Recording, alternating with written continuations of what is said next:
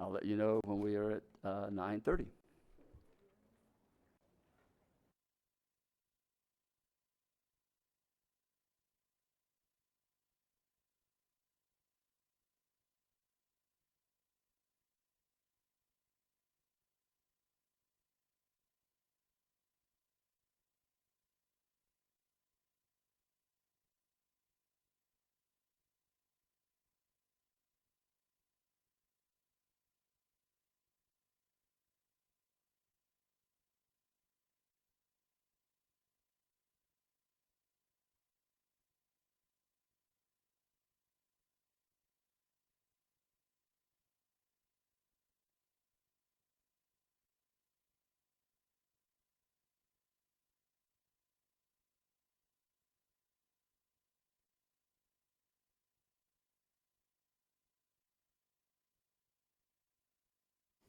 Good morning. It is 9:30. We will call the meeting to order, and this is the point in time where we have public participation.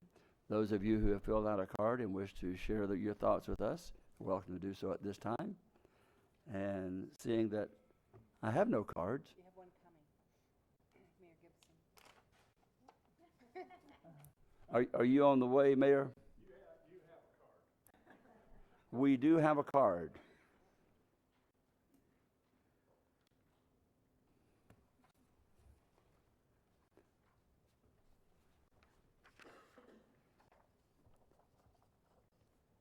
Mayor of Oak Hill, Doug Gibson. Tell us Douglas what's on your Gibson, mind. Mayor of the City of Oak Hill.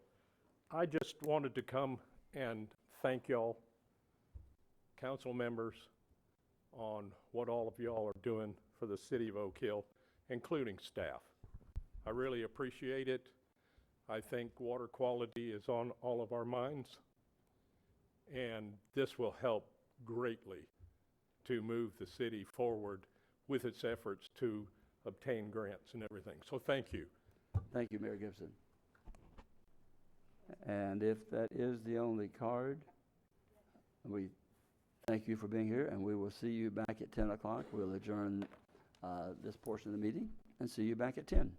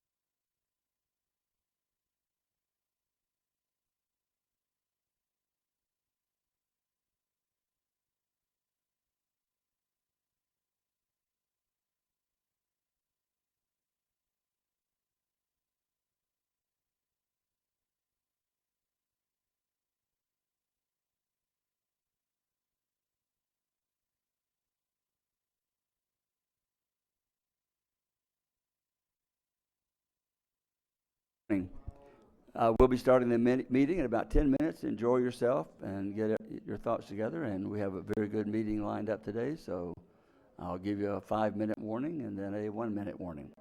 Thanks.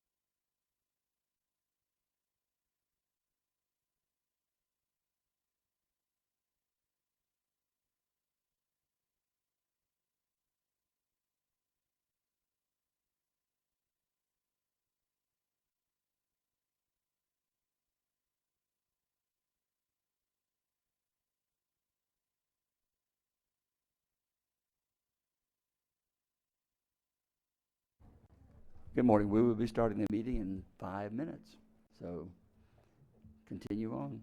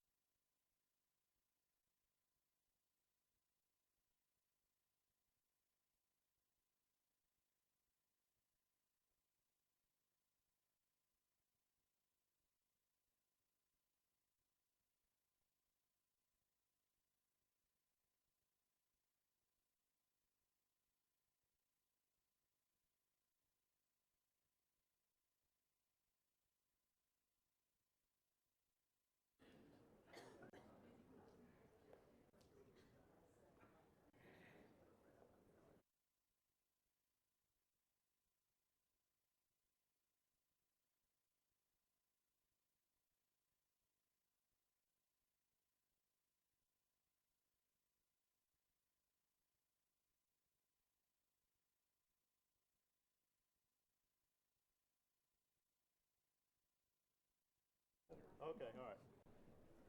Okay, we're getting ready. Somehow I can live with that. I think less than 10 seconds. Are we getting excited for liftoff? 5, 4, 3, 2, 1. Well, according to my clock, it's 10 o'clock, and it now is on the scoreboard. So welcome to the August 21st meeting of the Volusia County Council. Thank you all for being here today. And we'll call the meeting to order. We'll have the invocation given by Fred Lowry, followed by the Pledge of Allegiance. Ask the council if you stand and join. Let's pray. Again, Lord, we thank you for another day that you've given us to be here, to lead and to make decisions in regard to the wonderful county of Volusia. I pray for wisdom for all of us up here, that we might consider and vote and debate in a way that would be pleasing to you and would accomplish your will. I thank you for those who have come today, who have taken time out of their schedule to be interested in what we do here and to be a part of that. Again, may everything we do honor you. For I ask this in Jesus' name. Amen.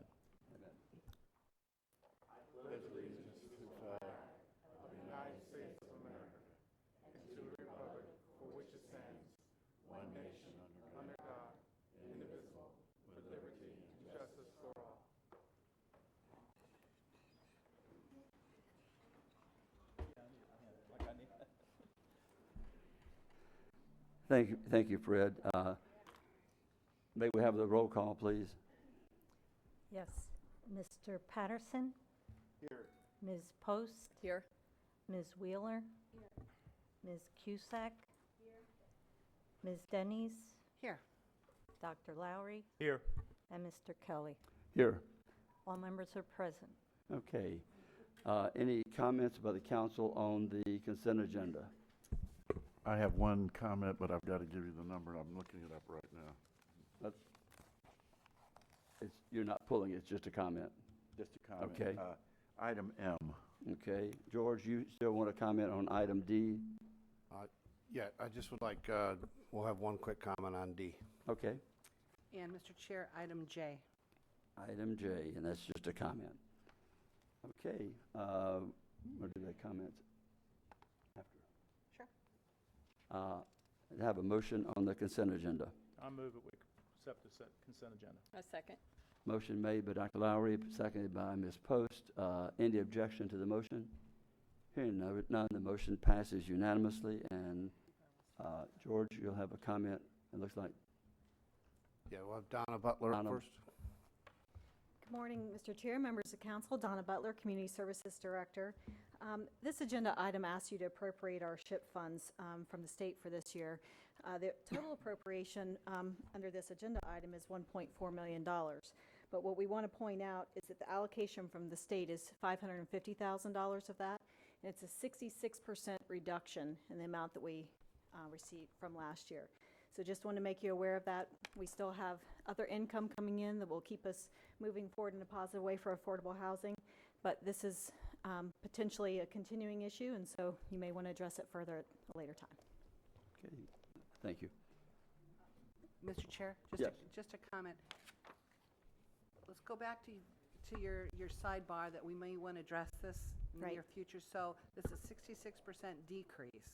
Right. So while we're looking for affordable housing, and we know this has been identified as a major issue, our funding has decreased.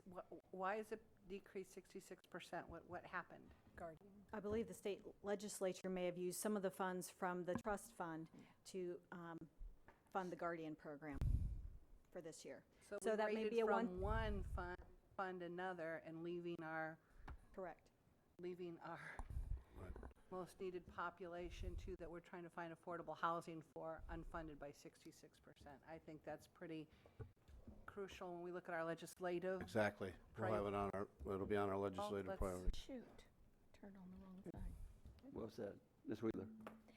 Yes, I think this is another thing that when we go to get our lobbyists, we certainly need to make this as a priority issue. And we need to be up there fighting for this. Okay. Thank you, Don. Item M. Mr. Patterson? Yeah, this is a proclamation that I'm actually having to send out to Chipper Jones. A lot of you know that Chipper Jones was nominated on the first ballot and selected to the Baseball Hall of Fame. And we're designating August 21st, 2018 as Chipper Jones Day here in Volusia County. He couldn't be here. I talked to his agent, and they're giving me his address, and I'll be sending the proclamation. But if you look at his career with the Atlanta Braves, his batting average was 303. He hits 2,726 hits, 468 home runs, and 1,623 runs batted in. He was an All-Star in 96, 98, 2000, 2001, 2008, 2011, 2012, World Series champion, National League Most Valuable Player in 1999. So he's a great, just from the little town of Pearson, folks, and so we're really proud of him over here in West Volusia. So I just wanted to mention it here this morning. So, I saw this when we did the pre-agenda, and I was thinking maybe you might have him come in because but well, he stays pretty busy. He does. He does come into town quite a bit, and my wife worked with his father when she was the math science supervisor for Volusia County Schools. So he was one of her teachers, and so when she ever needed a baseball sign, that was who she went to. But when he gets the proclamation, let him know he's welcome anytime to come in. We'll give him more than 3 minutes to speak. So, we will do that. and it'd probably take longer to sign some baseball. He also hit the same average pretty much within a point or two from the left side or the right side, which I thought was He was a amazing. switch hitter. That's what he, yeah. So Great guy. that was cool. I wasn't going to say it. Item J.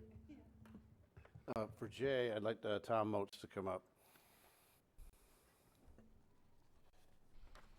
Thank you, Mr. Chair. And I pulled this, I've spoken with Tom and Mr. Rechtenwald on this issue. What's happening, Allstate is changing their policy provisions. They're sunsetting one policy and they're introducing a new one. And currently our employees that have the current policy from Allstate, I want to make sure that they understand what they have, that they don't need to make the change. I want to make sure they're not giving up any benefits because it's Allstate, it's the carrier making the change, not us. So I just want to make sure our employees have all the information before they make that decision, because sometimes this is a very confusing world and language. So that's why I pulled it, Mr. Chair, just to identify it for our employees. I'm Tom Moats, Human Resources Director. Yeah, we've had meetings with the employees. We've scheduled 14. We've had 12. This is prior to our open enrollment. At open enrollment, we'll be there again answering the questions. Allstate will be there. Our phones have been ringing. We're answering them there. And we're going to have meetings between now and January when it takes effect, still explaining the benefits in this plan. They do get to keep the old plan if they desire to keep the old plan. We'll explain the differences between the new one and the old one, so they do not lose. If they don't want to keep the old one, they're more than welcome to keep it. So we'll explain that to them because it is important. Thank you. That's it. Thank you, Mr. Chair. Thank you. And I think the important part of all that is we are not making the change, and they have the option to either change or not, and it's not something the county is doing for any reason. So I think you've laid it out, and as long as everyone understands the importance of it, if they like their old plan, they can keep it. And, Yes, sir. And that's also, pretty- this is a plan that the employees pay for, not Right. the county. okay. All right. Thank you. With that being concluded, we'll move to item 2 for some exciting, entertaining, wide open presentations. Good morning, Mr. Chair, Ag County Council. I'm Brian Rothwell, Assistant Budget Director. We're here this morning to allow for West Volusia Tourism, Southeast Volusia, and Halifax Advertising Authorities to present their 2018-2019 budgets. These presentations are done annually for council approval. We have West Volusia Advertising Authority's budget for 18-19 of $910,334. Southeast Volusia Advertising Authority, $2,529,773, and Halifax Area Advertising Authority, $10,621,443. Their presentations will be done as follows. West Volusia will be first, Southeast Volusia will be second, and Halifax Advertising Authority will be third. If you have any questions, the agenda is on page 0201.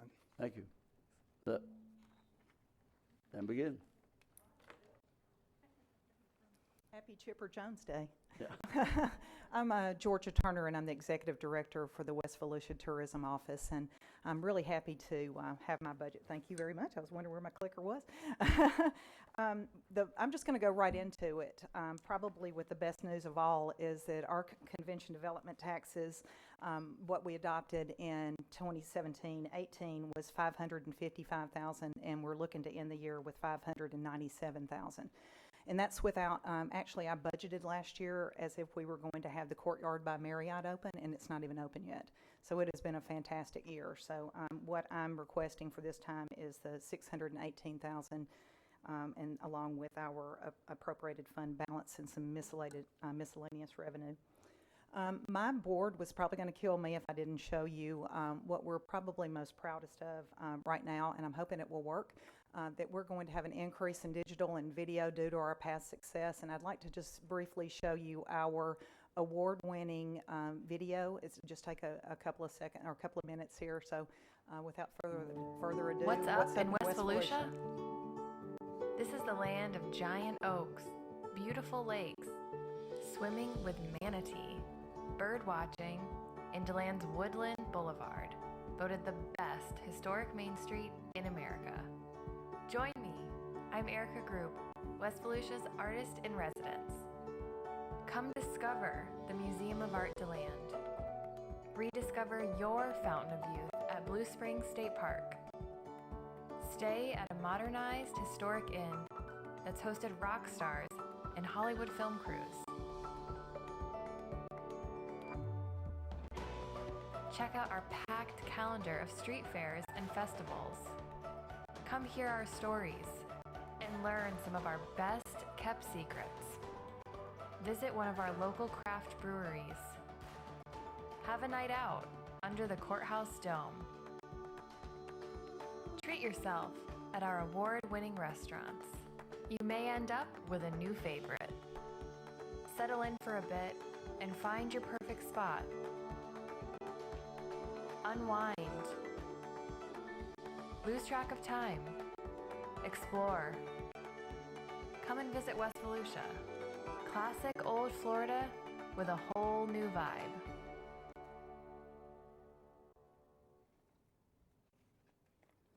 So we're extremely proud of the videos, and actually we're going to do 6 more in the upcoming year to include a lot more of our tourism partners.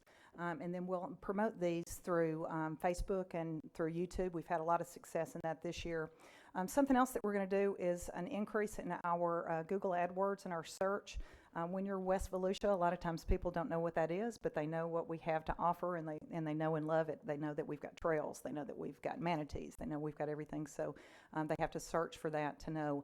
Something else that we've been very successful with is co-ops, mainly with Visit Florida, and we'll continue to do that. My second point is that we're going to have an increase in arts and cultural marketing in the upcoming year. As you all know, we have a lot of offerings, especially over here in our part of the county. We're going to do a new podcast. We're also going to do some National Public Radio advertising throughout the state of Florida. You saw Erica in the video. It's been a very successful promotion with her to be our artist in residence. We had contracted with her to do several sets of her wings. She was very successful with the DeLand wings in the alley in downtown DeLand, and now she's done one in Barberville, one in the Skydive DeLand, one in Casadega over the weekend, and her next ones are Scrub Jay wings in Deltona. So she'll also have another one, which I had a rumor that it might be some fern wings up in Pearson, but I'm not sure about that yet. So anyway, that's been a big part of what we're doing. Our other, and probably my last key point is that we're going to work very closely with Stetson. We're very, very proud of everything that goes on with the Stetson Athletic Department, and we're going to actually become their official travel partner. We have a year-round program with them, a promotion to be included in a lot of their promotions that they're already doing with their athletic department. We're also going to have some expanded sport event support. We've been very successful with our Crappie Masters tournament that we've had every January. It's going into February this year to not conflict with some of the races and that kind of thing. We've got different events, looking at one that's a 5K run, Santa Hustle, where people dress up in Santa outfits and we'll be running in downtown DeLand.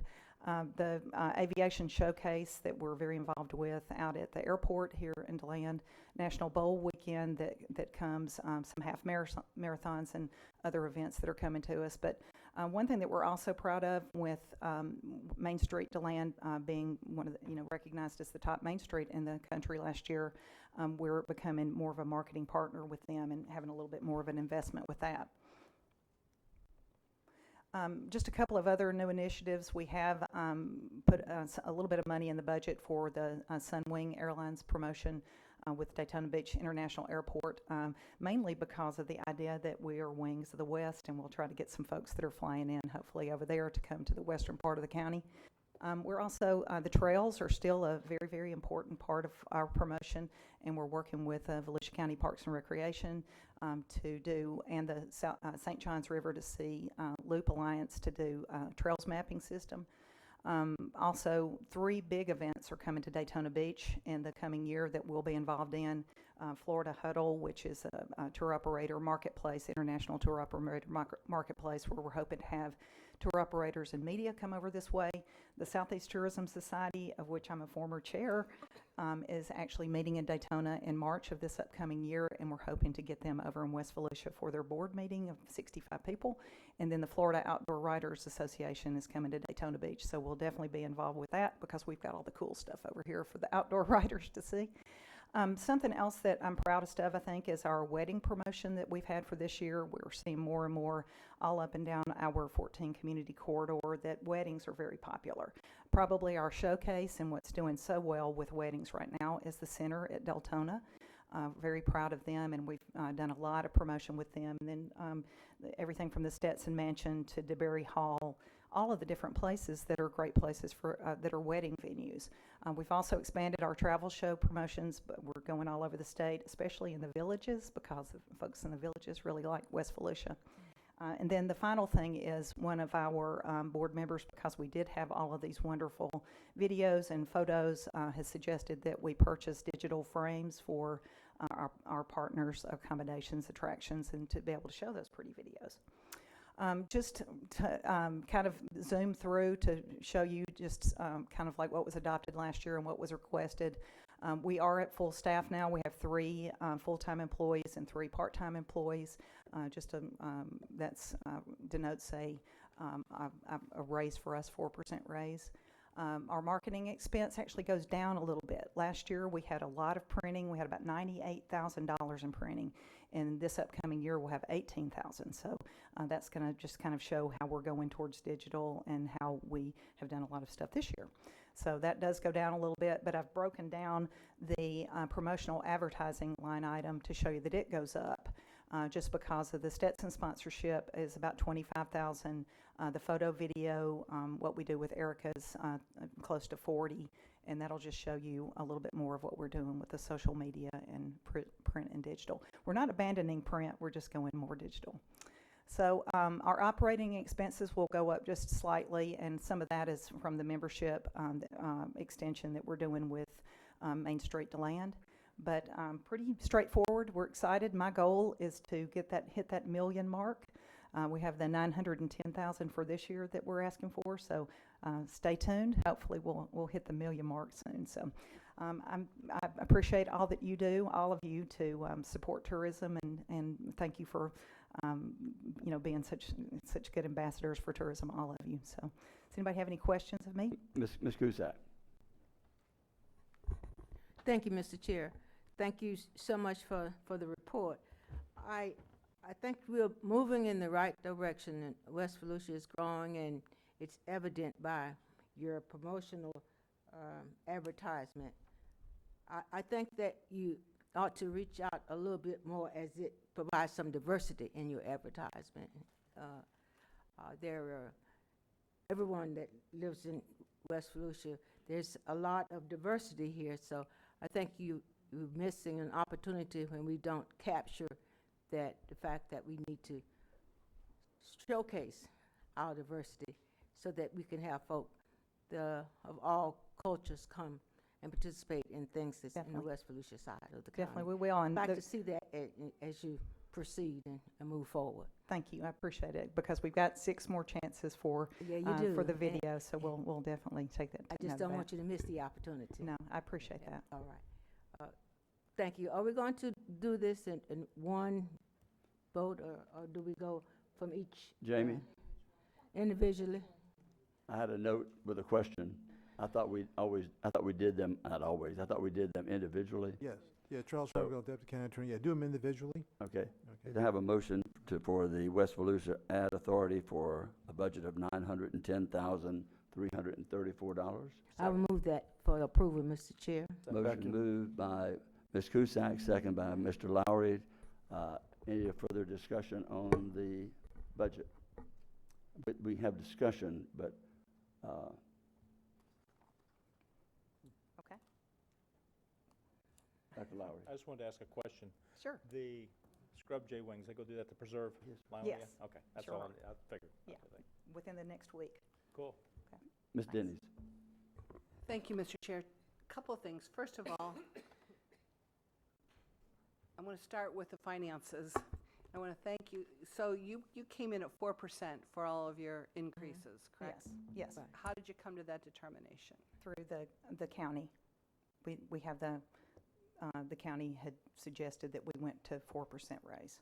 And that's normally, that's usually what council What we did last passes. year, we had 3%, and then that's what we were So when, pleasantly surprised.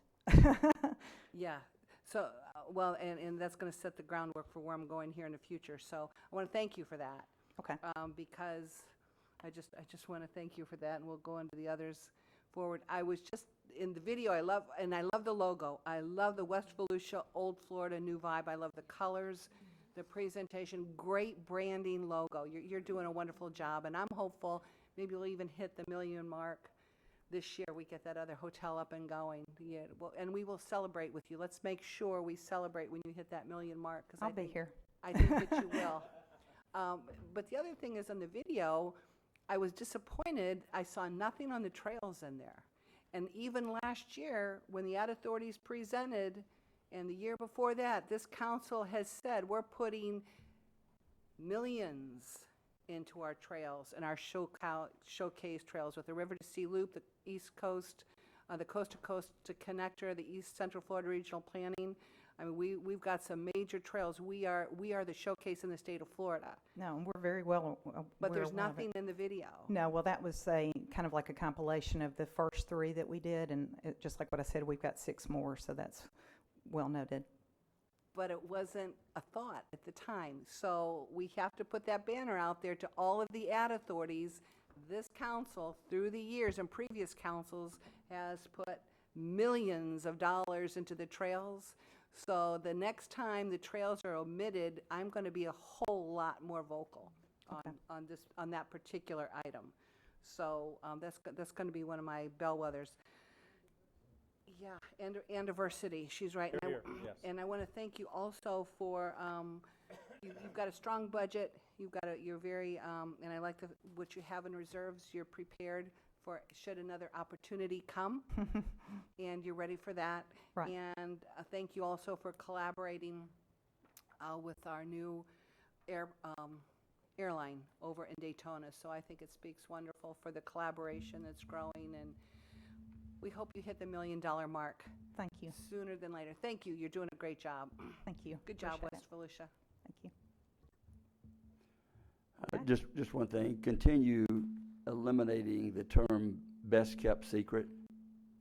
And that was not fair, that was mean. Let everyone know everything, don't hide them. I know that was used, the best kept secrets, but y'all putting them out there, there are no secrets anymore, which is not a bad thing, right? No, that's what I'm trying to do, put us Appreciate on the that. map. Any further discussion? Any objection to the motion? Hearing no objection, the motion passes unanimous. Thank you. Thank you. Thank you so much. And now I think we're going to go with Southwest. Southeast. Southeast. We are here. Good morning. My name is Debbie Meals. I'm the Executive Director of the Southeast Volusia Advertising Authority. Happy to present to you today. I did want to just call out a few of our board members that are here. We have Donna Ruby from the Atlanta Plaza Resort, and she is our treasurer of the SEVA board.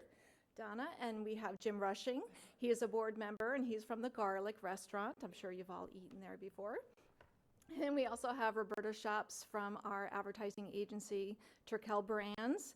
And for staff, we have Susie Sapotnik, our management specialist, and we have Courtney Brokaw, our communication manager, present today. And if any other board members snuck in the back of me, I apologize, but they might be here. Yes, it's been a busy year, and last year we saw 2 hurricanes. I call it the H word, and hopefully everything's been downgraded, as they say, and we're prepared. So we're really we built the foundation the last couple years, and now we're really kind of building the stories on that. We've had a lot of growth in the area. Canal Street is really coming into its own. We have what is going to be our own little historic art district. Canal Street and Magnolia is really growing. We've got the Henrys came back from Spanish River Grill, and they've opened up Ricky's Cantina. And we've got a Blue Studio, and Mondelez is coming downtown. We've got the 120 Gallery and the French Quarter Grill. So we've got a nice little historic downtown, and we're really blessed that we have 2. We have Flagler Avenue and we have Canal Street. And then we've got 3rd Avenue, which they call Eat Street. So many of our international friends say that we have 3 hearts to New Smyrna Beach, and we like that, so we're marketing that as well. So just to give you a little update, our summer marketing is running, and we're gearing up for our fall. We're doing a little bit more top-line marketing as far as hitting a higher head of household income.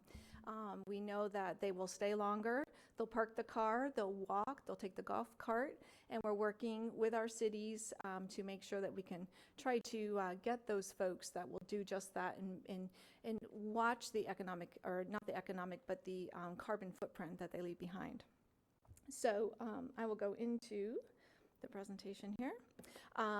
With that, we are working on our new visitor guide. And we do a 2-year guide. And last year, or 2 years ago, we had Coastal Living editorialize and photograph our visitor guide. We literally have the team coming in from Travel and Leisure magazine. And that is a very upscale magazine on travel, and very photographic and very aspirational for travel. So they are actually landing in town this afternoon, and they'll be doing a photo shoot for our guide. And we're working with some local photographers as well for aerial and other photography to use in our guide. We're really excited. We've had about 15 of our partners do co-ops with us on that, and that's something we started the last time. We ran out of space quickly, so we're getting a lot of cooperative participation with that. Internationally, we hosted 4 journalists from October through September. We had 2 from the UK market and 2 from the Brazilian market. That was with Visit Florida. That was at the end of June. We had 4 writers come over and then 2 bloggers. And they love the area, and we've already received about 6 different write-ups in Brazil on their visit. And the same with UK. We've just really been over the top with that. We're kind of like the new find in Florida in the UK market. There seems to be, which I didn't think this would happen, but the West Coast is kind of diminishing a little bit with travel, because I think everyone's been going there for so much. So now the East Coast is really seeing the spotlight. So we're pretty excited about that. So we'll keep up our initiatives. We hosted 4 familiarization trips through this time period, this fiscal year. And then, sorry, I just went into that, but we already have 4 scheduled for next year. So we have German, we have UK, and then we have a couple of tour operators that are coming through with their product managers and travel agents. So we're really excited about that. Vice Chair, this will talk to a little bit about what you were just saying. We have spent the last year working on our mobile application. We know everyone's going to the mobile apps, the smartphones, the iPads. So what we did is we have put all of our beach parking, whether it's on the mainland, the city parking lots, and beach access ramps, and we kind of mirrored it off the county's app at one point, and then we kind of went a step further on it. We have an application that you can log in on the back end and close down the beach access, or turn it back on again. And we're bringing in the Google Analytics that'll tell you when's the peak time for those entrants. And so hopefully that alleviates some of the traffic that's on the South Causeway and the North Causeway. I just had a meeting with the city of New Smyrna Beach yesterday, and Sergeant Severson is probably going to have one of his gentlemen work with someone from the county beach patrol to try to get that communication going to see if we can help alleviate some issues with that parking, and just to let our visitors, whether it's a resident or someone coming in for the weekend or a week-long stay, know what's the best way to access those points and not get frustrated. Artificial reefs, we have all of the county dive sites and the reefs on our app, and there's a Google map on the app too that as you scroll down it shows you where that is, the longitude, latitude, and what if it's concrete or whatever the reef is. Parks and Trails is also on the app, and that has a Google map as well, so you can move around with them and see where they're located. And it's not just Southeast Volusia that's on the app. We've put the county-wide properties on there.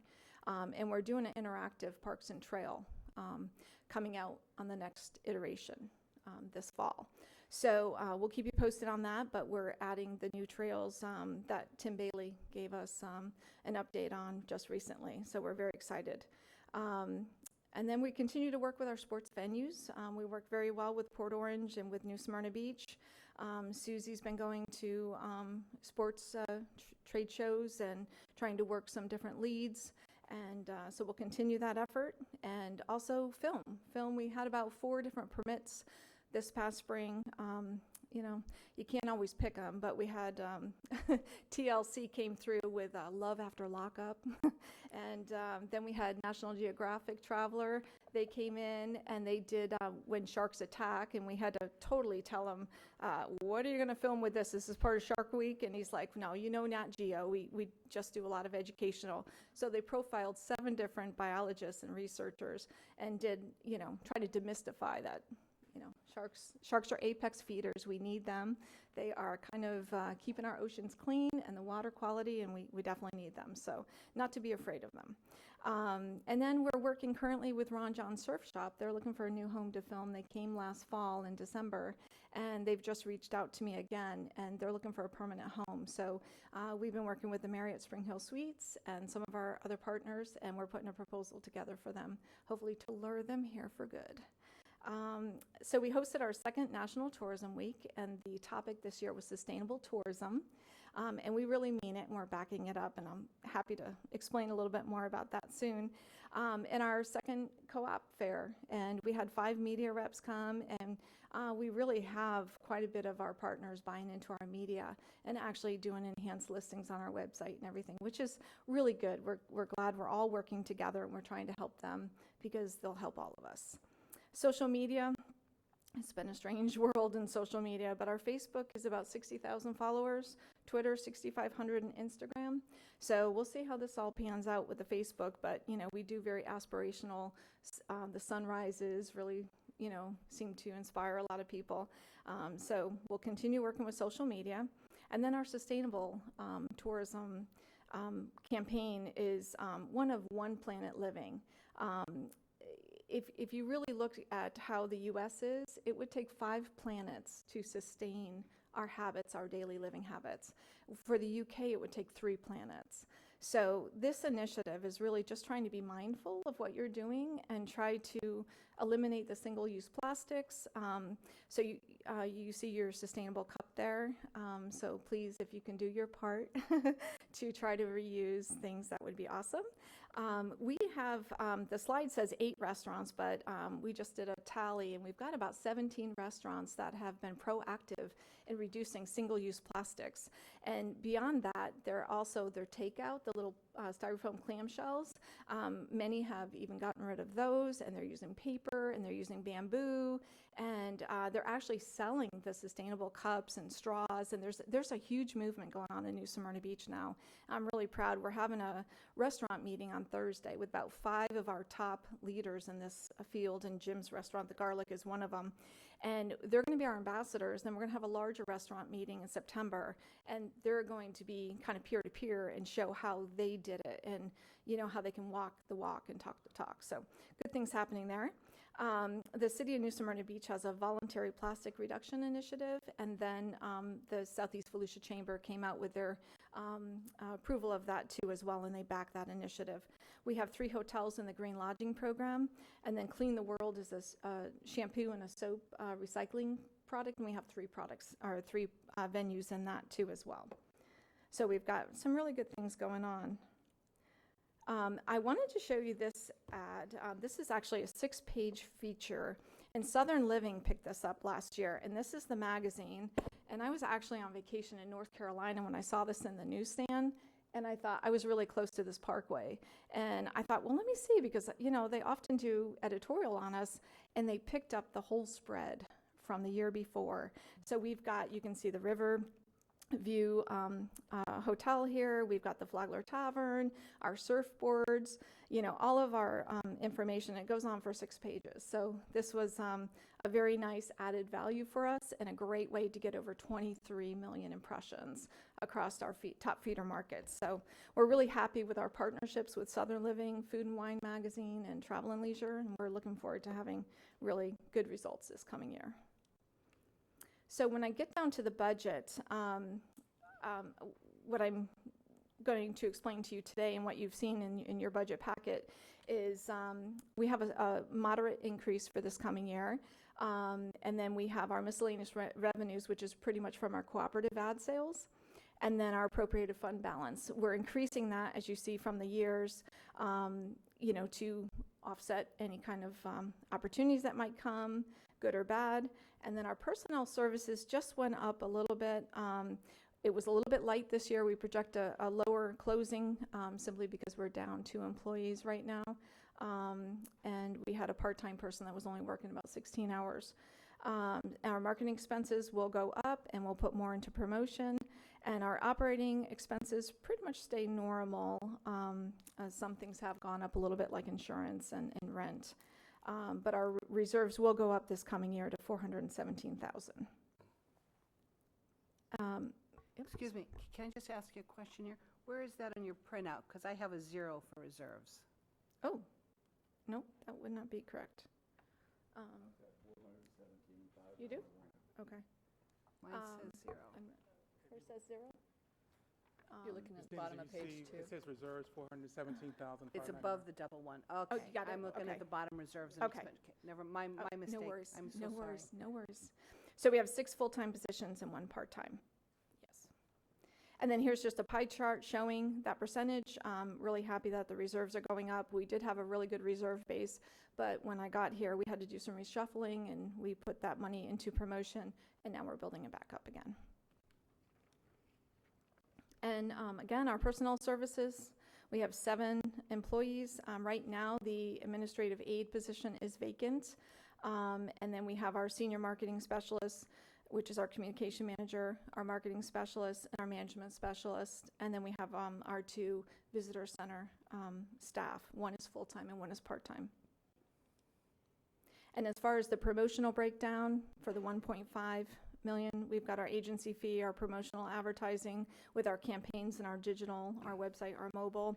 Special events, I'm really happy to say this number has really gone down. We've really held everybody accountable to heads and beds and ROI for the area. And we're actually in our retreat going to be talking about how we do this in the future, where maybe we just do the promotional end for them, but that's something for the board to determine. But we're trying to be ruling with the flow here and trying to help everybody the best we can, and it might be the ultimate to put them in more of what we do.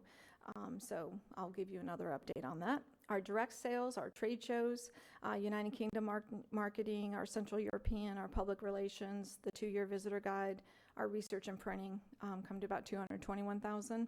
And then our operating expenses, such as overhead, is $189,000. And that's just a spreadsheet of our special event grants. You can see the amounts requested, and then when you go through the proposals and what kind of hotel impact and what they're bringing to the area, it has been really the ACA, Atlantic Center for the Arts, that has gotten probably the lion's share of that. And then we have our Shark Bite Half Marathon that gets 10,000 of that. So that would equal 50,000. And we have a special program that's progressive with these events, so that once you come on, you know, it's if you meet all the qualifications, which we also have a sustainable segment in there, that you have to do recyclables and you have to be have a green footprint on your event. You can be in the program for about 3 years, and then hopefully you can stand on your own with your event. And that pretty much concludes my report. If there's any questions, I can go back to any slides. Ms. Denise.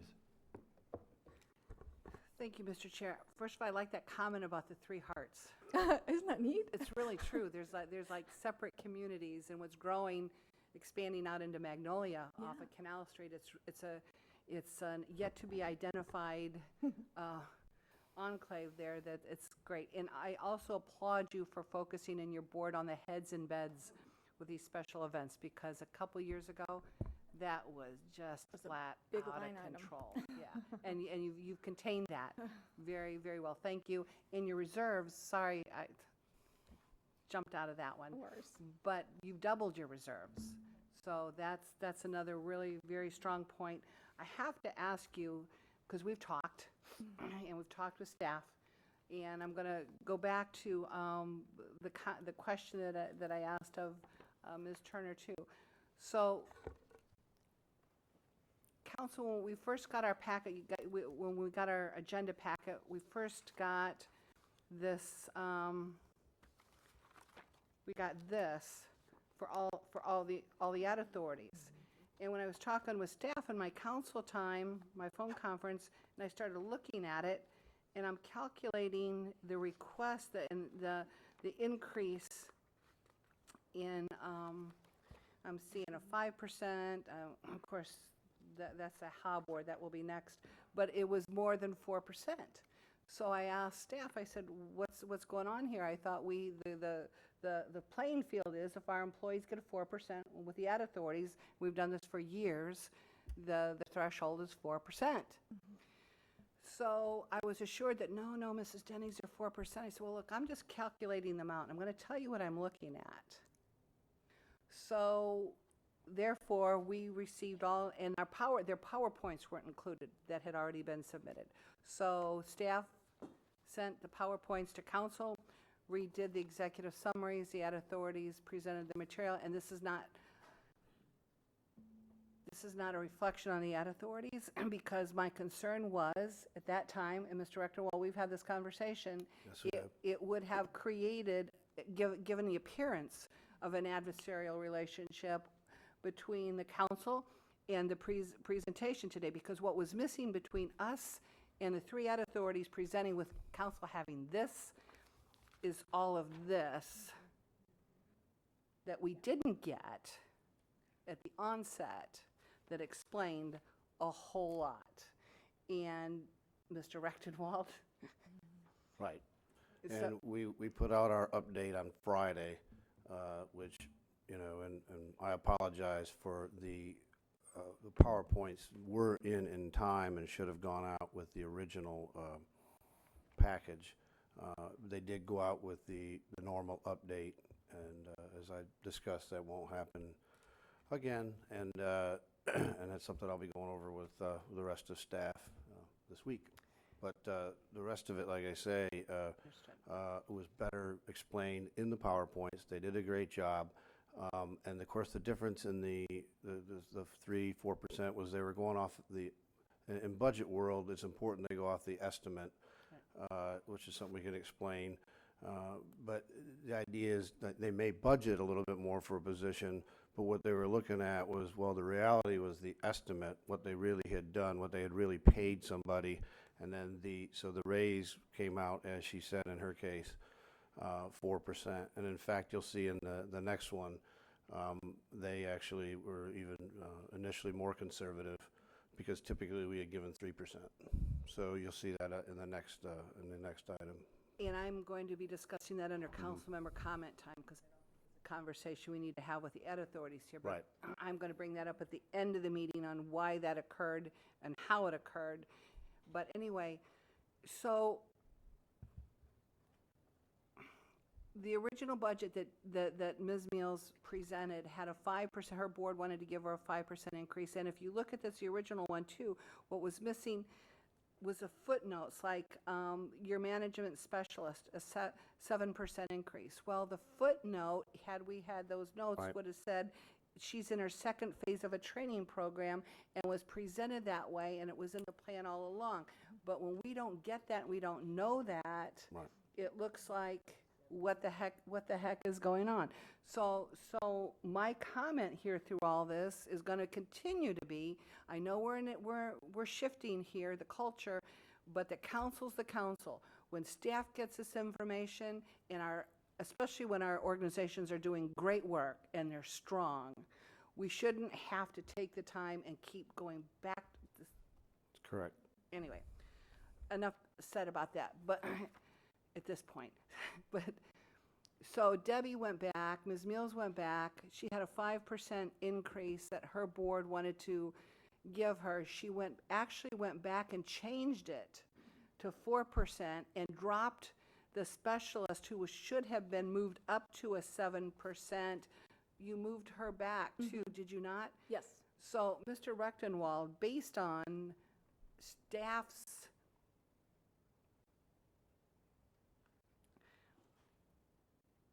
I'm not going to use the word I want to use. So I think we owe it to the Southeast Volusia Ad Authority to restore the original budget request that was presented in good faith and was approved by our staff and presented because this past week, after the ad authorities were contacted, she adjusted that, and I think if we have an employee especially should have had a 7% because they moved up in the training program, started at a lower level. Positional move, right. It's a positional move, as were several others that were not so noted. So how do I handle that in a motion?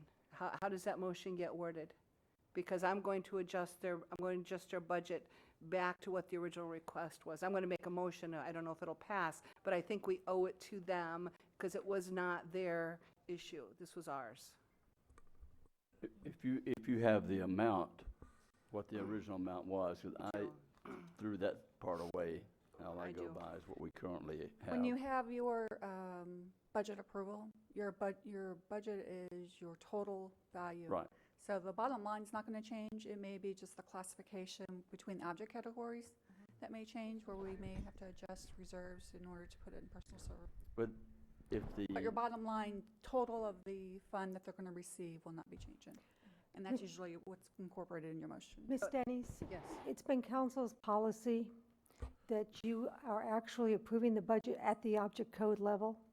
So you would want to restore the personnel services line. Okay. And make the adjustment from reserves to restore the personnel services line. That's what I'm looking for. Thank you. So do I need a motion to restore the personal services line? To the requested amount, yes, ma'am. To the requested amount for the Southeast Volusia Ad Authority, and then to approve their budget as presented. I'm not clear on it either. What is the I'm not total clear. amount doesn't change from the 2,529,773? That's still No, the it does same? not change. However, the council's position with the ad authorities has been to approve their budgets at the object code level. They have actually gone in and told them they may only expend a certain amount in personnel services. They may only expend a certain amount in advertising. That started about 5 or 6 years ago to try to address what the previous councils believed moving money around inappropriately and expending it without getting council's authorization. So the Southeast adjusted that based on staff saying only a 4% raise was allowed. Ms. Denny's has explained her position that the one employee was on a progression plan, and that progression plan entitled her to a 7%, and that the board had voted for a 5% for the director, and she wants that money moved back into the personnel services line. It doesn't change the bottom line budgeted amount, but it moves the money back into personnel services. So the policy that was adopted 5 years ago still is in effect Yes, by sir. the current council. Yes, sir. Mr. Chair, Yes, Ms. Cusack. as we have had in previous years, some adjustment as it relates to salaries. And we were going on the premise that we would only, whatever the county employees received, that's what we would do for the ad authorities. Now, does this change that we will give a 5%?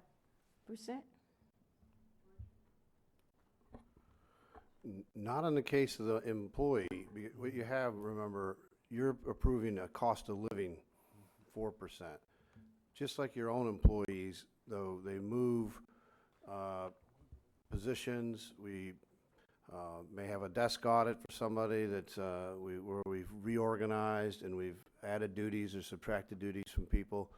And then that goes through the personnel director and the manager, and we make those adjustments throughout the year. And that's really what they've come and asked you, and there's, they're making a positional change, so that's not any different than the rest of the employees here. They're all gonna get their, if you guys approve the budget, would be a 4%. But there may be people in the organization who have like I say, a desk audit or a change in positional duties. They may get a few extra percent somewhere along the line through the year when that occurs. They're telling you up front, they're already planning that organizational move, and that's what she's requesting here today. So I think what Jamie brought out, you have approved their budgets down to an object code level in the past, which more or less locks them into those object codes, unless they come back and ask. So that's something that they're free to do throughout the year as well. So, but I think if you were to, I'm going to have her maybe get the wording right, but I think if you put it back to the original object code request, I think we'll be fine. Yeah, I think what's understood is that the personnel services as originally requested were at $383,021. They revised it to $378,059. The difference of about that $5,000 went into their reserve line. So you can just, if you want to adopt the original request, where salary and wages were at $383,021, you can include that in your motion. So this would not mean that we would go into another slippery slope of these No, raises? not at all. I just need to be clear, very clear, Yeah, that's where yeah. we're heading with this. All right, thank you, Mr. Chair. Yeah, that was Dr. Lowry. thank you, that was my concern too. How, is this a anomaly, a rare occurrence that we're gonna see? Because once we set a policy, I don't like to come back every year and have exceptions to that, then. It's not it is different that you change a position, but I would say in any organization, they're going to have to adapt to whatever conditions, maybe more digital media, maybe different things that they do. So you can expect, I would think, every year that they're going to look at their, how their positions work and what do they need or not need, just like we would do as well in our organization. So it's, in this case here, a one position adjustment. Some of the others might have a little larger, maybe they got 2 positions or 3. We do the same thing within ourselves.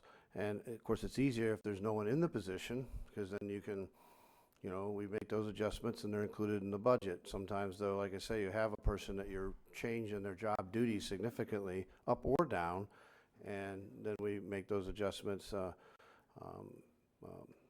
throughout the year, just because it's a long year. Something happens in January, we make those adjustments. All those only get approved by the HR director and the manager or deputy manager that's in charge. So it is relatively rare, but I would say it probably happens a few times a year. I'm Tom Moats, Human Resources Director. Maybe I can bring a little clarity on the progression. This is a training program, and essentially, is that you hire the person below the position and train them, and as they meet certain benchmarks, they move up. So there's 2 issues here, is the way I understand the council. One is what you pay the director. which may be 4 or 5%, and the other is the progression. And the progression is just moving them up to a new position. They're really training up to it. They hired them at a lower rate, and they're paying them as they meet certain benchmarks. If they don't meet it, then ultimately they're not with the organization anymore. So that's what's happening here. So I hope maybe I can explain. Well, that's what I thought. Instead of a level 1, they're a level 2, which is in still within the benchmark. And all of this was put in, I think we all followed it in the papers, when a huge raise was given, a director a huge raise. And then I think he subsequently resigned or was no longer there. And that's a great protection for that. And that was the intent. I don't think anything that was done here was intentionally done to violate anything Not at all. like that. No, So, this is just good management on their part, trying to adjust their So the question I have, how can you have $5,100 more going for the services and not increase the $2,529,773? You're moving it out of reserves.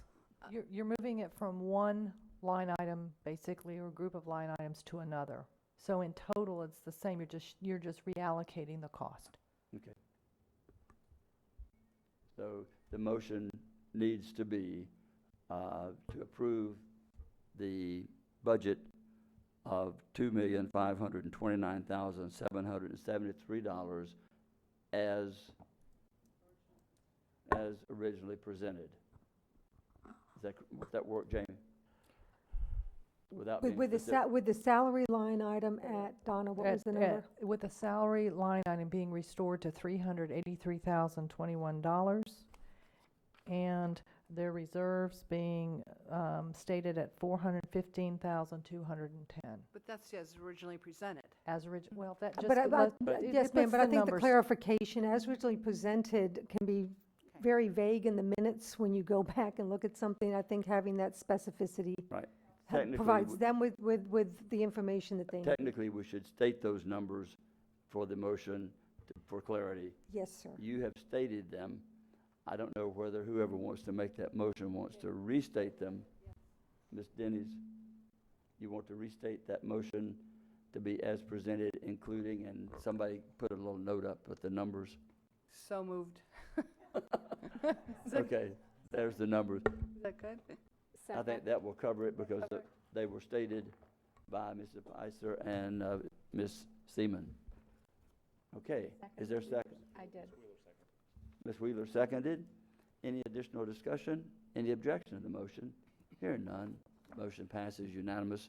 And now we will go to, Thank you for your support. thank you.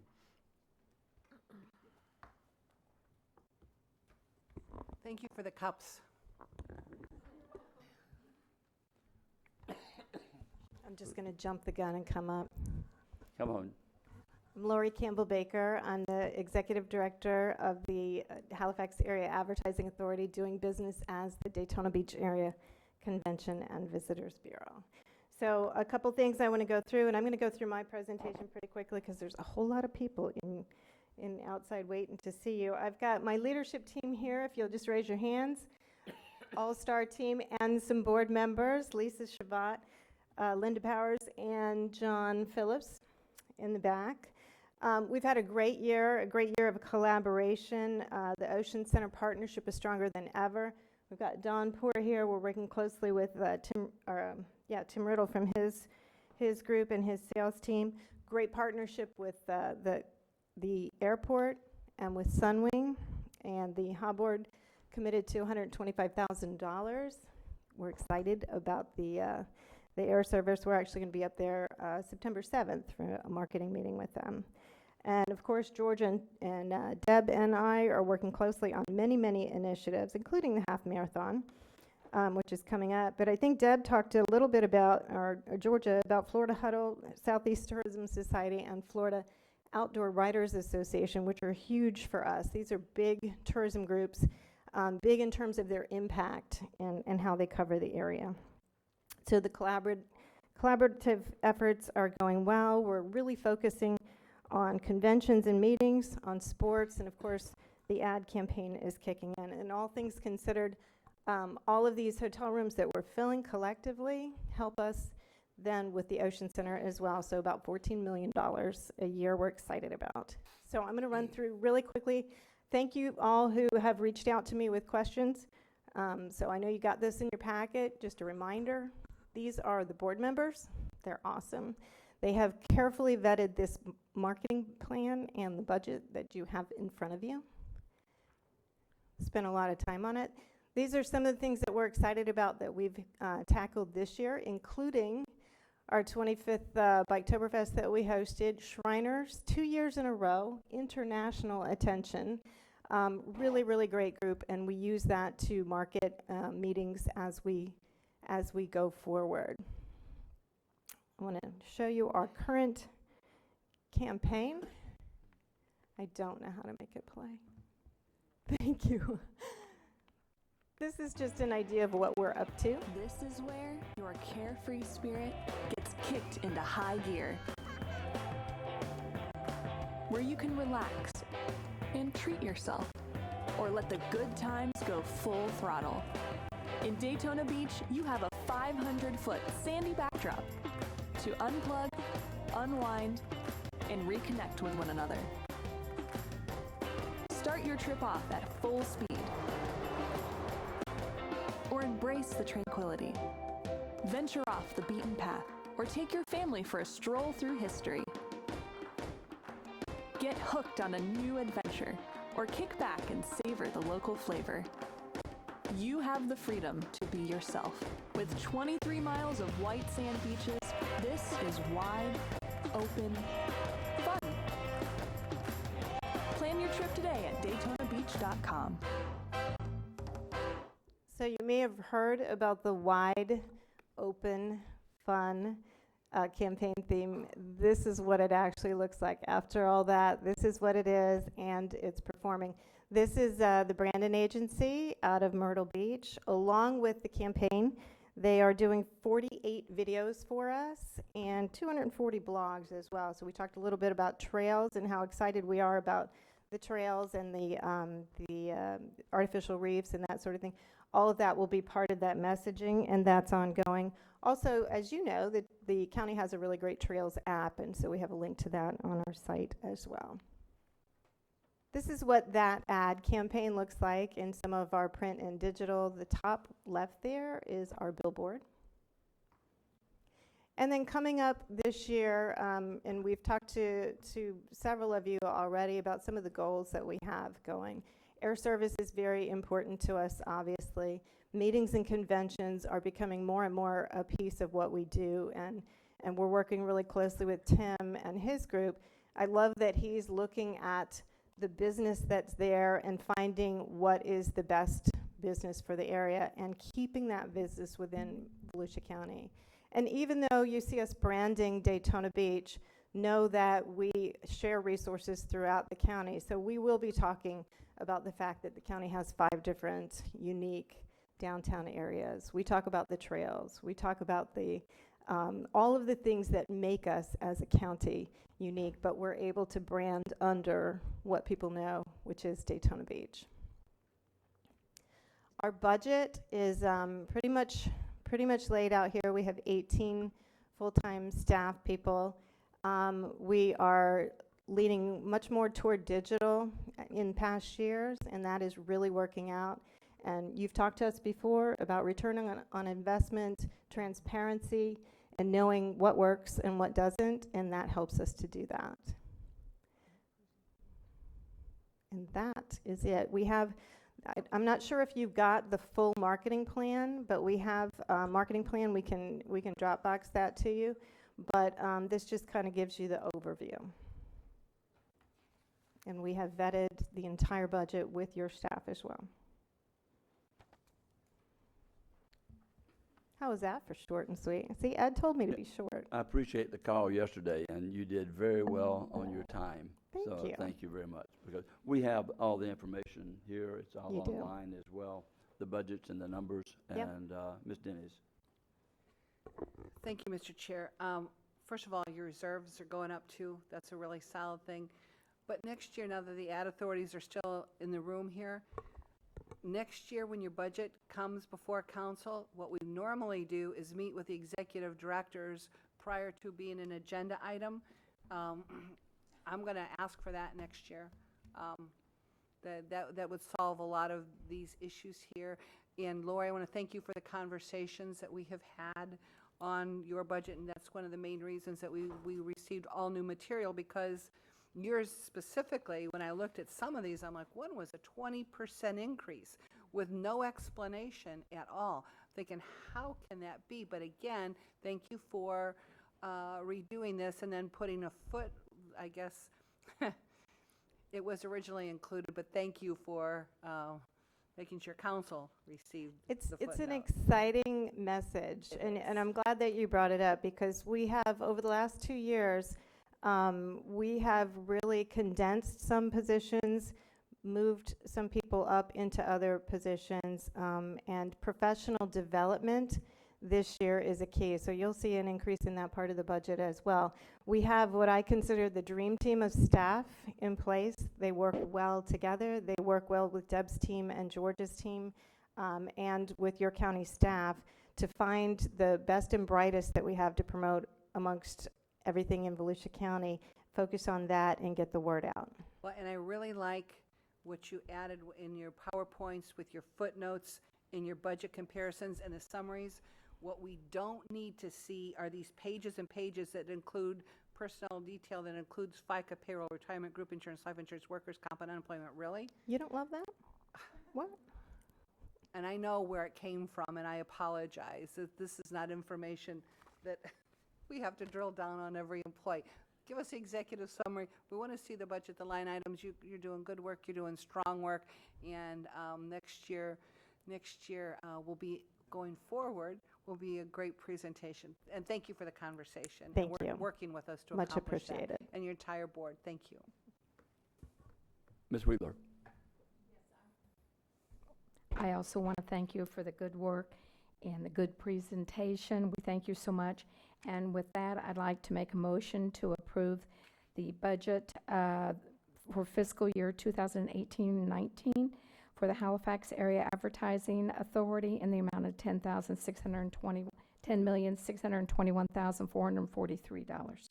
Second. Motion made to approve the HAAA authority of $10,621,443 by Ms. Wheeler, seconded by Mr. Patterson. Any objection to the motion? Mr. Patterson. I'm not objecting. Hearing- I just said, go ahead, because Okay. I want to finish. Hearing no objections, the motion passes unanimous. Mr. Patterson. Yeah, I just want to congratulate, I chair the Tourist Development Council, and I get this information every time we have a meeting, and they're doing a tremendous job in promoting Volusia County. That's what's important, is that they're all working together. Thank you. I remember way back in the 90s, there was a lot of discourse at time, and people were a little unhappy because the west side didn't get enough attention, or the southeast Volusia didn't get enough attention, and so I think we're all working together to promote the whole area, because it kind of like all boats are going to float the same, and that's important. That's what we've got going, and thank you, all of the directors and their staff. Thank you. And their boards. Thank you all. Thank you. With that, we're going to take just 5 minutes, Appreciate it. so I think probably some of you would like to leave, unless you want to stick around with us. We have some presentations you might want to stay and watch, or not. If not, go out and promote. So we'll take 5 minutes. We'll be back here actually at, let's make it 11:15. Meeting recess to 11:15.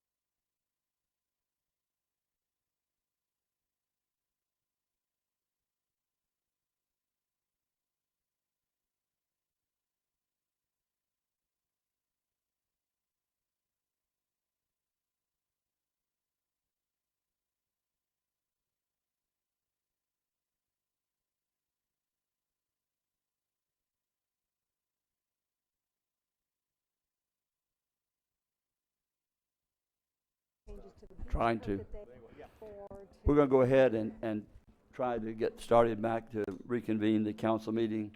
It's 11:17. And council, we have presentations that are going to be made on item 7.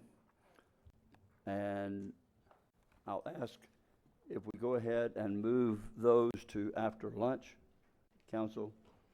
Either move those to after lunch, work through everything but 7 now, and get that done and have the presentations this afternoon after lunch around 1-ish. Is that, George, is that okay? I think that's a good idea. Council, you okay? I think we can go through these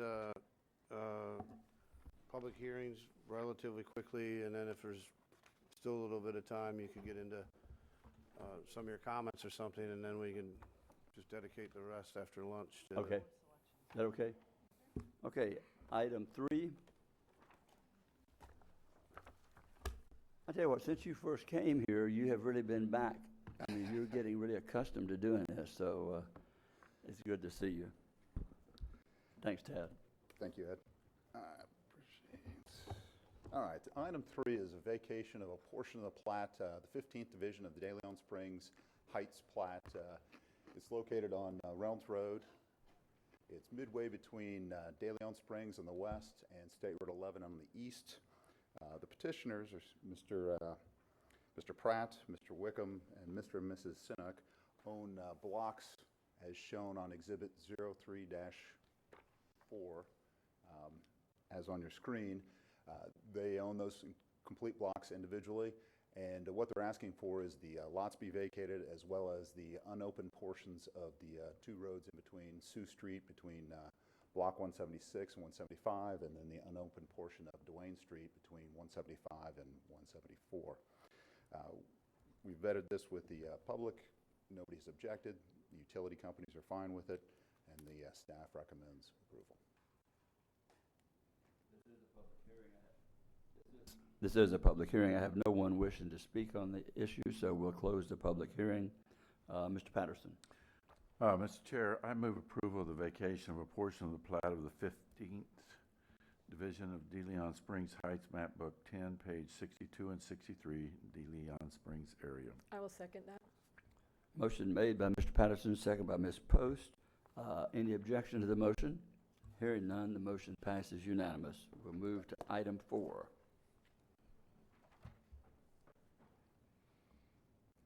Clay Irvin. Good morning. Clay Irvin, Director of Growth and Resource Management. Before you is the second reading of Ordinance 2018-15. This establishes the term Rural Event Center and the conditions and criteria that staff will use to evaluate those applications. This was presented to you for first reading back at the July 24th meeting. At that time, there were no comments, questions, or issues. The PLDRC also reviewed this and then recommended approval. As I said, this is the second reading. If there's any questions, I'll be glad to answer them. This too is a public hearing. I have no one wish to speak. We'll close the public hearing. Mr. Patterson. Mr. Chair, I move approval of ordinance 2018-15, providing for the establishment of a rural event center in the Forestry Resource FR Prime Agricultural A-1 and Rural Agricultural A-2 zoning classifications. Is there a second? Second by Mr. Lowry. Ms. Denny's. Thank you, Mr. Chair. I need a point of clarification from legal here. Florida statutes 570-85 dealing with agritourism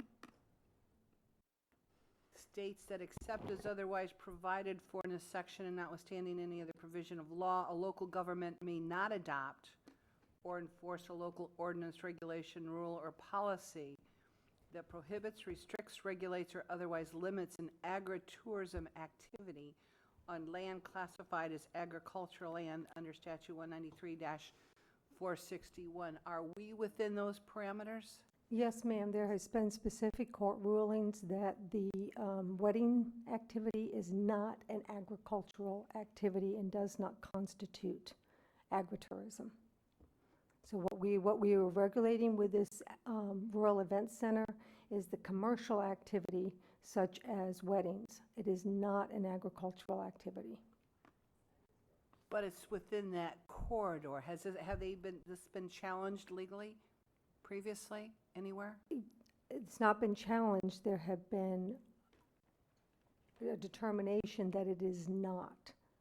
We actually have legal precedent that these activities do not constitute agritourism. Okay, that's what I have to be. Yes, ma'am. Really Yes, clear. ma'am. We did the research, and it is specifically not agritourism. That's all I need to know. Okay. Thank you. Any objection to the motion? Hearing none, the motion passes unanimously, and we will move to item 5. Good morning, Clay Irvin, Director of Growth and Resource Management. Today you have an application for a special exception for a garage apartment. This is located at 4810 South Atlantic Avenue in the area of near New Smyrna Beach. The subject property is located within our Indian River Lagoon Surface Water Improvement and Management Overlay District, also known as our Class 2 overlay. The applicants are requesting approval of a garage apartment, and this is kind of a unique situation. As you can see here on page 5-19 of your agenda packet, this is an aerial reflecting the parcel. And it's a large parcel, approximately 8.5 acres, located west of South Atlantic Avenue. The owners have purchased the property. There's an existing home on place. It is a 1,510 square foot home. They would like to keep that and also construct their main residence and convert the 1,510 square foot single family home into a quote unquote garage apartment. In order to do that, they would have to get a variance from our requirement that limits the size of garage apartments to 800 square feet. This went forward to the PLDRC back in July 24th, 2018. The PLDRC recommended approval of first the special exception conditioned on the criteria that are contained on page, I believe it's 5-3, have the staff conditions, and also approval of a variance. And the variance was subject to the county council approving the special exception. So in other words, what we have is it's a somewhat complicated application in that the existing structure is there. It exceeds the 800 square feet. The applicant was successful in getting the PLDRC to approve a variance, but the variance is subject to y'all's final approval of the special exception. Staff has reviewed it for compliance to those special exception criteria for garage apartments, albeit except for the 800 square feet, and found that it complies with all of it. As we referenced on page 5-3 of your agenda packet, there are the recommended conditions for approval.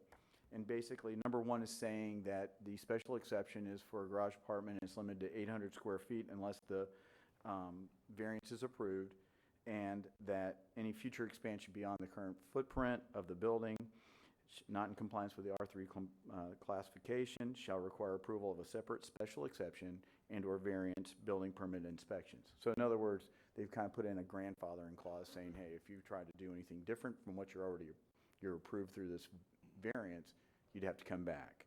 And then they have to receive a wetland alteration permit for any kind of changes that would impact those wetlands that are located on the property.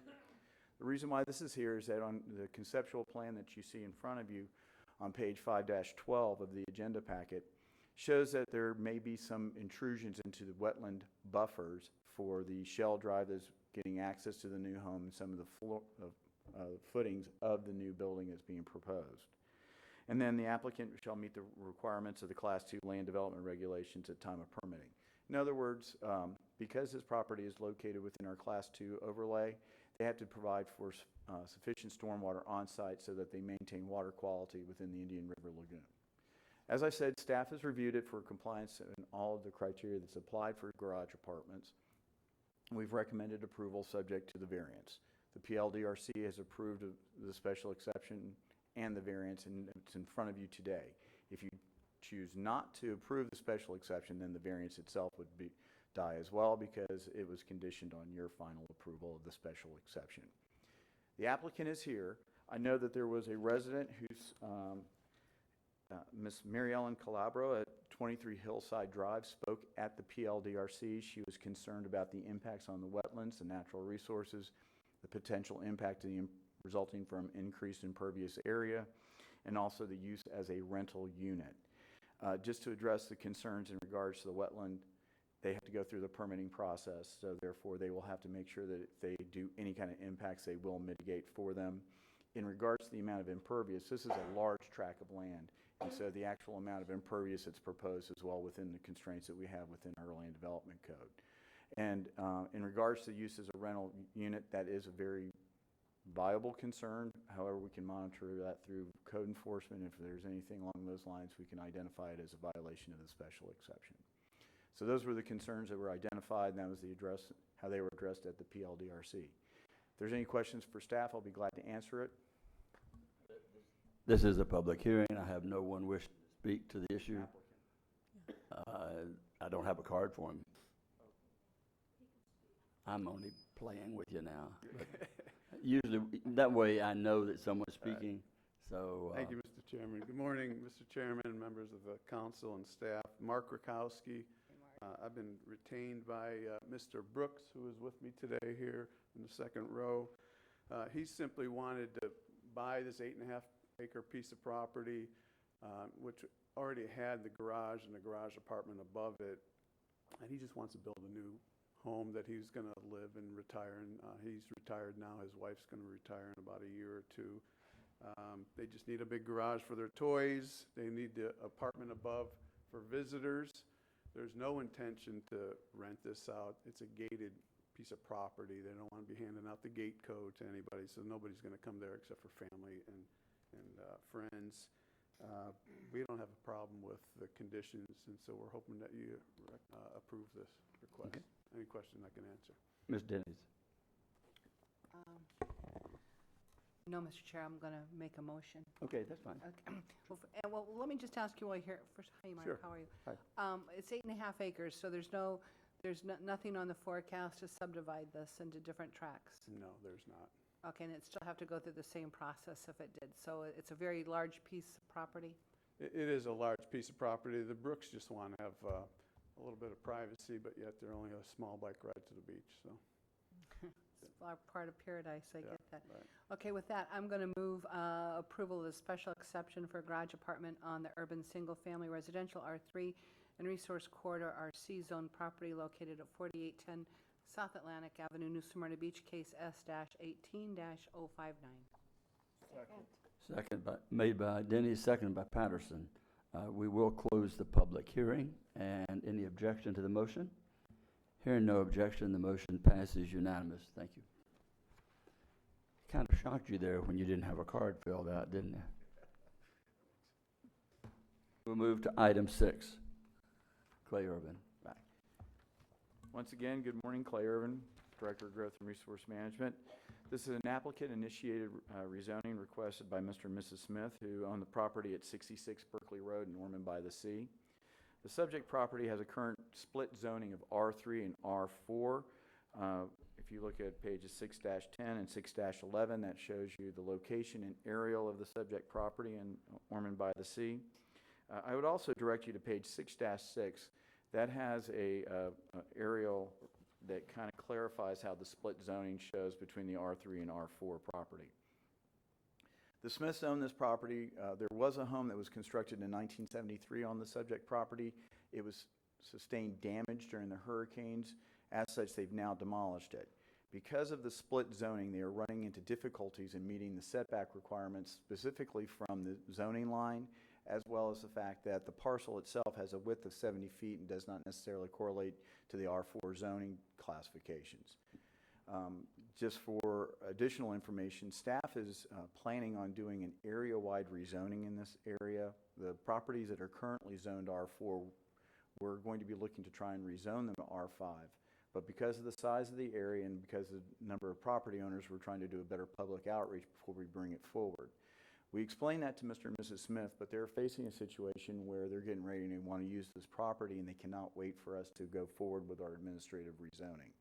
So they've come forward with a request to change this property from R3 and R4 so that they would have a unified zoning of R5, and then that would meet the requirements in regards to the dimensional setbacks from the zoning lines, as well as the individual lot lines for the R5 zoning. There is a comparison between the zoning classifications contained in your staff report on page 6-6 as well. Staff recommended approval. The PLDRC also recommended approval of this. There was a question in regards to spot zoning because it will be an R5 surrounded by R4 and R3. As we brought up earlier, we will be processing an administrative rezoning to R5, so we do not necessarily see this as an issue of spot zoning. Also, the R5 zoning would be consistent with the urban medium intensity land uses underlying the property. There was some questions raised by the next door neighbors who live at 2565 John Anderson Drive. The questions were not necessarily geared towards the actual rezoning. They were geared more towards the Smiths parking of an RV and the driveway and the proximity to their property.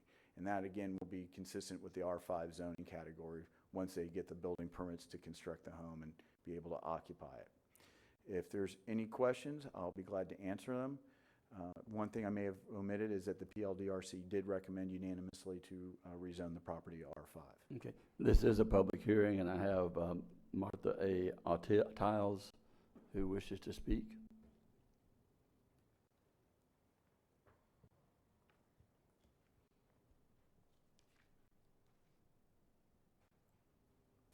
Good afternoon, council members. You might want to drop those mics.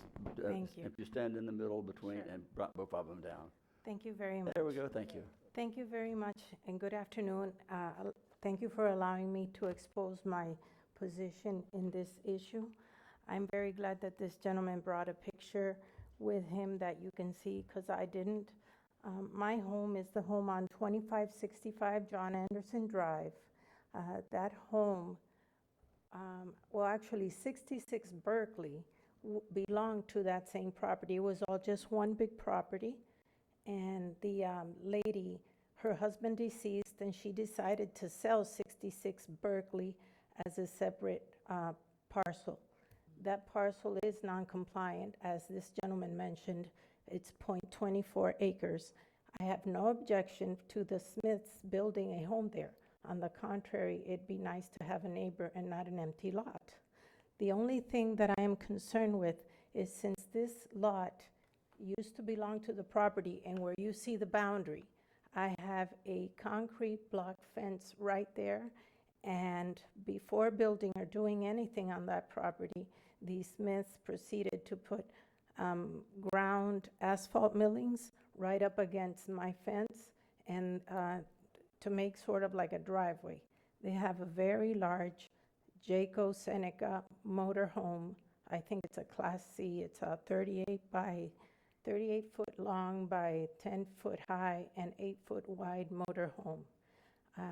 In the previous meeting that I attended also, on the 19th of July, I was here, and he mentioned it, and it's on record, that he has a special need to have a motor home permanently on that lot.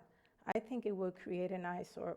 We purchased a home, we're trying to beautify the area, which is already beautiful, and keep it in the aesthetics of a nice community.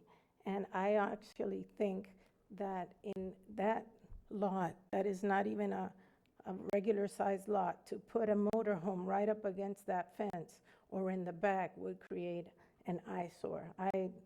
I don't agree with having it there. I think something of that magnitude, 38 feet by 10, belongs in an RV storage facility, not in a nice neighborhood that pays taxes and is beautiful to see. Okay. Thank you very much. That is the only, but other than that, I'd love to have them as neighbors and for them to enjoy their house just like I do mine. Okay. Thank you. Thank you very much. Okay. Clay, I think you touched on that. With that, we'll close the public hearing. I have no other cards, but go ahead, Clay. You touched on the fact that the R5 would allow for an RV or not.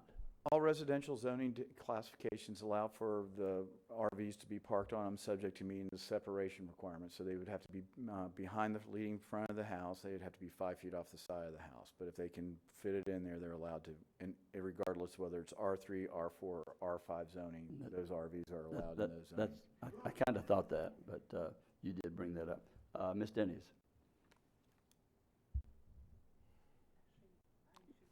Okay, Ms. Post.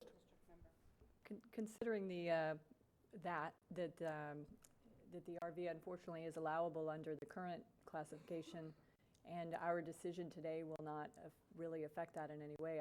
I absolutely hear what you're saying, and I hear your plight, but again, our decision today is not going to affect that specifically, so I want to, again, make that clear. And hopefully, perhaps we can work with code enforcement to ensure that it's following the setback guideline and everything. But due to the PLDRC recommendations and also the plans of future area-wide classification R5, I move for approval of case Z Zulu-18-071, the resolution rezoning from urban single-family residential R Romeo 3 and R Romeo 4 classifications to another urban single-family residential R Romeo 5 classification of a 0.24 acre parcel located at 66 Berkeley Road in Ormond Beach. Second. Motion made by Post, second by Wheeler. Any objection to the motion? Hearing none, the motion passes unanimous. And with that, we're going to hold off on item 7 and move to item 8. And this is 2 appointments to the Volusia Growth Management Commission. Nominations may be made by any council member, and the applicants must reside in the unincorporated area. And Mr. Patterson. Yeah, Mr. Chairman, I want to appoint Mr. Tom Wright. Matter of fact, he's in the audience at the moment, so. Okay. And I would like to, well, I guess you have to do it separately, right? Yeah. There's no second required. Okay. Any objection to the appointment of Mr. Wright? Hearing none, the motion passes unanimous. I would like to nominate or appoint Mr. Jack Surratt. Any objection? I guess I can do that and then call for any objection. I can I? No? Yes? Maybe? Ms. Gustav? I can do it. He does? Okay. Any objection to the appointment of Jack Surratt? Hearing none, the motion passes unanimous. We can move to item 9. And this is 2 appointments to the Affordable Housing Advisory Committee. Nominations from District 1 and District 2. Mr. Patterson. I'd like to move to that. Ms. Wheeler has hers ready. Continue the appointment. Okay. Maybe to this afternoon. Okay. I'm sorry. Ms. Wheeler. Mr. Chair, I'd like to appoint Margaret Hart. Margaret Hart has been appointed by Ms. Wheeler to serve as the Affordable Housing Advisory Committee. Any objection to that appointment? Hearing none, the motion passes unanimously, and It's in here somewhere. we will move. That's it.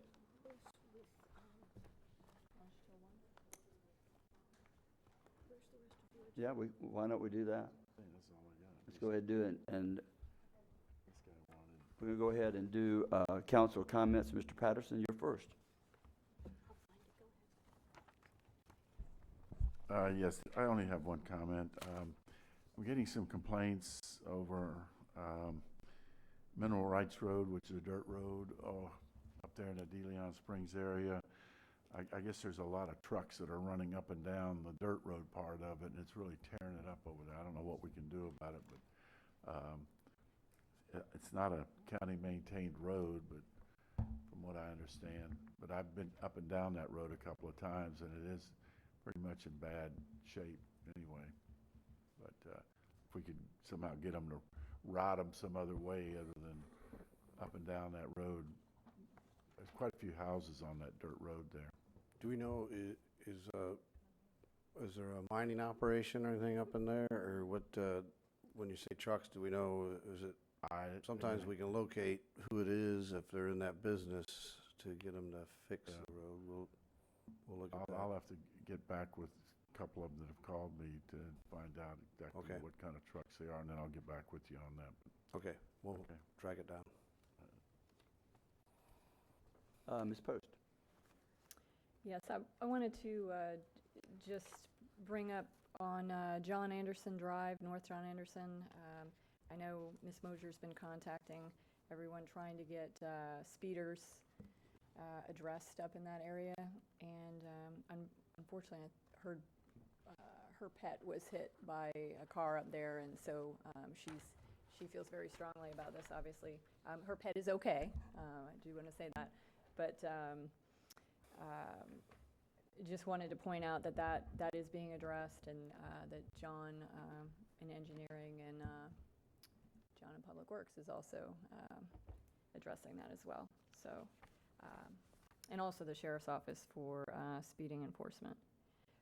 The other thing is, I know, Mr. Chair, you had mentioned about the civil sites or the county ordinance and during our last meeting, and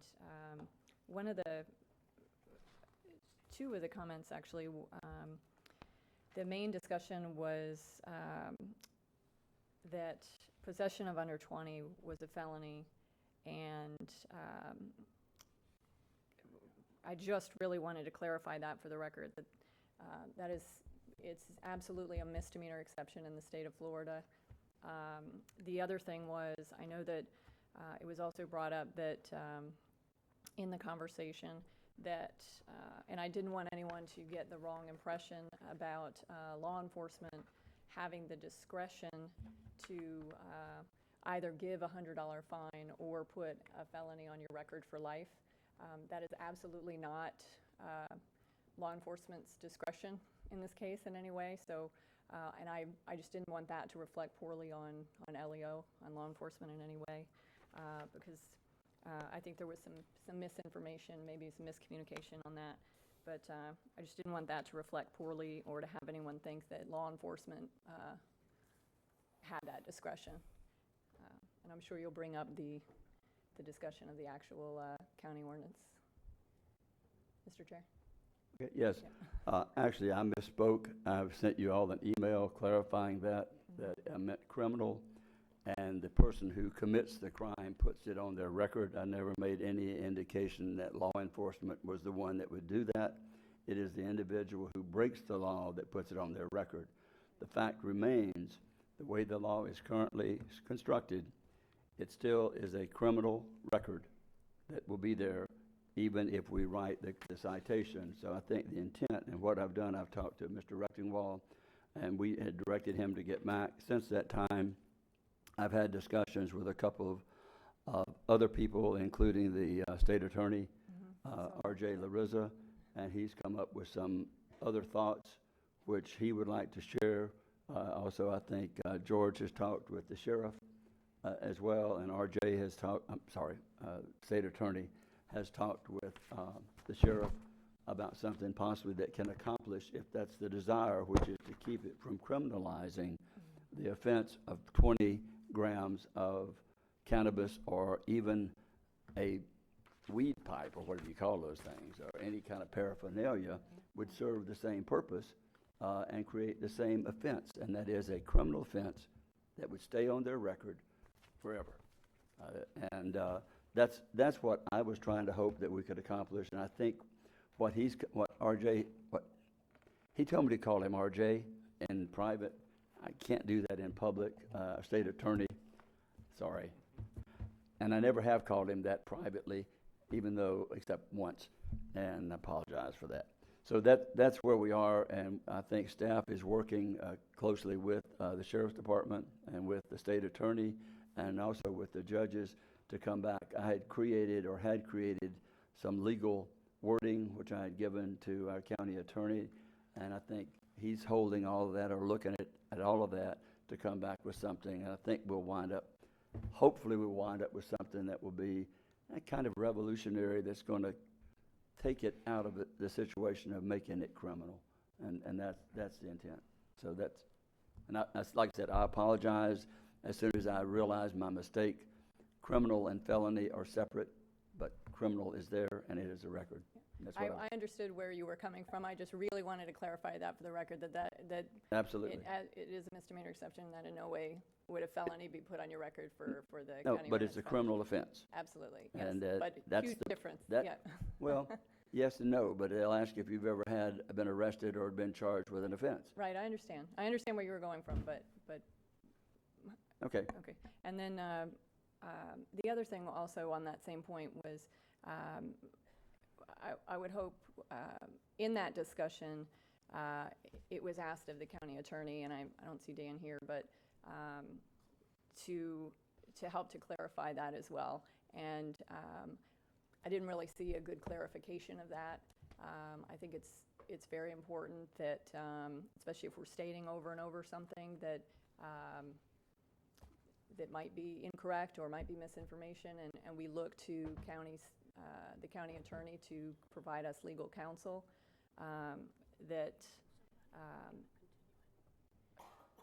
that fervently be pointed out and addressed by our legal counsel, instead of letting that go to the next meeting. Well, I think everything that's coming back won't come back until it does. At that point in time, we will vote on whatever it is that comes before us. And you wanted to clarify that for law enforcement making the decision? I've already stated that. There was nothing ever indicating that law enforcement put that on their record. You made that assumption. Well, there was actually. I mean, I looked at that was one of the things I think that, or I'm looking at, that Councilwoman Cusack had brought up as well, that she was not comfortable with that, with law enforcement. What having she that was not discretion. comfortable with, as I recall, was letting it be the discretion of the officer, not whether it be a record or not. Okay. Well, I was just a little horrified about it being stated over and over that it was a felony, and then I've apologized for right. that. I'm not arguing that with you. Okay. I know. So Let's- my point for the county attorney side, though, and what I'm trying to get across, Mr. Chair, is I think it's very important for the county attorney side to ensure that the council is understanding the correct information and getting the correct information as it's occurring. The correct information was not being put out, and that would have been an opportune time to have really pressed that point and ensured that the rest of the council understood what the deal was. That's the one job. That's what we rely on them for. Well, I think we all up here understand that what they were trying to accomplish. I have apologized for the third time. I misspoke. I'm saying not asking felony. you to apologize. I'm just. Well, the attorney will tell, there's nothing that he can say to correct whether we understand it or not. We understand what we're trying to do. And what we've asked them to do is to come back with something. At that point in time, if there's an issue we have with that, I think that would be the time to address it, not in advance. I'm the one that made a mistake, not the attorney. And I've apologized. Okay, we'll agree to disagree. Okay. Ms. Wheeler. Yes, there were several things. We received something from the 26th Annual Gala for Daytona State College Foundation. We normally have sponsored this in the past. I would also like to have us again sponsor a table or whatever again this year, if that's okay with, this is for their foundation. I think I hear a nod there. and it's okay. Do I have any objections to that? Okay. Okay, and the only other thing that I have is, I had mentioned it before, and I would like to make a request from staff that we ask Daytona to give us an update on First Step. I'm having quite a few calls in regard to that, and everybody doesn't seem to know what's going on as well as myself. And since we have made an investment and our check has been signed and delivered, I think we're entitled to get an update on that. Okay. And I would appreciate it. Thank you. Could I just go back to the previous item so I'm clear? What was the amount? Is there a, give me this. Okay. You just want what we did last year, the same level. Okay.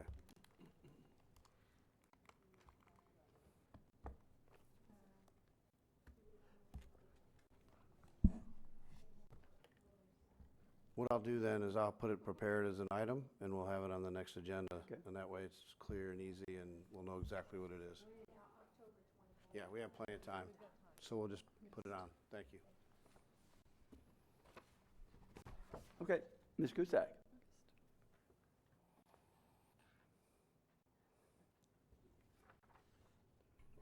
Thank you, Mr. Oh, Chair. don't you?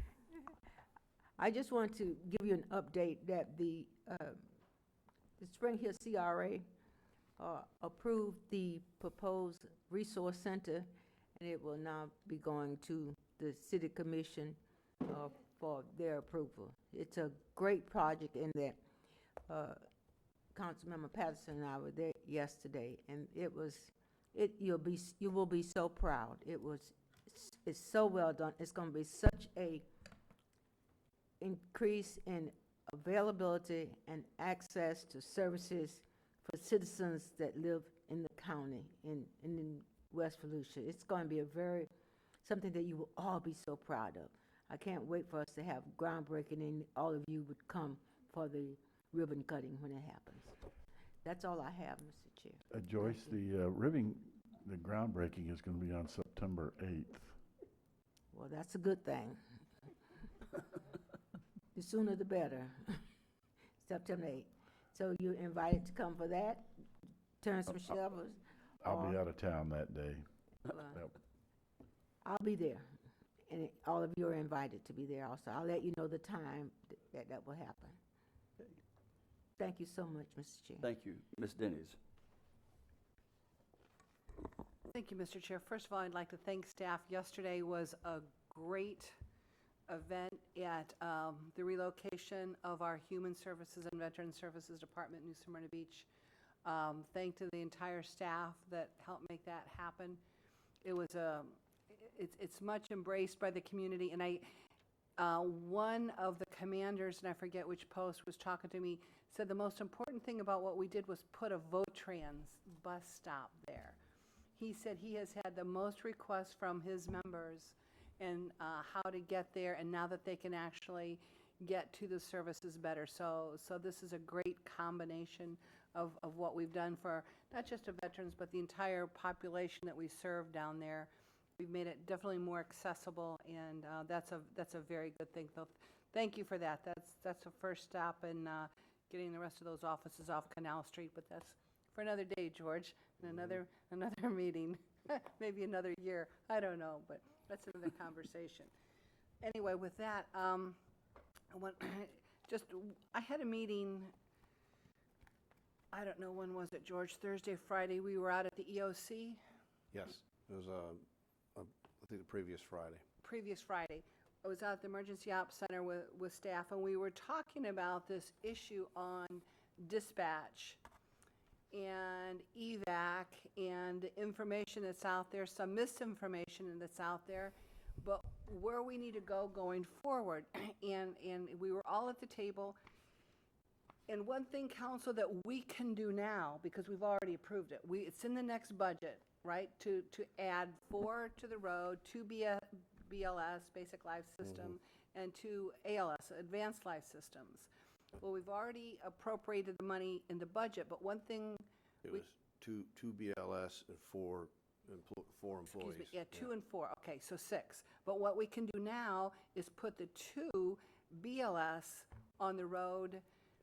Right, we're working right now because we can take we have more ambulances than are on the road at any given time, because they have to go through, be washed, restocked, and everything. Right. So we're going to speed that process up a little bit and take 2 of the ambulances that we already have and get them licensed for BLS, which they're working on that now. And then we'll take some of our, because the idea of the BLS, remember, you can use EMTs. Right. Now, it'll be a shift because you want an experienced EMT, but we'll take our experienced EMTs, put them, into those units, and then we have intermittent EMTs already, on staff. He tries to keep us stable of those. They're in his budget, so we'll basically slide them up, and we can do that. as fast as we get those units licensed by the state. Do you need, I think the question is from a council position, do you need a motion now to allocate those monies before we get into the next year's budget? Can you do that? Do we need a budget allocation ahead of time, or are you okay? No, I think if you guys are okay, we're fine. I think we're going to be okay, and it may come out of reserves at the very end, but we can clean that up at the end of the year. I just wanted to make sure Yeah. that if there's anything But if the you guys are council all needed to fine do to with make. us kind of moving forward, it's a little bit of an assumption because you haven't voted on the budget. Correct. But it is something that should something go haywire, I am doing it with what we have, kind of our backup today. I'll put it in force as fast as I can roll it out on the street legally, which does take, like I say, believe it or not, it's kind of interesting in the state.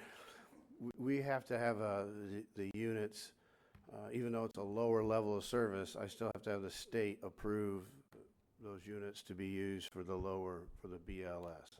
George, can you clarify some misinformation on that as well with the personnel? That there's information recently put out that we are actually well overstaffed in EMS and just don't have the equipment. But can you clarify that that is actually, I think, the opposite? Well, let me just clarify. I think what the statement was, and we really do need to do a good, really quality workshop on this, because it's a large discussion. But I think what the idea and what we've talked about is, remember, they get called out about 90,000 times on a call, and that is stressing our people. There's the problem, is that with 90,000 calls, we probably don't have enough people. But we only transport 50,000 times. Right. So, and I say only 50,000 times. It's that what we really need to focus on and is trying to get rid of that gap. So the idea is, if we're going to continue at a 90, growing maybe to 100,000 calls, yeah, we're going to have to add people. We are. You're adding in this coming budget. But the idea, I think, in the meantime, we'd be remiss if we're not attacking the other side, which is we got to work also on and you mentioned the dispatch part of it, the 40,000 times we get called out to do something that we're really not supposed to do. So it's you got to attack it from both sides. Well, we have to attack it from more sides, and Yeah. this is what happened at Right. that And that- meeting that we had. Exactly. And kind of where I want to go with this is that we don't have everybody at the table. That's correct. We don't have everybody that this touches. We need more of a continuum of transport almost, in that I didn't know, it's the first time I heard that Friday, that 10% of our calls are from nursing homes because they don't have the staff to just even lift a patient, one of theirs, even from a stretcher to a wheelchair or wherever. So again, 10% of the calls, that's pretty big. And then we've got the hospitals. I've been speaking with, of course, I'm on the Board of Trustees at Florida Hospital, been speaking to them, had a one-on-one with Jeff Fiesel. We talked about this at Halifax Hospital and with John Graham the other night from Halifax, is that this affects all of us. So while we think in our world, we have to bring everybody to the table. What I'm getting to the point, what we talked about, George, was we need to have a meeting, a continuum meeting, I don't know what other word to use, but we need to have Halifax Hospital there, Florida Hospital there, we need to have somebody from the nursing home community there, we need to have, of course, everybody else that you would assume is there, but we've got to bring in everybody. And Jim Judge is probably our sleeper cell in all this.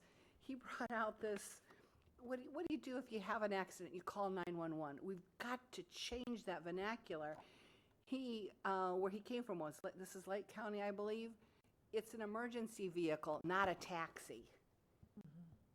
So how many times do we get called when maybe they really just need a ride to the doctor's office or whatever, that we could use Votran Gold, we could come up with a contract for other transport. So we need to think, and we are, everybody, we're not the only ones talking like this. The hospitals are talking like this.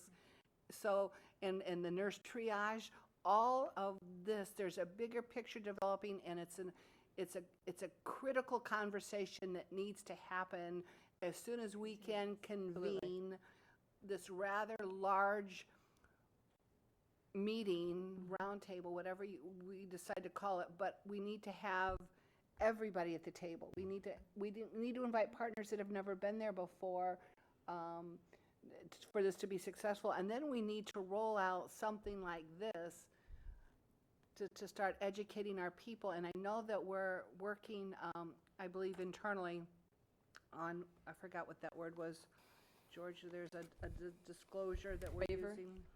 They're working on like The waiver. another form of a release that would, A sign-off on scene release, right? Where are we at on that? Because I don't think it's been a while, it's been several weeks, hasn't it? So with all this, George, I don't know how we go forward with that, and I know it's a lot, but we need to start that discussion sooner than later, and it's going to take multiple steps in multiple jurisdictions to get it right, but we need to have it at a higher level, because we're all right here at the same place, and we're all getting stuck in the same place. Then afterwards, somebody at the hospital say, well, Deb, you know this, well, what about that? Well, did you know about this? Did you know about the nursing homes? And so we're adding these caveats after we have these meetings, and I'm tired of having meetings for the sake of meetings and then getting the oh by the ways. We need to have a huge meeting, whether it's at the Ocean Center, it's at our airport room, but plan for half a day, a full day, whatever, but let's have a conversation and everybody bring what they have to the table and see where we can go, because our citizens are getting caught in a crossfire of some could it be like the, posturing. could it be like the, I'm thinking in my mind, when we brought everyone together for the water quality. Yes, exactly. It- And then we have this is breakout it really is, it's a community-wide issue. Yep. So we can bring all the players together, like you said, at the Ocean Center or a big venue like that to Right. start discussing where we could go. That, and even breakout sessions, and let everybody bring their own opinion, and we probably need to hire a moderator, somebody that can come in and moderate this for us. I think that would be wise. And let's put and let it be the first of many to get to where we need to go for our citizens. I think it's a worthy good. discussion. To Ms. Post's question, I think where we're at, and I'll have to check with legal, but I think we needed a couple clarifications left on some protocol, and that's where I think we're at, and so it should be out shortly, but I'll just make sure, because we also, just so you know too, one other thing we mentioned was the voucher. You know, you had mentioned an alternate transportation, and I think we were trying to see, could the form also include the voucher program as well, and we wanted to make sure it was very clear, because part of that was, okay, you don't really need an ambulance, and we agree, but you can use a taxi. That was the voucher part. Or are you insisting that you really want to, or are you insisting that you really want to go on an ambulance, and it's very clear that to the paramedic and that you have no reason to, and you're in a safe condition, because that's very important, that you could, then you could wait for the ambulance later in the queue, and so you're not tying up the fire department. The one thing we got to look at also on that, and that's Donna's looking at it, we're going to talk to, we got to also make sure, well, what does that do with Medicare or anything like that? If you do that now, is that going to make that ride on the ambulance, all yours, in other words? Because we don't find any medical necessity to transport you. So we do have to have that one part clarified, or they could get stuck with a $700 bill. And I think they need to know that if they make that decision. So we're trying to get that clarified as well. There's Right, a lot of, exactly. None of this is easy, but but we are, a good team of people are looking at it now. So council, is this something that Yes, this is what I've been saying for a while. That's fantastic. Well, let's just go ahead, George, and try to put something I'll put it together. Getting all the partners together. Let's get And let's do it. everybody No Okay. need to talk, at the table. no need to talk about it. Okay. Just do it. So my final comment is going to refer back to our ad authority presentations, and it's if you drill down, I talked to 3 different ad authorities. I got 3 different answers from what different staff members told them to do, including legal and in HR. One told them that 3%, they had to do 3%, then we did 4%. It's too late. Their board hadn't met, so they can't kick it up to the 4%, that extra percent. The other one was they've all been approved by staff. So my question is, at these ad authority meetings, we have staff there.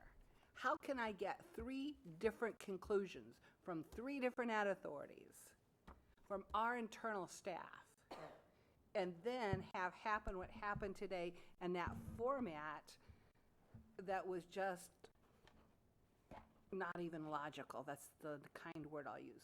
So, Mr. Rechtenwald, I'm going to ask going forward, and I'm saying this because we've had this conversation. It's going to be my final comment.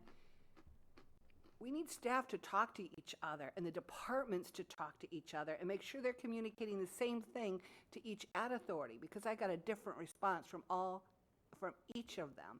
That's not acceptable, because in the council, we're in this position where we look at them, we're asking these questions, they're caught off guard, and they're looking at each other like, well, this is what I was told. Yeah, but I was told this, and now I've got somebody else covering themselves, say, with a little footnote, oh yeah, well, so-and-so approved this. I'm like, okay, now you're covering it, and so, Mr. Rechtenwald, I hear you, and I have some thoughts about how to do that, so I will let you know. Yep. And I encourage you, and go forward and do prosper. Thank you. That's all. Thanks. I'm done. Mr. Chair, Ms. Gusack. when the opportunity is presented, I have one other comment that I needed to make about something I missed. Absolutely. Mr. Lowry. She can go ahead. Okay, go ahead. That's what I was. Thank you, Mr. Chair. I wanted to bring up the fact that about safety inspections of our buildings. Back in the day when I was here, there was a safety person whose one of the responsibilities was to check the buildings where we have our employees and to make sure that they can safely be in operation. Where are we with that? Do we still have that type of person that will be checking from about that? Yeah, Tom can answer, and George Baker's listening as well, but Tom actually does have an employee that does that. Tom Moats, Human Resources Director. We have an employee, Beth Hugh, actually, she's sitting back there now as our safety person. She inspects all the buildings. We have about 300. It takes about 2 years to get through those 200, but she goes through them. There's a list. If she finds a safety issue, it's brought up. If there's an issue that's not a safety issue, but a repair issue, she turns that over to facilities. We've had some buildings where they didn't know about it. They went out there the next day and fixed it. Others, they say, yeah, we know about it, and we have a work order. Well, then, if it takes us sometime 2 years to get to a building, that we have to do better than that. Then we'd need more staff to get through them because Well, we need to do what we need to do to make sure we have safe facilities for our employees to operate in. And so if it takes additional staff, then we need to make that happen somehow, George. I just don't think that it's acceptable that it would take 2 years to inspect these buildings when folk are in them and could be at risk of. Yeah, because also this employee meets with employees and has employee safety groups, and then she answers any complaints or questions from employees and comes out and looks at any safety issues they raise. So it's a multiple functions, it's safety, and she does safety overall, the county. But the documentation should be there. If you have phone conferences with departments, that should be documented, and you could tell the status of the building based on some of that conversation. So I just think we need to do a better job at making sure that we're on that we provide safety of our buildings so that the employees have safe workplace. Okay. And that's where I am with that. Thank you for allowing me to say that. That's very important. I know that Steve used to do that when I was a nurse here, and it didn't take 2 years to get through these buildings. But maybe the buildings are large. You have more buildings now, so maybe. But if that be the case, then you need some more staff in that area. I've been here about 11 years. As I've been in risk management, it's found a lot of buildings that weren't even on our list originally. So Well, it we may had have some been- bad buildings when Yeah. I, Yeah, so 15 years ago. Yeah, so we, But we were getting to them faster than 2 years. so we went through them, and we found a lot of buildings that weren't on our list, and we put them on the list. Yeah, well, And I so- just would like to see that beefed up. So. Sure. Yes, ma'am. Thank you, Mr. Chair, for permitting me to come back Kind to that. of like painting a ship. Dr. Lowry. I just want to say thank you for all those that have been concerned about what our family's been dealing with lately, and just thank you very much. That's fine. That's part of life. But anyway, and the fine work staff's continuing to do, and also the encouragement in the area of with the EMS and all that. I think we're addressing that, and I know it's a concern over on my side of the county too. So anyway, thank you. Just a couple of quick ones, and we can move on. I guess we all received the financial analysis, which I printed out of where the $560 million or so is in the various departments. I printed out, and it's one of the things I'm going to be using to explain to people where the money is, because it's all right there in the over 100 accounts, and just for understanding it. And it's something that's very easy to understand. You can look at it, you can see the money's there, you can see the interest that's being earned, and I would hope that the public would understand that the money that's being earned reduces the amount of money we have to get for taxes. And it's efficient use of the funds, and we can't be like living paycheck to paycheck. You know, you have to plan, and as a result of that, all the capital projects that we start 4 or 5 years before, when it comes time, the money is there to take care of those capital projects. And that's the way you want to be. We can't go out, we could just go out and borrow the money, but because we've been efficient in the use of it, the money's there, folks. It's right there for everyone to see. It's being invested and managed wisely. I have friends who sweep their accounts every day that have large businesses, and it's amazing the money that they can earn just by sweeping their accounts. It's huge. People can cover maybe a good portion of their overhead. Smart people do that type of thing.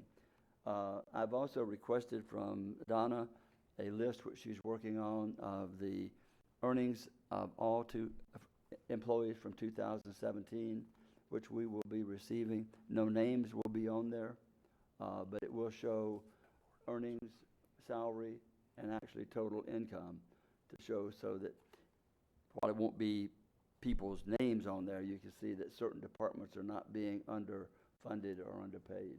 I think it'll give you a good eye-opening. I toured the 82-year-old evidence buildings, and the first time that George had actually, not our George, the other George, facilities, had ever been in there. You do know he's not allowed to go in there. I guess he snuck in on my coattails to go in and tour that. Not allowed in there? He is not allowed to go in and tour, to inspect the building, perform anything, because of the facility that it is. And I went through it. It's a warehouse situation, and there was issues that came up about why wasn't this something fixed. For example, the roof. That building has been scheduled for at least 4 years, I think. George, you may know the timeline, to be replaced. The money set aside. The new facility is under construction. So it's not something that just accidentally happened last week, last month, last year. Right. And the decision was made not to spend $250,000 on fixing a leak in a roof by replacing the roof, that the building is going to be torn down next year, which I think was probably a wise use. So there is some leakage. There's no leakage or anything in where the evidence is stored. It's there, and the evidence is not being destroyed. So it's what it is. It's not something that just happened.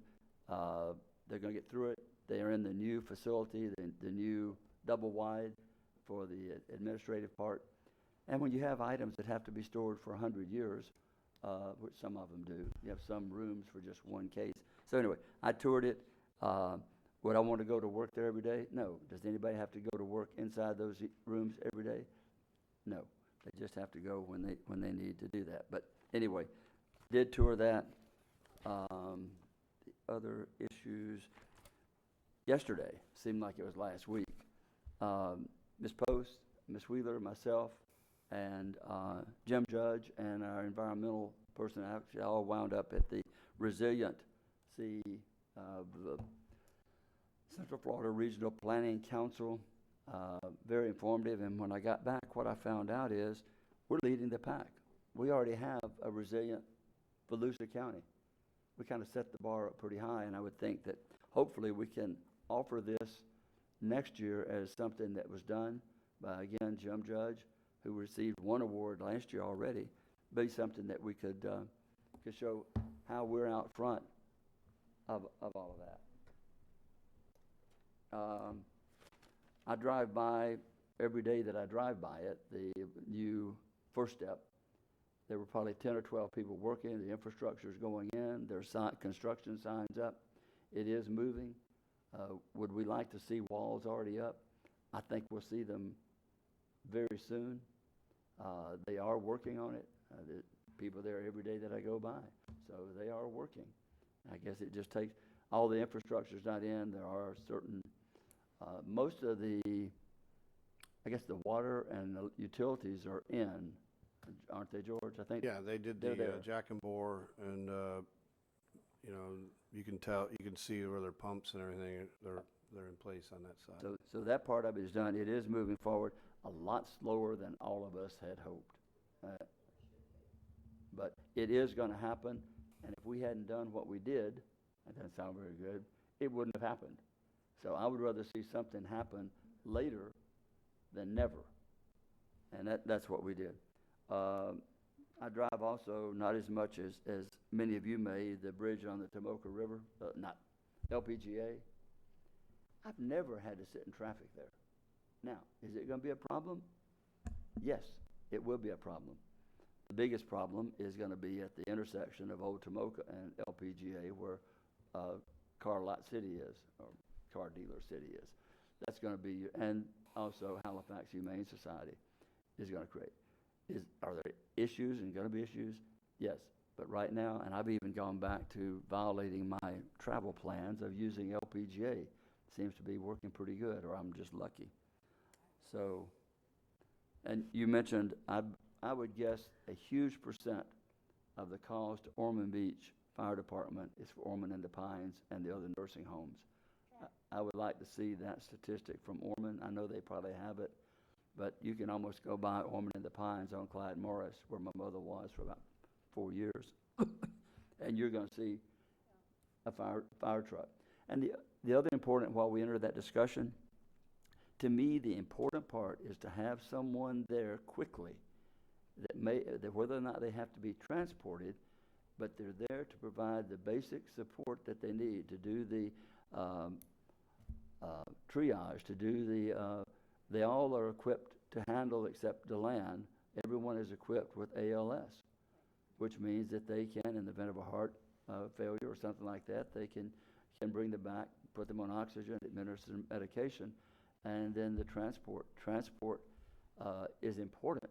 The most important is that someone is there quickly, whether it's the fire or someone. Put them on motorcycles and get them out there quick. I don't know. It's all kind of thing. For the workshop, we'll come up with all kind of ideas. And with that, we will adjourn at 12:21, and I guess we'll be back here at recess. Yeah. Huh? We'll not adjourn. We're going to recess. See, I sometimes misspeak, because anyway. We're going to recess until 1:30. Will that work? That's what. Recess to 1:30. Okay, we'll. I think we told Maybe them 1 o'clock. 1:15. We'll recess to 1. Okay. Recess to 1 o'clock. We'll be back here at 1 o'clock.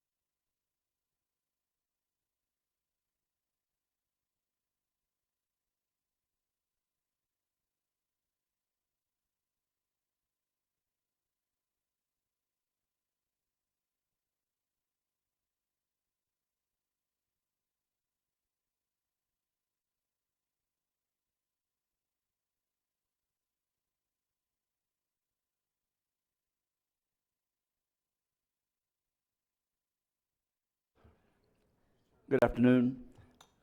It's 1:05, and we're going to reconvene from the recess. And Terry or...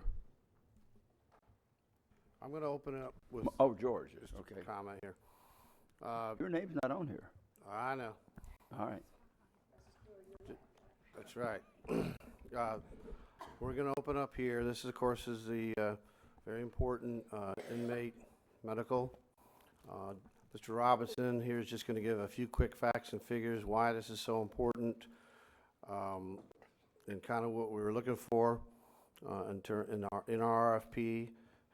So just a more or less for the public to hear, and I know you guys, everyone's been briefed upon it, but we'll go over that quickly, and then when he's done, he's going to turn it over to Janine, and she'll go over the actual process today. And so, Mr. Robinson, take it away. Thank you. County Chair, council members, and staff, good afternoon. My name is John Robinson. I'm president of Robinson Bush. I'm here to talk about the overview of the Inmate Services RFP number 18-P-42AK. What we'd like to do over the next few minutes is just give you a little overview of the process that we've gone through and some of the background for the actual RFP that was done for inmate services. You have a busy jail. You service a little over 1,400 inmates on a daily basis, and the sick leave and sick leave calls and mental health visits are quite a few. The budget that you have for this particular on-site services is about $10 million. Of that $10 million, $6.2 million is paid in a fixed fee to currently Armor, the management company that is managing the jail and that population. In addition to that, you're paying about $2.8 million in off-site services and special services that are above and beyond the actual cap and the fixed cost that's there. Another $1 million is paid in security for those guards that have to go with from corrections to those particular off-site appointments. The on-site medical services that are provided are 24/7, of course, because they have to be. It's a closed environment, and it's a full clinic that is operational 24/7. In addition to those particular services, there are off-site services that you're paying separately for. That's that $2.8 million. It's a part of what you saw in that other slide. That $2.8 million goes to services for hospital care, for off-site specialty care, for the specialists that have that type of service, and then management, and then the actual specialty drugs that are a part of that too. That's a growing concern and portion of it. As we started preparing for this particular RFP, Bobby King and I spent a lot of time with Dr. Flowers and a number of the county staff to talk about some of the different issues that are evident in the jail population. You know, some of the areas that we found through that, and then through some of the visits that we had to some of your surrounding jails that we went to and looked at that particular facility, those facilities, and also some of the local hospitals that we had talked to in getting ideas as to how we can improve upon the services that are provided at the jail. We came up with 4 different areas that we wanted to concentrate on. You know, one was the substance abuse and opioid epidemic that we have. 2, and related to that, obviously, is the mental health piece, which is a growing concern and one that we devoted a lot of attention to. The other is that increasing cost of the off-site services. We thought that was important to address, and we have done that as well. And then we wanted to address the inmate recidivism as another part of that. We came up with 2 ways that we wanted to improve upon the RFP. One was in program enhancements, and the other was in management enhancements.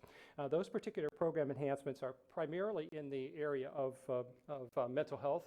This was the biggest area that we had, where we had to ask for increased staff, and we asked for the increased use of psychiatrists in some of the preventions that we have, along with some of the increased concerns that we have for identification and treatment, and some of the risks that we have with the detoxification and what we're trying to add to our medication-assisted treatments as well, which is something that we think will help as we move down the road in this area too, along with some trauma-induced therapies that we have for that. Suicide prevention was a big area that we addressed as well. From another program issue, so we wanted to look at more telemedicine to keep people on site as much as possible. In addition to that, we wanted to have an increased emphasis on the screenings, the intake screenings, because we think that's an area where down the road with a good screening, it'll help us in that area as well. The area of reentry, we thought was something that we wanted to address that recidivism issue as well. And then also just the transparency that we have when we look at the specialty medication costs that we've asked for in this proposal as well. From the management perspective, we wanted to address some of the county involvement in some of these offsite services. We're looking at having direct contracts with hospitals. We will work with the provider that you select today to then select some of the specialists that are needed for that particular facility. And we're also looking at third-party administrative services to provide us with better management of that particular service as well. We will set performance standards. We want those performance standards with the new company to be based on some of the administrative measures that we will talk to them about, as well as some of the clinical quality guidelines that are very important to us. More so than just putting money at risk for spending money, we wanted to tie it to clinical outcomes as well. We've also suggested the increases to the county management administration of this particular program as well, because we think that's very important. As a part of our analysis, we provided you with all of the actual RFPs that were received. We did a side-by-side comparison to help you with some of the summaries of that particular work, and also some of the background information that was provided to you to help you make an informed decision. We hope that the information that has been presented has been objective and factual, and it meets your needs, and we hope that information will help you make an informed decision. Any questions I'll take now, and Bobby and Dr. Flowers and I will be available to answer any questions as we go through this process as well. Thank you. I do have a question, Mr. Robertson. You mentioned the performance standards, but I know that we had talked about accountability as well. Mm-hmm. And could you address the personnel, the follow-up and accountability in that section that you put in there? Yeah, we're looking at actually having a person that's going to be a day-to-day administrator of the plan. I think this is what you're talking about. That particular position has been or is in the process of being posted at this point, and that person will be a registered nurse that will have that clinical background that will help us in that particular area. To be looking at some of the admissions and some of the offsite services and some of the transports in that particular area. In addition to that, we think that from a management perspective, attention devoted just to this contract. When you're spending $10 million, we're looking at trying to see what we can do to have that $2.8 million and that $1 million you have in security to be reduced, because you'll see that the costs are more for the actual services, but we've asked for additional personnel as well. So you'll see that as a part of as you go through your deliberation. So that was an area of concern for me and a good highlight. But I would also like to say I had many questions and went through the information that you provided, and I will say I have never seen the information provided from a consultant. So you broke everything down really well, and a lot of the things that I really wanted to know, you broke it down, and specifically by issue and then by various other ways of looking at it. So very impressed with the information that you provided, and so I thank you for your service as well. Oh, well, thank you. It took a lot of planning on the front end, so Bobby and I have been very busy trying to come up with something that's simple, that makes a complex issue simple. So hopefully we've accomplished that and given you the information to make an informed decision. Job. Yeah, thank you. As we listen to the presentations, I would ask, and I think we should, they're on the clock. They each get 10 minutes. And if we can, just hold any questions that we may have until the end of their presentation so that we don't have to try to get stopping and starting the clock, so we can be fair to everyone. Is that okay? Okay. Janine Jennings will now go through some of the highlights of the RFP itself, and then we'll continue. Thank you.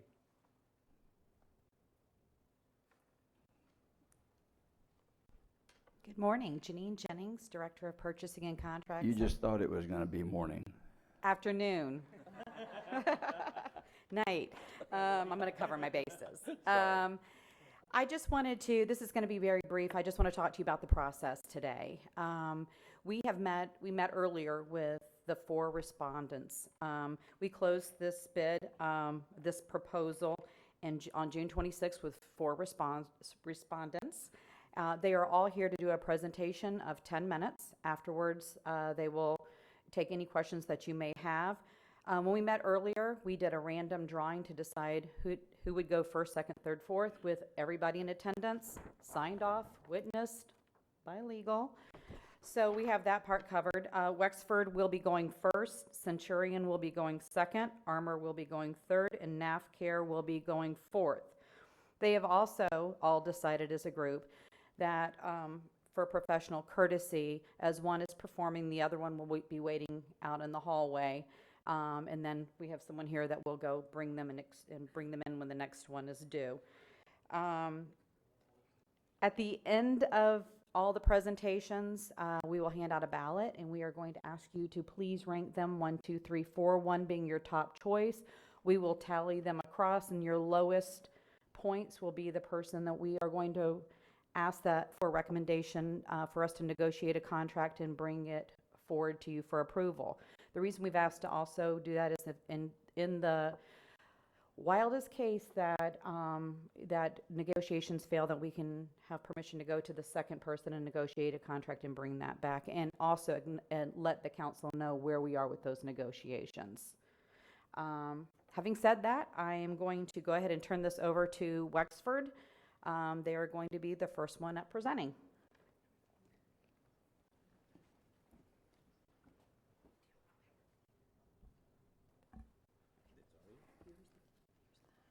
Okay.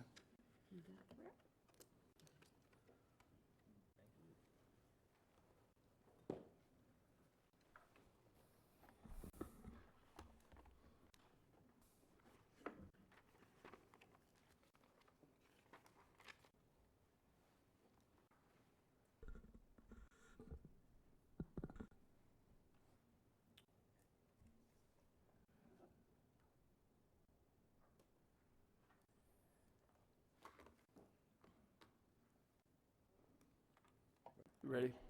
Ready when you are. Good afternoon. Chairman Kelly, council members. My name is Edward McNeil. I'm the Business Development and Client Relations Director for Wexford Health Sources, and we'd like to thank you for this opportunity to come before you this afternoon and make our presentation as to why we should be chosen for the contract for inmate healthcare services for Volusia County. With me today, I have Dr. Neil Fisher, Dr. Ron Smith, Anna Vozar, and Don Hewlick. This is our team from Wexford Health Sources, where we are involved from start to finish on all of our contracts. We are directly involved with, the day-to-day operations as well as oversight for the Volusia County Jail, should we be chosen. Wexford Health was incorporated in 1992 in the state of Florida for the sole purpose of providing correctional health care services. We are a family-owned and privately held corporation and the only major correctional company that has been led and operated by the same owners since its inception. With over 4,400 employees, we provide comprehensive healthcare services to over 130,000 inmates and 130 facilities across the country. This makes us large enough for an economies of scale, but small enough to be directly responsive and adaptive to your needs as a client. One of the things we like to pride ourselves on in any contract we enter into, we look at this as a partnership to grow as a family together and work through these things together to ensure we provide the best quality service for you as our client. One of the things you have before you is our proposal, or our, handouts that will cover 6 areas that were of great importance to you. However, for the sake of time, what we'd like to do is just simply talk about, got Dr. Fisher here that's going to talk about medical services, and Dr. Smith is going to talk about our mental health and behavioral health services and what we can provide to you as being your clients for Volusia County. With that being said, I'd like to turn it over to Dr. Fisher, and we'll go from there and just move forward on to Dr. Smith from that point. Thank you. Thank you, Ed, and Good afternoon. I'm Dr. Neil Fisher, and I'm Wexford's Corporate Medical Director for Quality. Just a minute there. Good afternoon. As you speak, please come up to this microphone. Okay. So those on those at the desk don't work? It's working now. Okay, it's working, it's working. Okay. It's working. Good afternoon. I'm Dr. Neil Fisher, and I'm Wexford's Corporate Medical Director for Quality Management and Pharmacy, and intimately involved with our jail contracts. When I was trying to decide what to speak, I went actually back to our mission statement, where Wexford says we are a responsive partner, we are an adaptive partner, and we also are an innovative partner. But when I looked at all of that, I really came to the basis that communication is probably, I think, the thing that we do absolutely the best. We're not here to tell you that we're the perfect company. We admit that we've made mistakes along the way. There have been clinical errors along the way. But one of the things I can say about Wexford is that we own up to our mistakes. We communicate those mistakes with our client, and we're also going to tell you where we're going to go from there. So when you've made a mistake, you also learn from that mistake. And as Ed mentioned, we've been around for 26 years. Mistakes have been made, but hopefully we are not repeating those same mistakes as we go on, because we are truly learning from those mistakes. That same communication is also what makes our utilization management, looking at off-site care costs, I think something that we do, I know it's something we do differently than the other companies. Off-site care costs, you saw $2.8 million of off-site care costs. We have a very aggressive management program for looking at that. Our main process for off-site consultation is called collegial review, where I get on a phone with the folks here and we talk about things that they are planning to send to off-site. It's not faxing back and forth paperwork, it's not emails, it's talking about patients, clinician to clinician. So that aspect really works. We also believe that that's the way you work with a hospital, talking to the hospitalists, having our clinicians that are on here, but also our corporate clinicians talking with the hospitalists about, can these be services that can actually be done on site? That same communication, I think, is something that works out well. We've really had a focus in the last 5 years between mental health and medical of looking at the patient whole. Often it's separate silos that people are being put in for their mental health concerns or their medical concerns. Ron and I are part of the team really trying to bring these aspects together. So that communication we find to be a really important part. But I think to show our quality, because I am the director of quality, I think you need to look at litigation also. Nationwide litigation, you can expect 10.4 lawsuits per 1,000 inmates. Wexford's rate for our jails, 0.15. So comparison 10.4 to a 0.15 rate for our inmate lawsuits, which I think speaks a lot about the quality that we do within our contracts and the communication that also goes on. Ron, speaking about mental health. Good afternoon. I want to speak a little bit, a few moments that I have, is that on? A few moments that I have in regards to probably the most important aspect of my job as the Director of Behavioral Health Services for Wexford Health, and that's risk management. Risk management, defined in behavioral health, is the probability or the likelihood of a sentinel or negative sentinel event occurring in a period of time. Risk management is the decrease in looking at and focusing on the probability of decreasing the likelihood of those negative events. None of us here, nobody here, nobody presenting wants to have any negative events. But one of the things that we want to do, one of the things that we always do, is focus on the quality of services and the services that are being provided to decrease the likelihood of those sentinel events. Quality is a very important issue in the behavioral health. And in looking at risk management, behavioral health is slightly different from risk management on the healthcare side, on the physical healthcare side. We have really one tool. I've been in this business for about 37 years, and we really have one tool that focuses on decreasing risk and decreasing those negative events, and that is the quality of care. And the reason I say that, and the reason I'm so certain of that, is that as you produce and you go higher in your quality of care, there's an inverse relationship, and negative and sentinel events go down. So we focus, all our resources, all of my time is focused on ensuring that we are providing quality services across the board on every single aspect. Everybody here, nobody would be coming to the table if they didn't have a good suicide prevention program. But to decrease sentinel events, you have to have something bigger than that. You have to have a system of care that focuses from the intake to the discharge and to reentry, that wraps around the inmates, that ensures three basic things. One, efficiency. Efficiencies within a system is critical. Efficiencies don't always equate to quality of care. But in my opinion, I define quality as efficiency. Efficiency being two aspects of it. One, it's a resource issue. Inefficient systems waste resources. It's not being a good steward of taxpayers' dollars.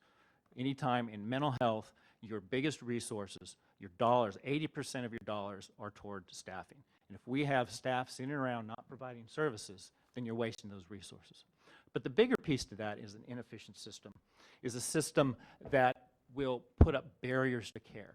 Barriers to care lead to access to care issues. Access to care issues, if you want to end up in federal litigation, is probably the biggest issue that you're going to face. So you decrease those barriers by increasing the access to care. Because the last thing you want, if you have an inefficient system and you're missing people, you're not seeing them, you're not picking up an intake, and you're not seeing them in your follow-ups, something's going to happen. And that's where your sentinel events, your bad outcomes occur, is when you're not seeing patients. So efficiency is extremely important. Number two is proficiency. We want quality staff. We want trained staff. We want to bring them in. Our staffing department does a phenomenal job in bringing in qualified staff. But we want skilled staff. We want to train staff. We want to train them again. We want to train them. We want to train them. When they beg for mercy, we'll train them some more. Because we have to have the most highly proficient staff. If you have a highly proficient staff, at that point, then your litigation rates are going to go down and your sentinel events are going to go down. And third is outcomes. Every time I go into a site and I talk with staff, I want to know why you did a service, why you did a clinical service, what was your goal, what was your purpose, how are you documenting that? And if you can tell me that, and you can tell me that it's for a positive outcome, it's for a goal that's going to achieve a positive outcome, then you've done a good service. The more positive outcomes you have, the less negative outcomes you're going to have, obviously. So outcomes are extremely important in this process. Thank you. Okay, thank you. First, I forgot to apologize for the delay in this. We wanted to make sure that we all had time. I appreciate you being patient with us. This is too important for us to have tried to rush through, and we wanted to give everyone the due time for us to get all the information directly from you. We've had boxes of information, thorough. Anyway, appreciate your patience on that. Any questions, Council? Ms. Post? Yes, Mr. McNeil. Yes, ma'am. I noticed on your first slide, it said you've been in operation since 1992 Yes. in Florida, specifically? Or? Not specifically Florida. We started out in 1992 at Centralia Correctional Center, which is in Illinois. And since that time, we've been all across the country, including Florida, the state of Florida. Yes, ma'am. And then how many current clients do you have within the state of Florida? Current clients, we were just one, and that's just recent, as a matter of fact. Just down the road, St. Lucie County, we were just awarded that contract. We have worked in other jails in the state in the past and just lost those through rebids, but we are very familiar with the state of Florida. Okay. And where are you based out of? We're based out of Pittsburgh. Okay, thank you so much. But I think it's important when we ask where we're based out of, it's also where we actually live. So you actually have, of the 5 team members, only one of us actually lives in Pittsburgh. So we spend our time on planes. It really is, we do go to our contracts, and so you can pretty much live anywhere and go to our contracts. Okay. Ms. Dennis? Thank you, Mr. Chair. I'm going to go to litigation.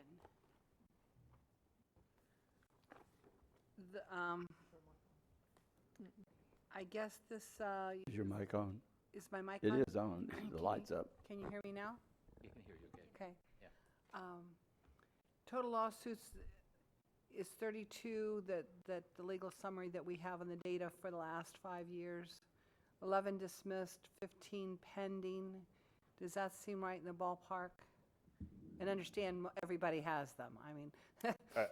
Absolutely. If, Right, that's what we put into our proposal, 15 active lawsuits going on now. 90% of them are related to deliberate indifference, which is an Eighth Amendment violation, that you were deliberately indifferent to the serious healthcare needs of the inmate. So that's what they are suing us on for that standard. Most of those cases, Give me an example of what that means.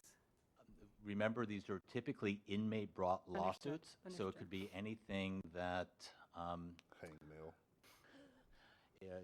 something that you did, they wanted a special shoe when you did not give them a special shoe. That's the clarification that I'm going for. So it's not necessarily medically labeled categorically in the lawsuits, because when you look at a number of lawsuits, if they're based from the population itself versus medical delivery, the service that was not delivered, there's a big difference there. Yes, absolutely.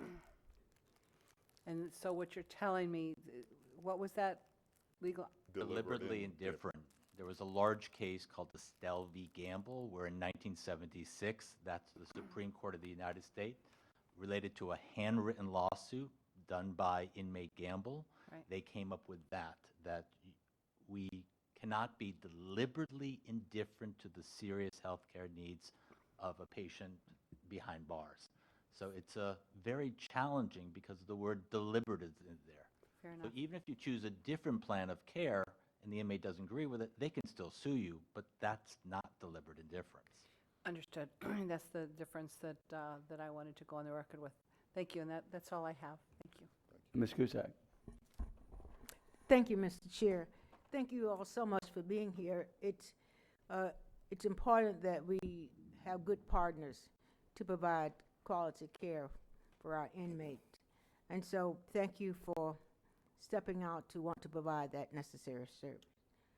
I have a few questions. My first question is this. I noticed that you have pretty high turnover in your staffing. Are there any things in place that you can tell me that you're doing to try to address your staffing and maintaining, if you will, your staffing? I'm going to bring up Anna Vozar. She's over our staffing area, so she can respond. Okay. Yeah, hello. I'm Anna Vozar. I'm the Director of Talent Acquisition for our company. We do a lot of different things to retain our employees.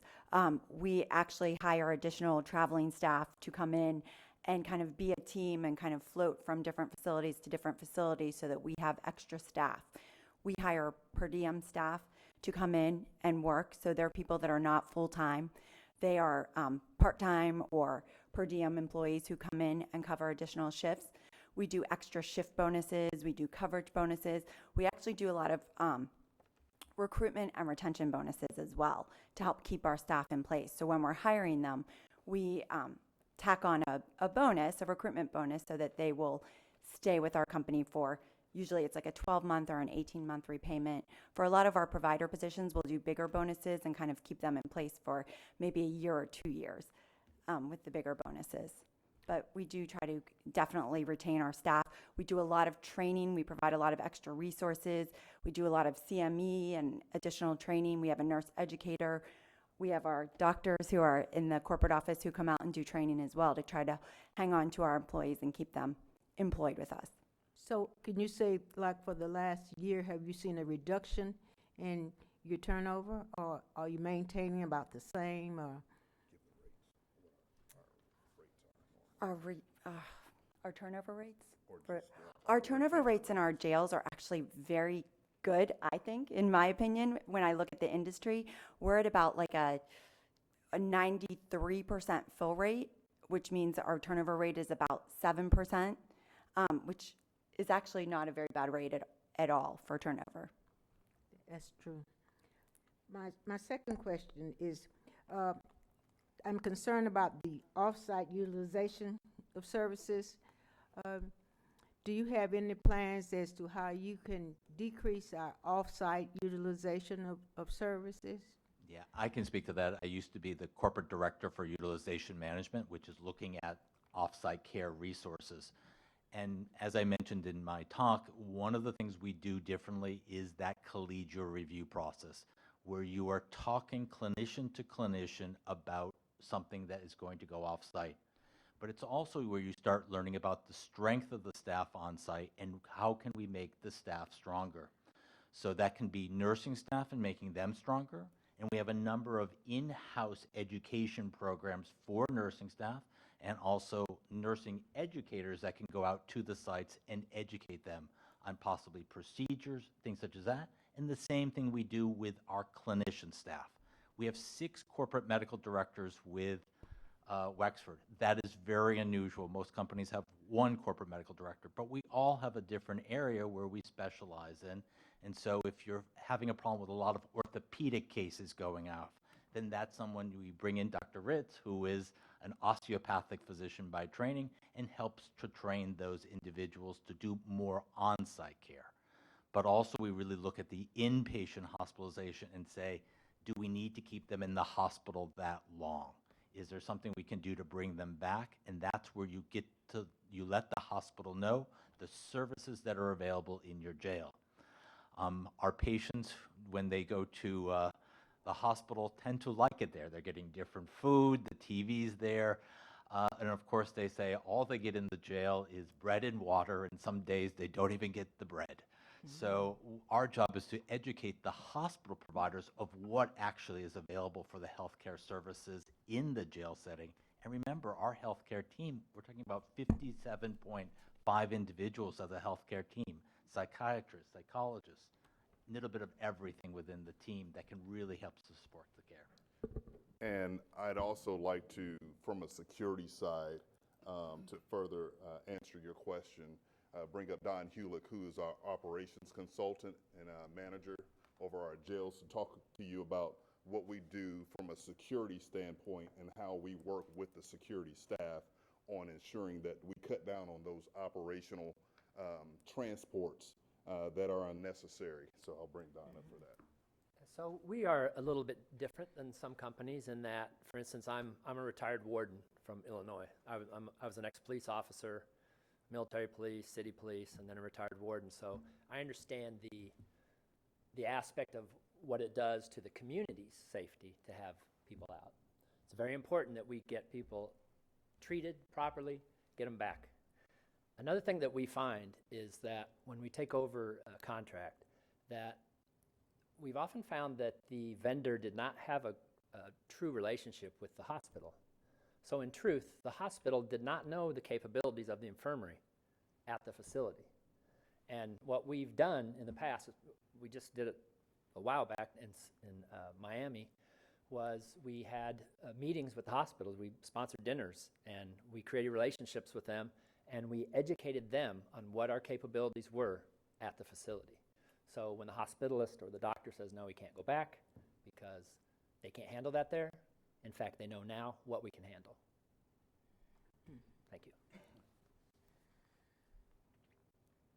Approximately how many of your folk that are hospitalized or are seen in the emergency room are then hospitalized? You got an average number of somewhere in the ballpark as to how many of your transports to the emergency room are admitted, or?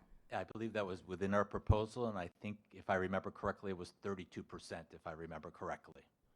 That 32% of those who went to the emergency room were hospitalized afterwards, which is That's a pretty good number. That's a very good number, actually.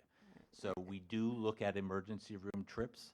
There is no type of prior authorization from corporate that is needed to send someone to the emergency room. If somebody needs to go to the emergency room, that's a clinical decision that happens at the site. They don't need any type of approval. But that doesn't mean we don't look at it afterwards. We always do a retrospective review to see, are we utilizing the emergency room correctly? Is there something that we can do to possibly prevent those? So we do a 100% retrospective review.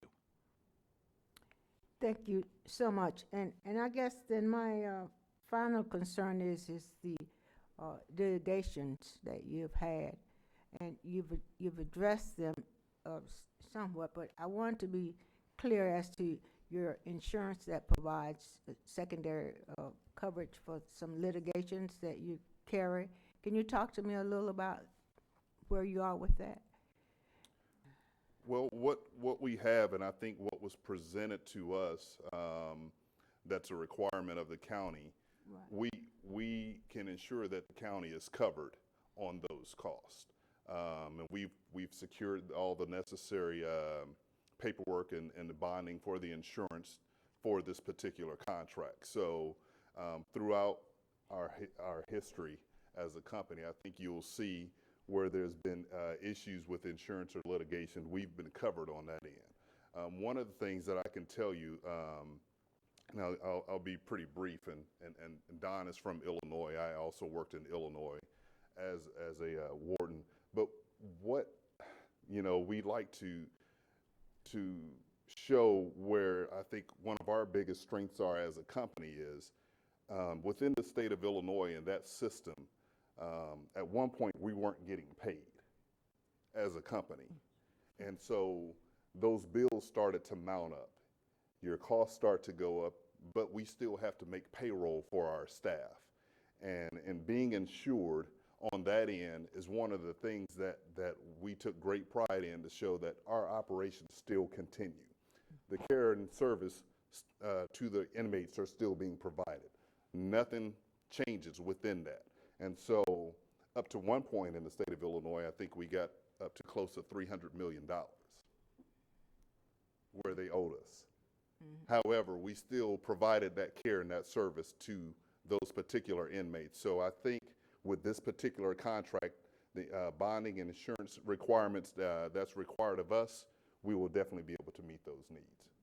And my final question to you then will be, tell me a little bit why you lost contracts in Florida. What do you think was the major corporate as it released? Sure, and I can bring Don up, but I can tell you as a whole on contracts in the past, they come and go. Sometimes what we found early on, and I'll give you an example for the Florida Department of Corrections.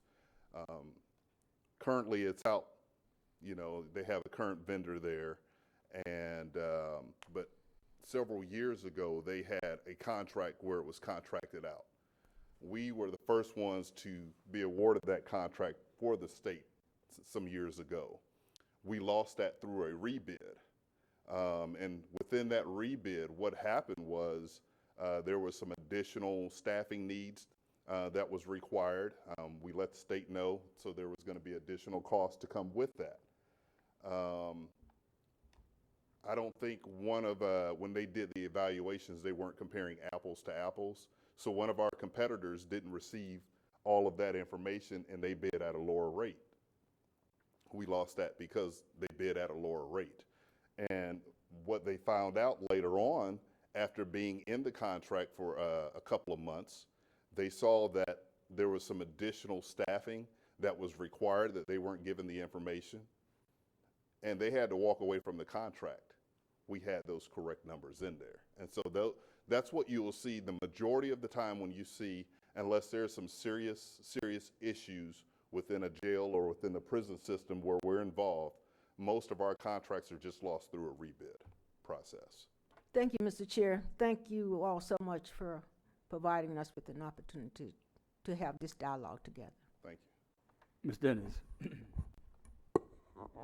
Thank you. One of the most important things, obviously, when we're going to take a look at this at the end of the day here, is the bottom line. And the bottom line happens on a daily basis or a monthly basis. And in our section on payment and financial responsibility, we have in this particular contract said our inmate services fee will be paid by the county monthly and based on the county's average daily population, our ADP, of the previous month.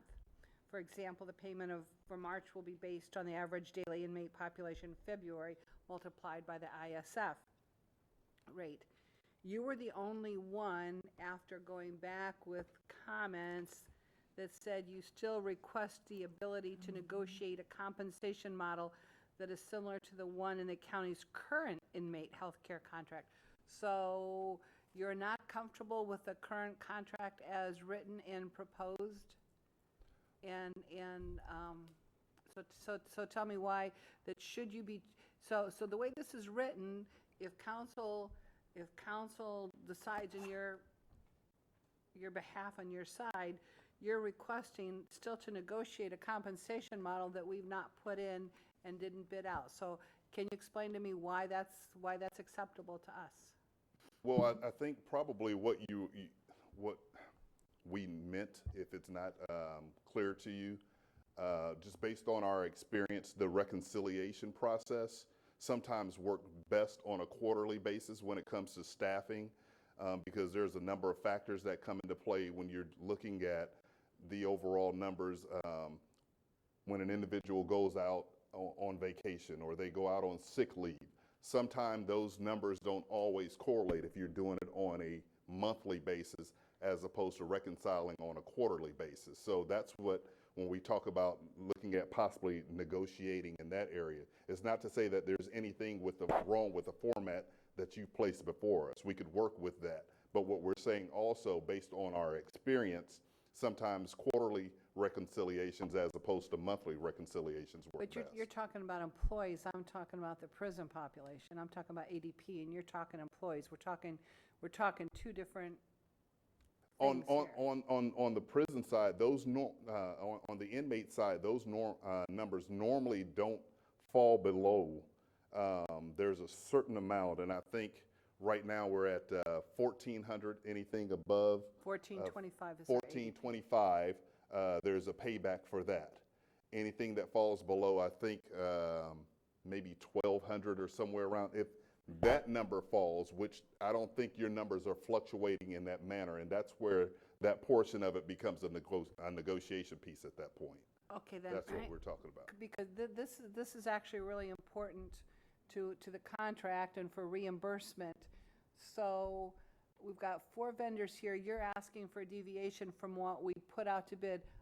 Legal? I need somebody to talk to me here a minute.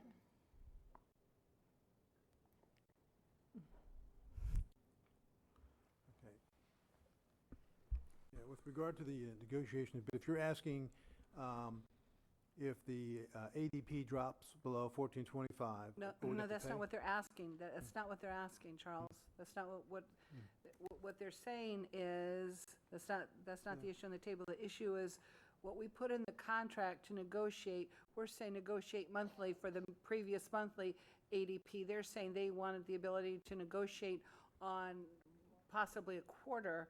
And then so the way we have asked to have it bid and reported, they're asking for a deviation and an exception to do it quarterly. So the question, and I'm not sure exactly what variables are coming into this. So you have to tell me is how important is this to the contract going forward? Because if we can't come to an agreement even at this stage of the process of negotiating, how do we enter into a contract if we can't even define this now? Well, it is significant in the sense that if we've budgeted for an ADP 1425 and we've provided to them, we don't want to end up having to pay a flat fee when it falls below that amount. So we can end up spending money for services not being provided because they've fallen below the ADP average. So it is significant in terms of a cost and a management perspective. But I don't know, and I'm going to come to their defense because it's not the 1425 average ADP. That's not the issue because we're looking at the month prior. So if we're doing January, February, March, let's say it's a quarter, and January's was 1386, February's 1425, March was 1389, whatever. You probably take those, that would be the ADP that would get billed. Am I saying that correctly? The difference is they want to do it quarterly. We're saying we want it monthly. So it's not the ADP that's in question. It's right. Yeah, I still say it'd be significant if what they want to pay for the prior month, and they want to switch that to quarterly, it does make a difference in terms of what we would collect. I mean, I would ask that John Robinson, he probably has the numbers and has looked at it. He can probably talk to it more directly as the consultant to show what the analysis Well, indicates. no, I want, no, I want to stay at this stage. So that, then my next question is, because for me, this is going to be significant going forward. So my question to you is, you had an opportunity to respond to this because some of the other vendors did respond to the clarification of the question, but you held firm. So I guess that's solid in your contract. That's solid in your presentation to us. I wouldn't say that it's solid. I think what we're trying to say is, given the opportunity to be able to explain to you why we do that when we sit down at the negotiating table, to be able to show you those in-depth numbers once we were able to pull all of that together. That's what we're saying we'd like to have, that not that it's etched in stone. We're just asking, and I think what purchasing was asking of us was, if given an opportunity, is there something out there that you think will be better if you want to clarify as to why you're looking at it? And I think we were under that assumption as to what they were asking for in the summary of clarifications.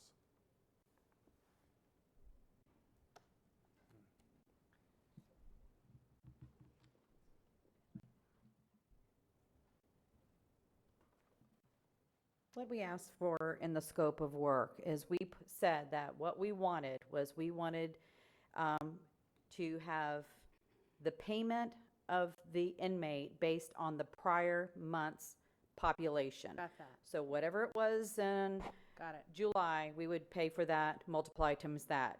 They came back during the clarification process and confirmed, but then put a note on the side saying, we would like the ability to look and do something closer to what you had in the prior contract. So they confirmed it with a comment next to it saying they would like further discussion. But the intent of the RFP in the clarification wasn't to give any other options.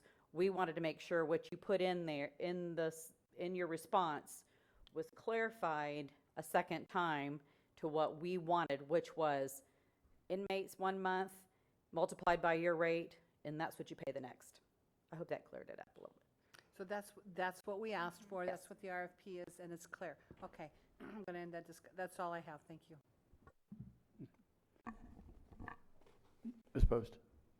Yes, I have a question for Dr. Flowers. Well, let's go through this unless, is it relatively, pardon? Well, it's in regards to the vendors. That's why I'm asking the question. Okay. Dr. Flowers, I'm just curious, since we are talking about the number of inmates, the 1425, do you know how many times? I know yesterday we had talked, I think you said it was 1504 yesterday. Is that correct? Yes, ma'am, it is. The number? Okay. So do you know how many times in the last year we've gone under 1425? Mark Flowers, Corrections Director, 1300 Red John Road, Daytona Beach. We went about 3 months and had around 1225 to 1200, somewhere in that, for about a 3-month period. When was that? Why didn't we celebrate that? Oh, we did, trust me, we did on the inside. Okay. All right. I just wanted to clarify that. Thank you. Okay. Yep, we had, anyone else? I think you've covered most everything that I had. They've done a good job of answering. Y'all have done a good job of preparing. Yes, sir. I'll give you 1 minute off the cuff to close. How about that? Thank you, Mr. Chair. And Madam Vice Chair, if I may clarify, and I think Ms. Janine said it as well, we did confirm that we would follow what you all wanted. We just wanted the opportunity just to talk to you and clarify what we were meaning in that statement. We'd like to thank you, first off, for just having us here. We think it's a great opportunity for us. Wexford Health, we've been around for a long time, like we've stated. We are in the business of providing quality correctional health care. That's all we do. And with that being said, on my behalf, on behalf of Dan Kahn, our president, we'd like to thank you for this opportunity, and we look forward to the next steps within the process. Thank you for having us. And I can probably guarantee you, we're not going to stick you for $300 million. Thank you. Thank you. Thank you. Thank you. I got you.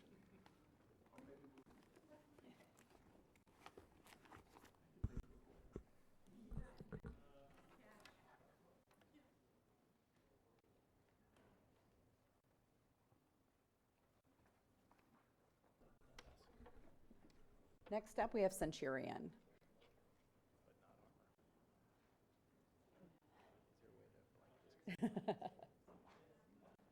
They don't have anything. All right. Here's the microphones right through here. Just talking about? Good job.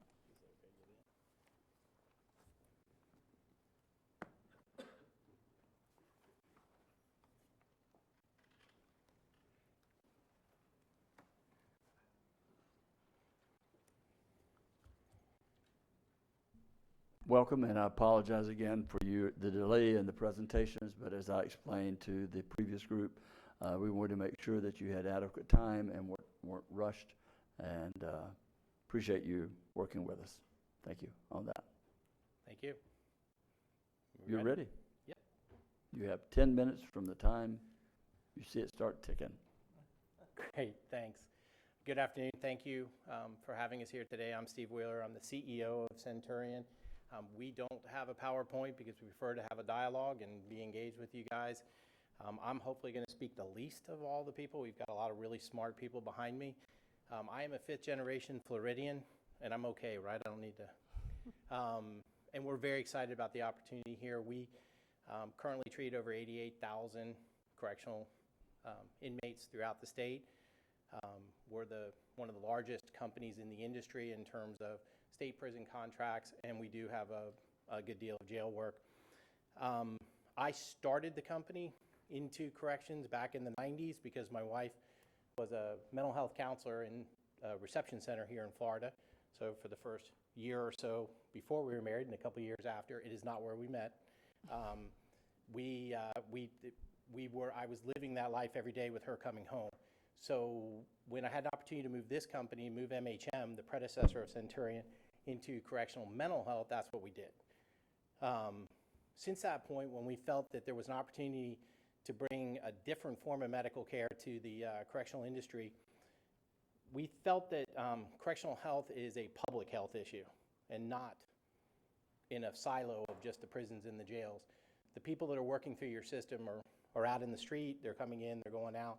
So when we went to partner into medical care, we found one of the largest medical companies, Centene, in the country. They currently treat more Medicaid recipients than any other company in the country. You know them in Florida as Sunshine Health. We formed a joint venture and eventually just completely merged in with Centene. Centene also treats military, veterans, Medicare, and commercial product people. What it does is it gives us a perspective of millions of disease state individuals throughout the country.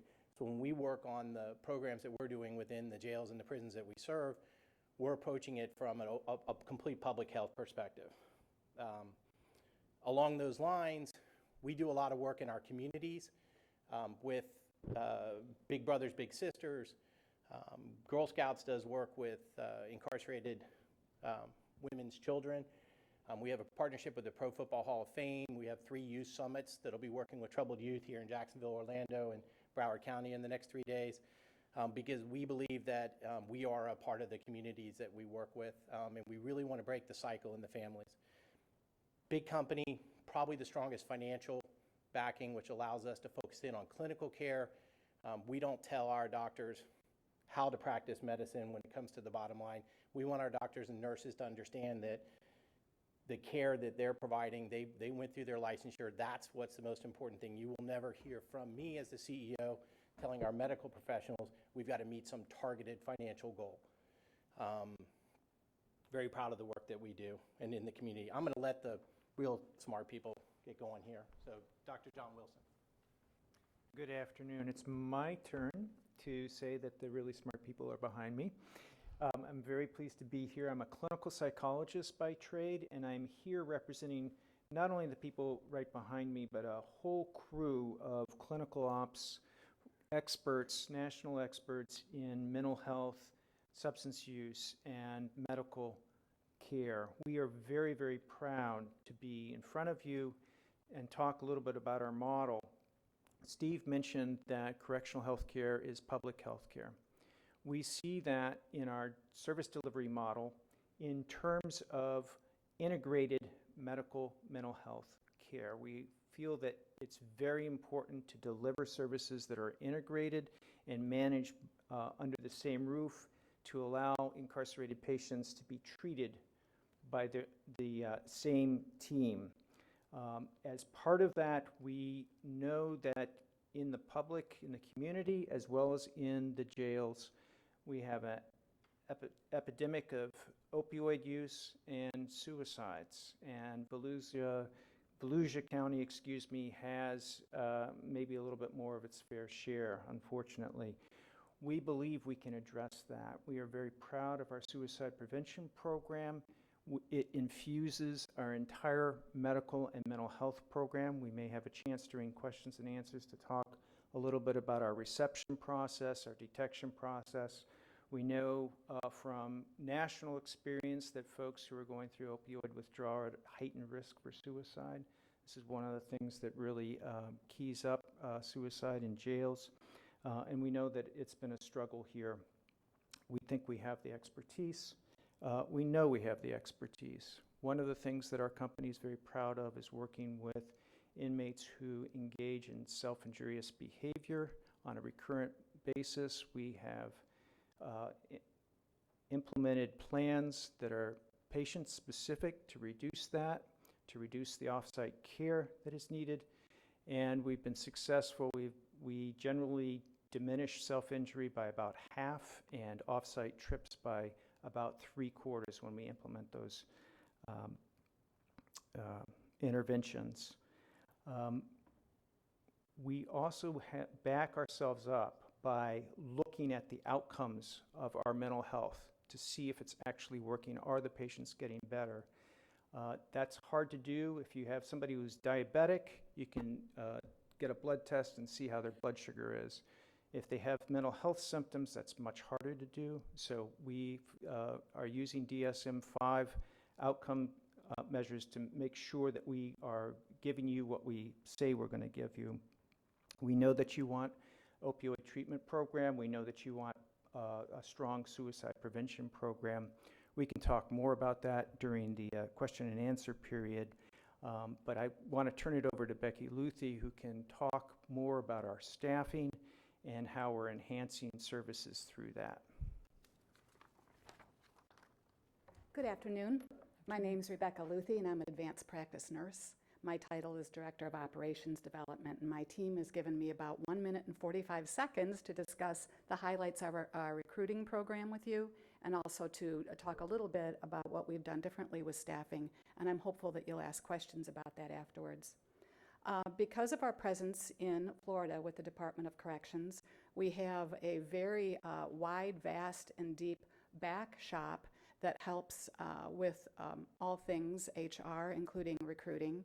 And one of the nifty programs we've established is affiliation programs with over 20 technical schools, colleges, and universities where we provide career fairs, academic presentations, and networking events and opportunities with those schools. And the long-term investment in recruiting by speaking to these students is certainly paying off and will continue to over the next 5 years. And I don't want to vex my colleagues, and I don't want to bore you, but I do want to impress you with the list of colleges and technical schools that we've spoken with. Over 45 contacts with these schools in the last 18 months. And I need to mention that our academic liaison, our corporate academic liaison, heads up this effort, but we do have 8 recruiters that work in Florida only that assist our academic liaison in getting these connections. Bradford Vocational School, Florida Panhandle Technical College, University of Florida, Florida A&M, College of Central Florida, Florida State, Kaiser University, North Florida, University of Miami, Florida Career College, Florida Gateway College, University of West Florida, Taylor Technical Institution, Haney Technical Center, Florida Career College, Big Bend College of Perry, Florida, Virginia College, Gulf Coast State College, Rasmussen University, River Oak Technical College, and Larkin Community College. And so Because of that special recruiting program, we are able to say that here in Tomoka, for example, we are 97% filled with our staff, which is something we like to talk about and brag about. Just 2 weeks ago, we were 100%, but because they only have 36.7 FTEs, you lose an employee and you go down a couple points. Okay. You may have noted that our staffing plan is higher in numbers and FTEs than you have today.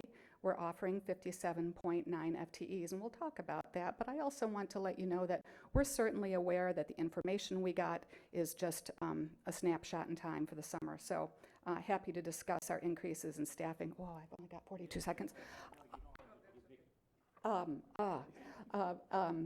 So we have decreased the number of LPNs, happy to move them out through attrition, don't want to come in and fire anyone, but we've upped the ante with more RNs, and we have certainly increased the number of mental health staff, which we feel you need.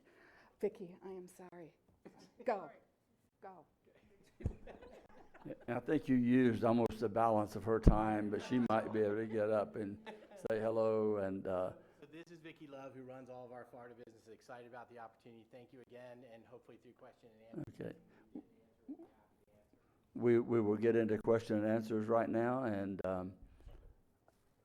Ms. Wheeler. I mean, you were No, lit that's up. okay. I have something anyway. I did want to, I wanted you to explain that reception process that you were talking about, whoever. I think it was, intake. yeah. I don't know, he said he would like to explain the reception process on the mental health. Yes. I get, yes. Right. So we appreciated the heightened requirements in your RFP for the front door. We think that that is very appropriate and very important. We actually have Ms. Reyes, can I ask you, she's one of our clinical ops nurses who would be responsible for overseeing the reception process. She's smarter than me.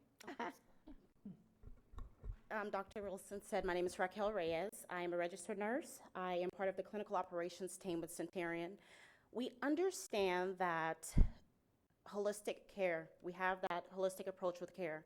Mental health is as important as medical care, and we understand that starts in booking in the intake area. So our staff is required to have the clinical skills as well as the knowledge to handle patients that come into the facility.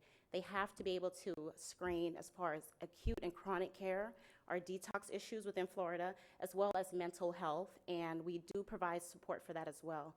Our education isn't, oh, you come in, we give you a couple of weeks, and then you're on your own. We provide continuous education because we understand that nursing is changing, and so we have to make sure that we continue to give the staff the support they need. So the intake process is a big part of the care that we provide, and we're going to stay on top of that. Thank you. And the other thing is, I see on our papers that you have not had any litigations in the last 5 years. Is that correct? And by the way, are we related in any way? You see my name. If it makes a difference, we absolutely are. I want to make that for the record that we don't know each other. No, right. Actually, the Wheeler side came from Raleigh, North Carolina. My my grandfather worked for Henry Flagler, the Wheeler, but it's the Rollerson side that goes back before that. So you're the rich side of the family. Okay. Yeah, no. Thank you, though.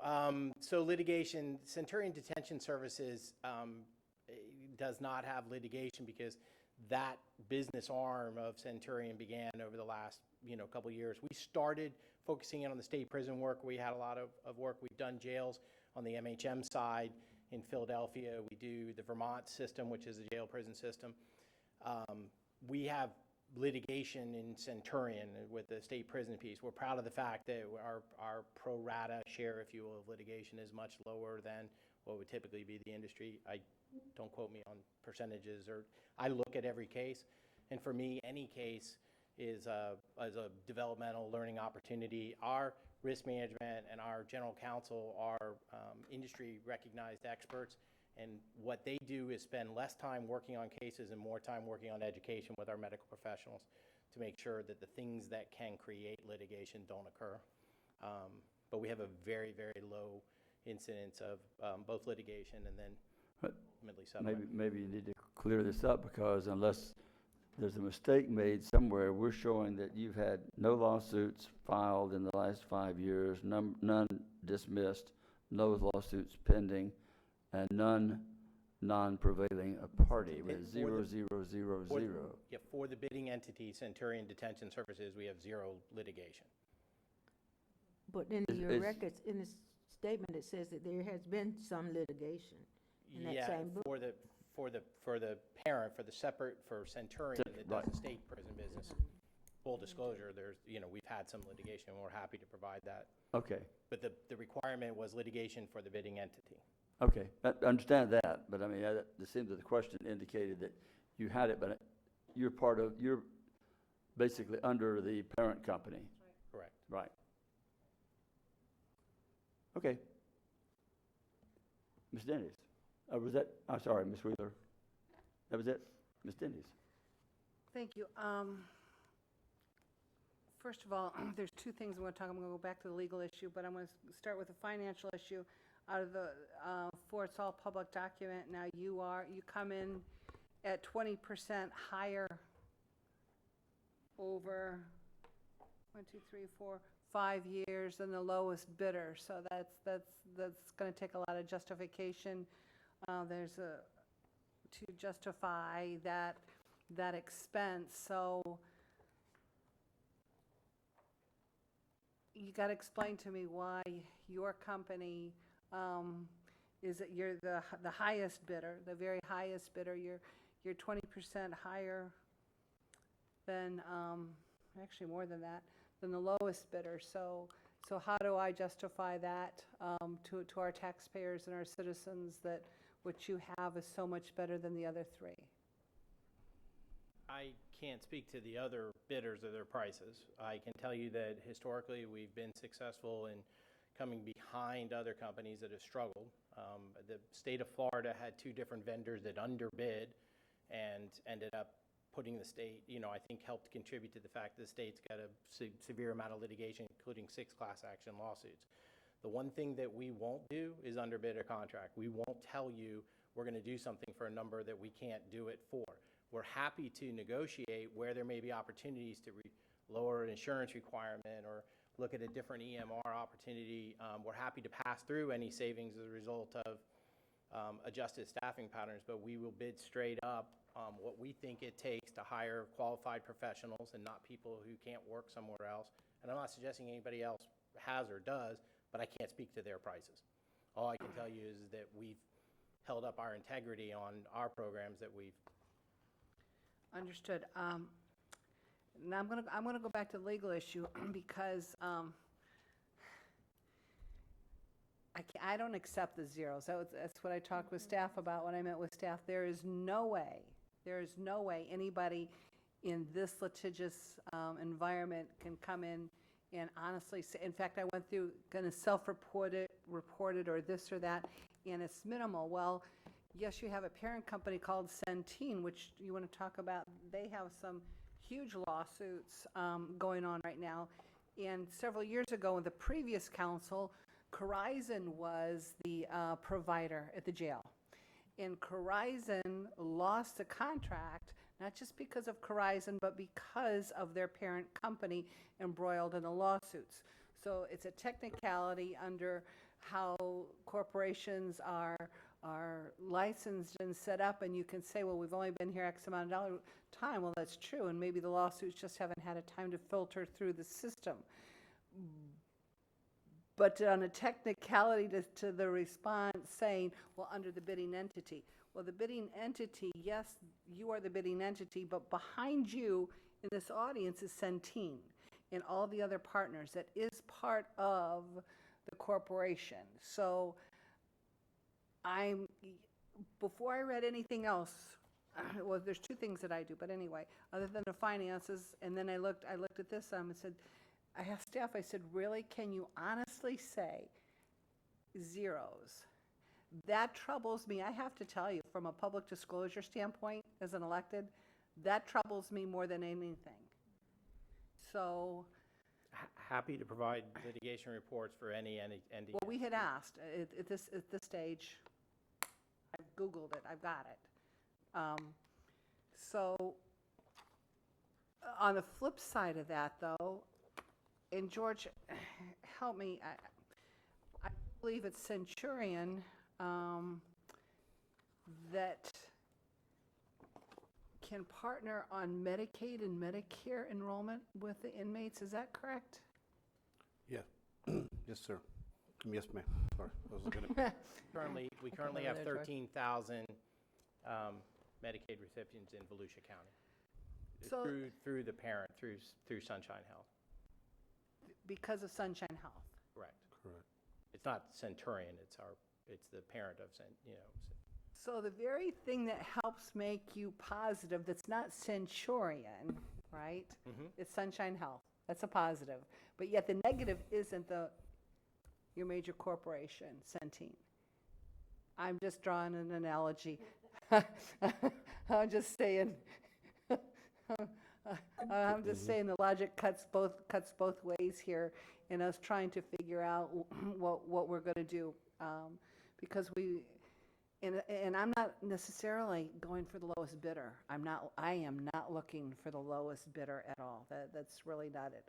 I just need to justify the decision, and I think your answer to you don't understaff is an excellent answer. So that I will let my colleagues ask the rest of the questions. Thank you. Ms. Post. And I'm so sorry I didn't get your name in the red. Becky?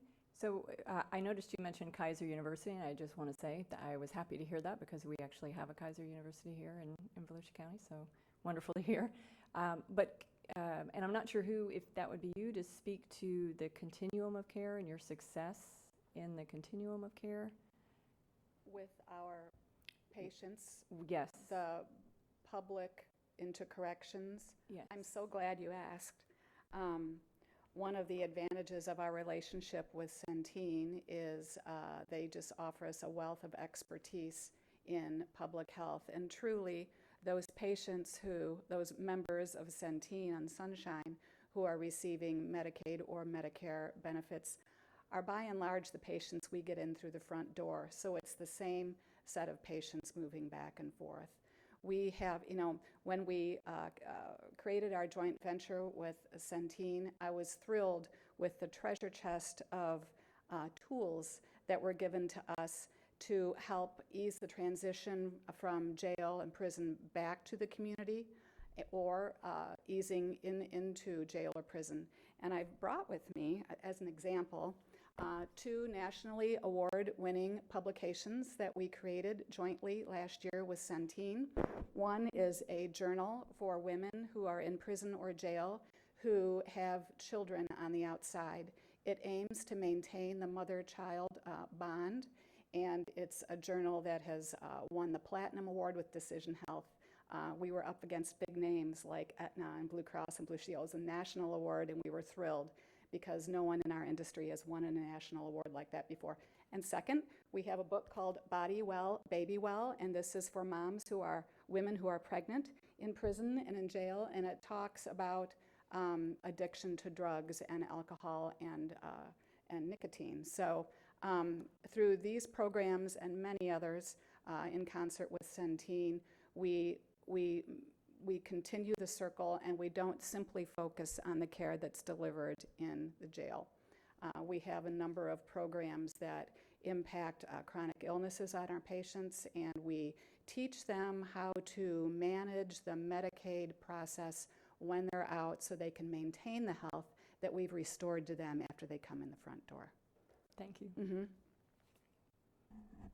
Just one point, and because you didn't stress it, but I did in the review, the telehealth, you are 100% set up and able to provide telehealth, I think.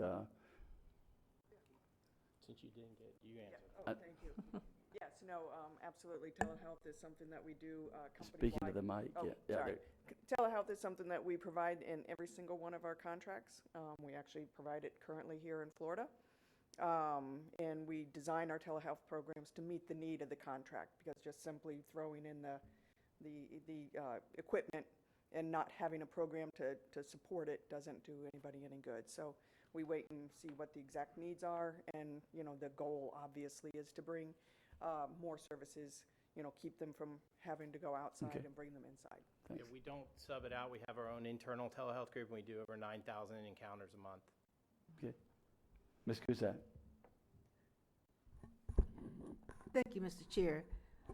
As we talk about your population and you talk about the recidivousness of that occurring, I was wondering if you could tell me what percentage of your population is from Volusia County. You have a contract with Tomoka, is that correct? Right. Tomoka Correctional. Sorry, yes. Tomoka Correctional Institution is here in Volusia County. Right. Right. And so, so you have some of your inmates are not from Volusia County. They're not resident. When they leave Tomoka, they go someplace else. Yes, ma'am. Can you kind of give me an average, what percentage of them, you have any idea that would be partaking in as a part of our population on the outside? I'm trying to find out how your wraparound service would benefit Volusia County as far as the residents that you take care of as inmates. So I think that would have to be some sort of, we'd have to work on partnerships. You know, currently we're providing health services for the Florida Department of Corrections. Right. Which is, you know, so your inmates. So they come from everywhere. Absolutely. Right. And, you know. I'm just talking about the bridge. How would we wrap them around as it relates to Volusia County? Maybe that might be a little bit too involved. I don't know. Yeah. No, and I understand. So some of it can be the handoff, you know, from Volusia County to prison, making sure that continuity of care. Right, and that's then right. backwards And that's as the well. percentage I'm looking for. And I don't have that Okay. percentage actually, but, and I don't know, I do have several people here from, who work with us and are local, but I don't know that you would know that either. No, they're shaking their head. I don't know that we have an exact percentage. So I want to ask you this question. I know that you use the hospitals locally here in Volusia County. Can you give me an idea of the percentage of admissions that you have based on your work in your prison systems, period? How many of them remain hospitalized? When they're seen in the emergency room, how many stay? Okay, good question. And we actually track that every single month. And now you're going to say, did I look at it this month? I didn't. But what about last month? I mean, what's the average? Yeah, so, pardon me? I think it's 35 to 40%. No, we're actually, Higher than that? we do, it's, I want to say we're at 60% that go to the emergency room actually end up staying in the hospital. And what that indicates to us is that that's an appropriate. They were needed. It Right, was needed. the exactly. hospital. And you're in place for off-site utilization of services. How have you planned to implement that or work that piece with? We would work with the local hospitals and specialty contractors. But again, we really want to focus on if there's any specialty services that can occur through telemedicine, apply that and contract with them to provide the services from their office into the jail. And having done that all over the country, I know it's a very effective use of services, and it helps to, I like to sometimes, once they're inside the walls, we want to keep them inside the walls, and it's the same level of care. So I would, making sure they're getting the right care is also extremely important. So one of the things I noticed that you are want to implement would be a contract in-house with the orthopedist? Yes. Was that your contract? I think that was the one that said that. So you've found that that would be a real asset to have? Yeah, we're actually currently, through the Florida Department, we actually have a orthopedic specialist, a surgeon, who is just very dedicated to providing services to the underserved populations. And he works very closely with us, and he currently provides on-site services in one prison in Lake Butler. He's going to start providing on-site services in Orlando, and once a week travels from Orlando to Lake Butler, and I was thinking Volusia County is right in between, so what a better stop off to take care of those services. Thank you, Mr. Chair. Any other questions? If not, I'll give you a minute to close. If you want to make a closing statement, you can, especially maybe the one person whose minute was eaten up by telling us all the colleges, but that's okay. If not, No, we appreciate the time. Apologize for any confusion in the bid, and unfortunately, if we're not able to provide clarification, but we're certainly able to do that. We would look forward to the opportunity to negotiate to the best rate possible. But when we bid, we make sure we're covered everything that's been asked for, and we saw that Volusia very presciently addressed a number of concerns that you have. We wanted to make sure that we address them as well in the bid. On behalf of the vast majority of the Florida residents behind me, we thank you for the opportunity. okay, thank you very much. Mark, Ed left his name tag on the previous Wexford.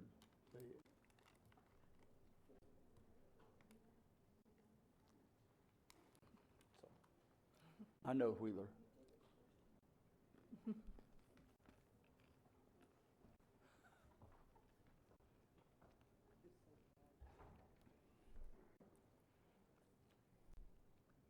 And we have Armor up next.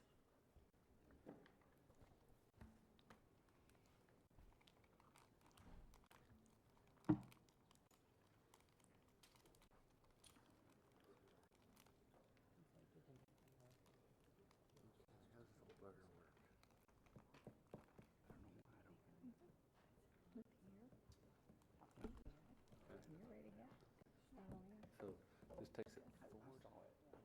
Check it. I'll give it right back to you.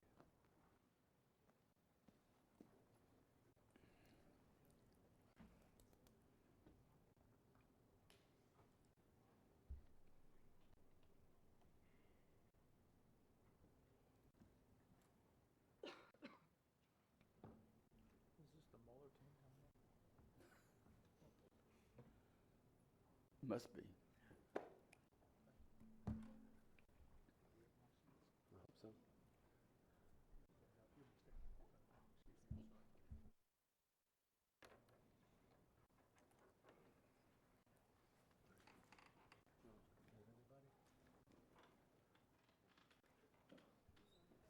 Yeah.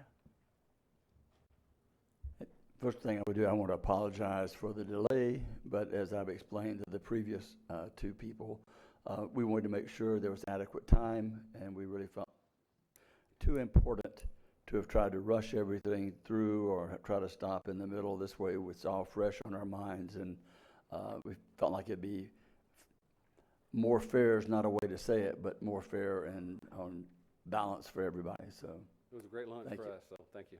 okay, thank you. Tell us when you're ready to begin. You ready to go? Yes, sir. Good afternoon. I'm Bruce Teal. I'm the CEO of Armor Correctional. Very honored to be here, and more importantly, very honored to get to work with these guys. Got a lot of people here. I'm just going to introduce three. Dr. Gila Pineda, our Medical Director for Volusia, Megan Lennon, our Health Service Administrator for Volusia, and Christy Walschlager, our Vice President, Regional Vice President for Volusia. The rest of the team will be here. And, Dr. Tatum will be our Chief Behavioral Health Officer. He will as well be answering some questions. Just very quickly, Armor in a nutshell, we've been incorporated in 2004. We've been in business since 2004. It was started with Dr. Jose Armas. In 2018, we brought on a partner, retired Brigadier General Walter Johnson, who oversaw the medical services for the entire Army Corps, and his two sons, A.J. Johnson, Alexander Johnson, who's our Executive Chairman, and Mr. Fitz Johnson, who's right here, is our President. So, and we're very blessed to have them as part of our team. Very honored, frankly. The picture tells 1,000 words. You know, obviously, currently we're in 19 Florida county jails. We serve right around 19,500. It moves, of course, daily. We have 1,300 Florida-based employees just in Armor, not our sister companies, Dr. Armas's companies. And I think very importantly is we're Miami-based. I think we can react, and we do react very quickly. This snapshot is really to show you, we try to control our growth, number one. You can see, we just think you can outkick your coverage, you can get too large, so that's the purpose of this slide. Second thing I'd point out, though, is we have 7 Florida accounts that have been with us. We've been incorporated 14 years, and 7 of our Florida accounts have been with us over 10 years, and we're very proud of that. This right here is about quality. If you sit there just in Florida, you can see, excuse me, not just in Florida, but you can see from an accreditation standpoint, NCCHC, ACA, Florida Model Jail. We have almost 12 Florida Model Jail auditors on our team, and then FCAC, again, another Florida accrediting body. And we're very proud of that, and would put that up against anybody, candidly. It's somewhat of a busy slide. It talks about staffing, and as you can see at the bottom, what I would focus on is our current contract is 47 FTEs. That's what we're contracted for. That's what we're compensated for. Over our 3 years plus years, we've averaged between 51 and 53 FTEs to serve this patient population. It's a sick patient population. It's also a lot of throughput, over 22,000 intakes annually. A couple of years, 24,000. So we ran over. Our proposal is at 58.1, and as you can see, vast majority of that is for the behavioral health part, which is obviously to all of us very important.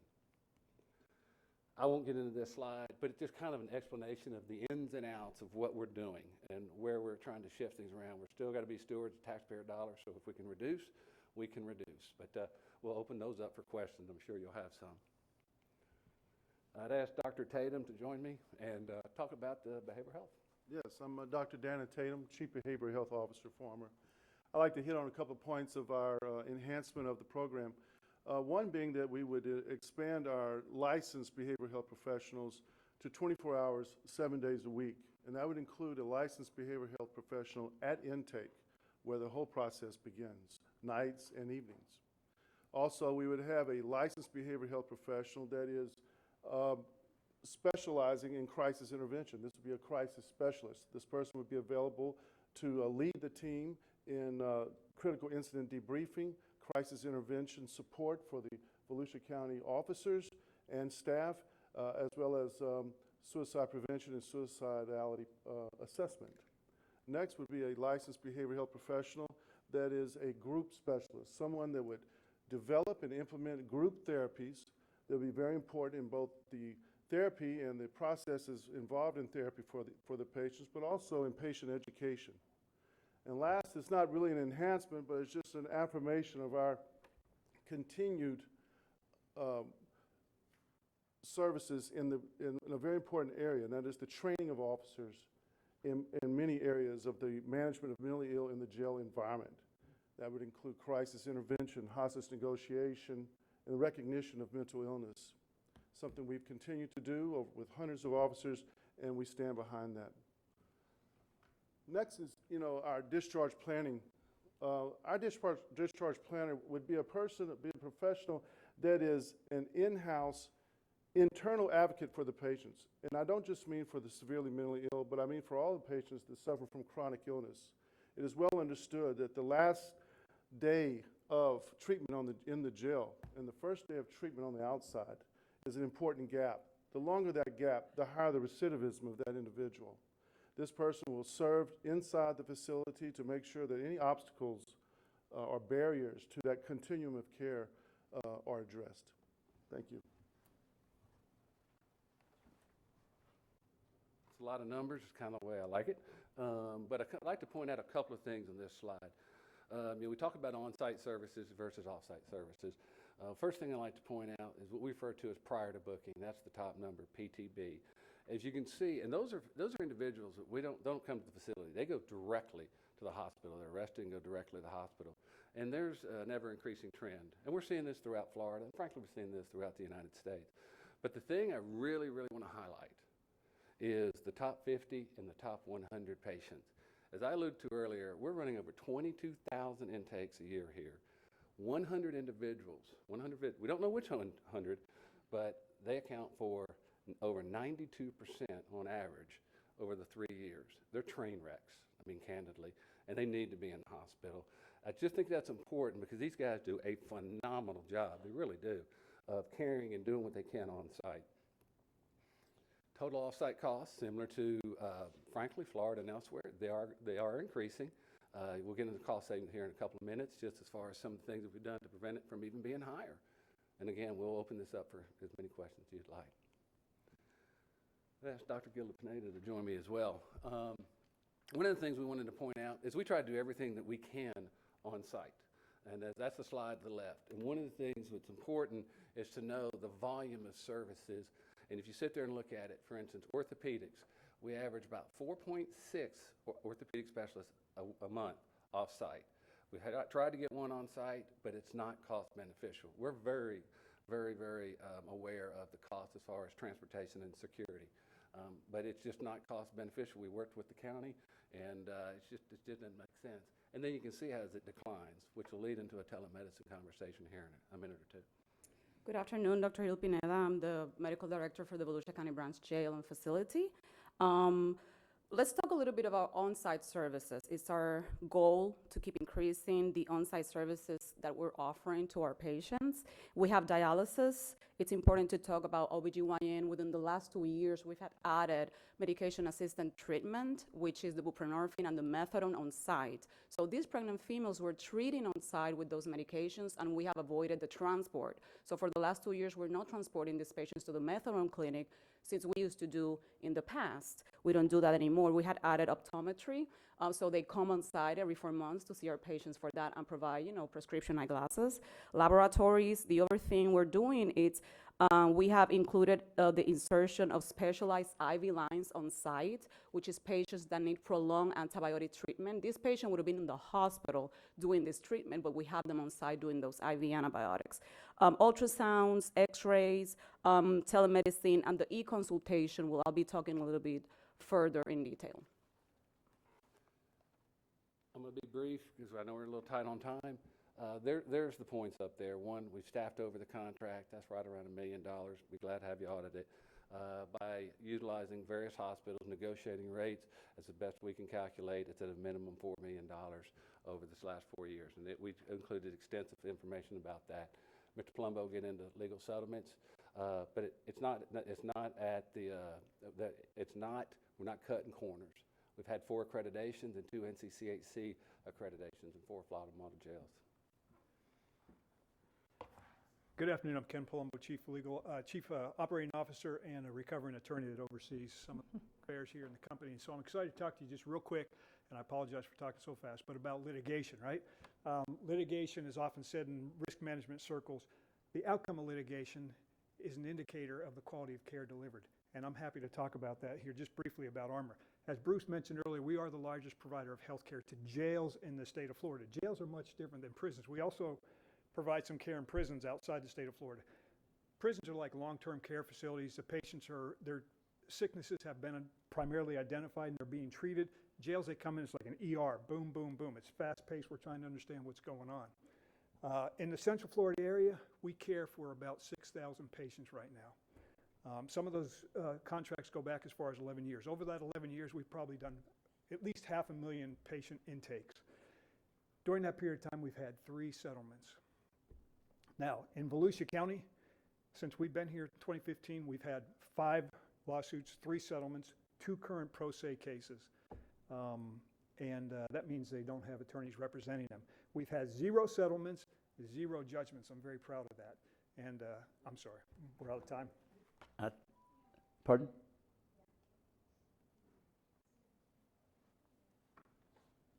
I'm sorry.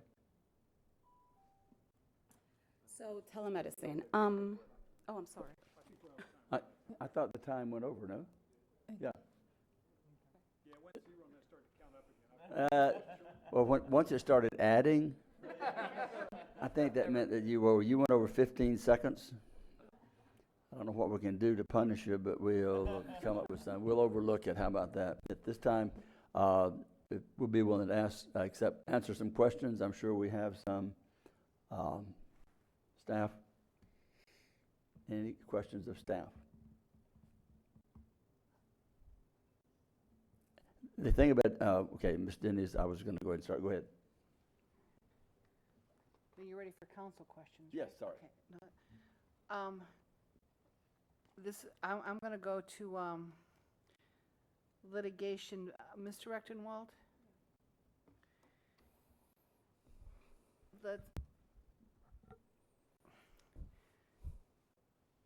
Volusia County, didn't we have some exposure under this contract, our current contract, that we had to challenge that was in the contract language? And we had some exposure and liability that we should not have had. Is that a fair statement? Yes, Charles Hargrove, Deputy County Attorney. I think the issue is that it regarded a coverage on the insurance policies. Under the current contract, they're supposed to, the insurance carrier for Armor, they were supposed to provide coverage for county employees and the county. As a result of a claim that came through, we discovered, and this was last year, I think around 2017, when the issue arose, we filed a claim, and we were told that under the general liability insurance coverage part by the insurance carrier for Armor, that Armor does not have coverage for the underlying lawsuit for additional insurers, which would be the employees, and they would not be afforded the coverage. We went back and forth on several other occasions, and they essentially have evolved to the point where they've said they won't reject or won't deny that there's any coverage, but they'll investigate the claim to see if there's a medical malpractice component. The problem with that is that there's, a long delay, and as I know of, that hasn't been corrected. In their response, in the current solicitation, we asked for a clarification because they rejected our insurance requirement to have the county and for simplifying it completely, I guess, regarding employees or additional insurers, they said no, they couldn't meet that requirement. Excuse me, is that on page 84 of 87, I believe, on the attachment and the inmate medical services proposal worksheet? Is that where I'm seeing their challenge? Correct. What they said is that vendor confirmed deviation of county requirement through the verification and clarification process, and that was sent out by our purchasing and contracts division, just to make sure that we understood them correctly, that they could not provide that particular coverage. That is only for acts of your employees that have nothing to do with us. If there's a medical claim against the county. Can you speak in the microphone? I'm sorry. Yeah, as well, yeah. I understand. We always stand behind our acts and omissions. We will always indemnify, defend, and hold harmless the county and the various people listed there. From our acts and omissions, we do not have insurance to defend, indemnify the county and the county employees for your acts and omissions. So sometimes a claim comes in and it has allegations that maybe the correctional officers did something as well as Armor. We can only find insurance that'll protect you for our acts. Does that make sense? Does that? Yeah, I don't dispute what you're saying. I'm just saying that that's not the requirement that we put in the solicitation. We haven't been able to find insurance to cover you guys for your acts and omissions. But we absolutely will stand behind our acts and omissions and protect you. If you get sued for something we did or failed to do, that we will protect you. So, I apologize, but that's... So, Mr. Hargrove, on that, on this particular issue, the other vendors agreed, did they not? Yes, ma'am. So, because what I'm trying to do is find the big things here that separate everybody, because no, and I appreciate that. We look at the gambit here. I suspect they don't understand. You're asking them. I'm just supposition. So your answer is the other three don't understand, but you do. I would be surprised if they are willing to indemnify you for your, not you personally, but the county for their county wrongful acts and omissions. I would be very surprised if that's what they understand that to be. Well, but I may be wrong. I haven't received a statement saying, asking for a clarification about our specifications, and I would assume that they understood what we were asking for. It could be. It could be I'm an anal ex-attorney. I don't know. But I don't want to misrepresent you. We don't have insurance to defend and indemnify the county for county acts and omissions, only for armors, that we will protect you from what we do or fail to do. Well, we'll cover it to the extent that we, that we did something wrong or failed to do something, so. I'm going to pass right now, let the rest of my colleagues Okay. ask their questions, discussion, and come back. Go ahead. Any other questions?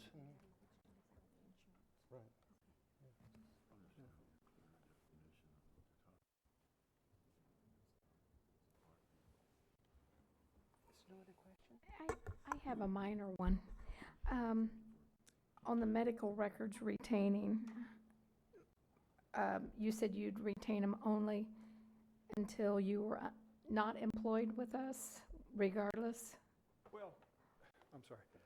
Once we are no longer here, we don't Yeah. have access to the records, so we can't retain them. We would give everything to you in whatever format you wanted, but I don't, again, we didn't want to misrepresent. That's probably part of my illness. I didn't want to misrepresent that, yes, we would continue to hold those because we wouldn't have access to them.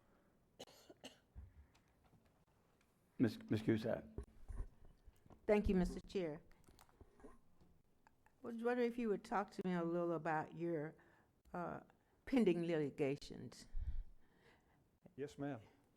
You know, I wish I could say that we didn't have any litigation, but that's not the case, and that's not the case in this industry. These folks go into a correctional facility each and every day, and they deal with an inmate population that sometimes is tough to deal with for multiple reasons. And one of the things our patients have is access to to legal resources, and so over half of our lawsuits are pro se.